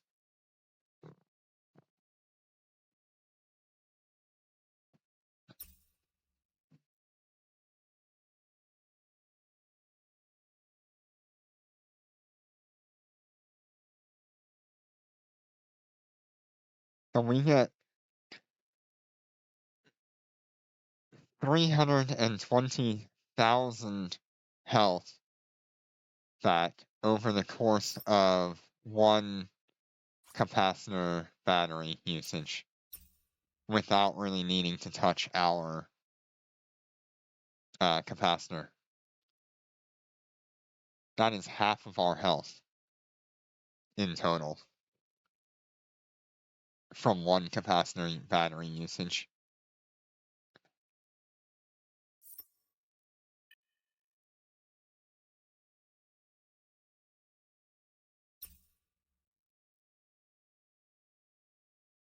Yep, I mean, all I really need is the one rigor catalyst.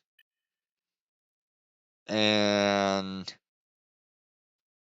out of sheer curiosity. In siege mode, it's like 70 kilometers.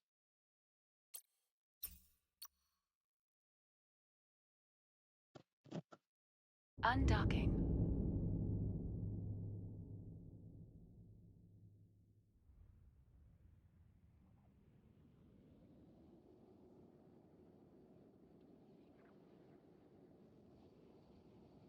It can only fit on the Carrera. That's sad.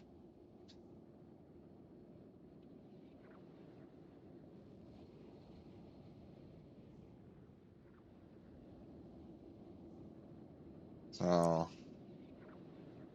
I do that. We've got 53 there. If I do this,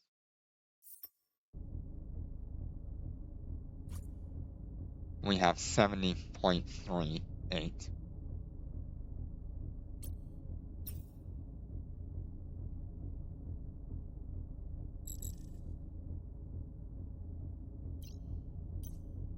And these are the short range Docking request ones. accepted. These are meant to be the anti-small ship missiles.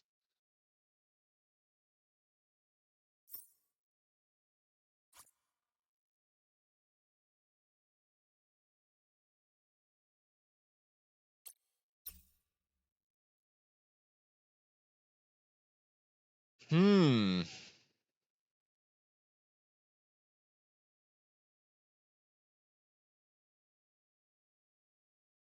There's a lot to look at with these ships.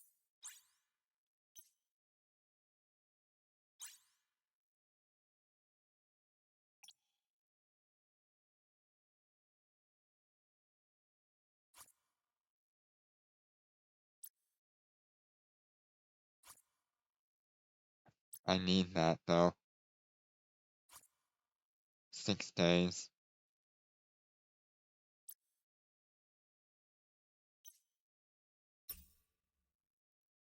And unfortunately, we're training skills on the alphas, and so I'm not able to train skills on the omegas here.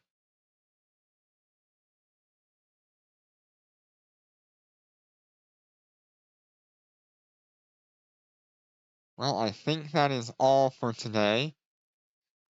Thank you for joining me, and if you would like to follow me, you can find me at Orion Ikeoa on YouTube. I have a link on my Twitch channel, and we can talk to you in any of the comments. I love seeing your comments and likes and things. It means the world to me. Um, I cannot describe to you how much it means to me. So thank you all so much for coming, and I will see you on the next one. Take care and be safe.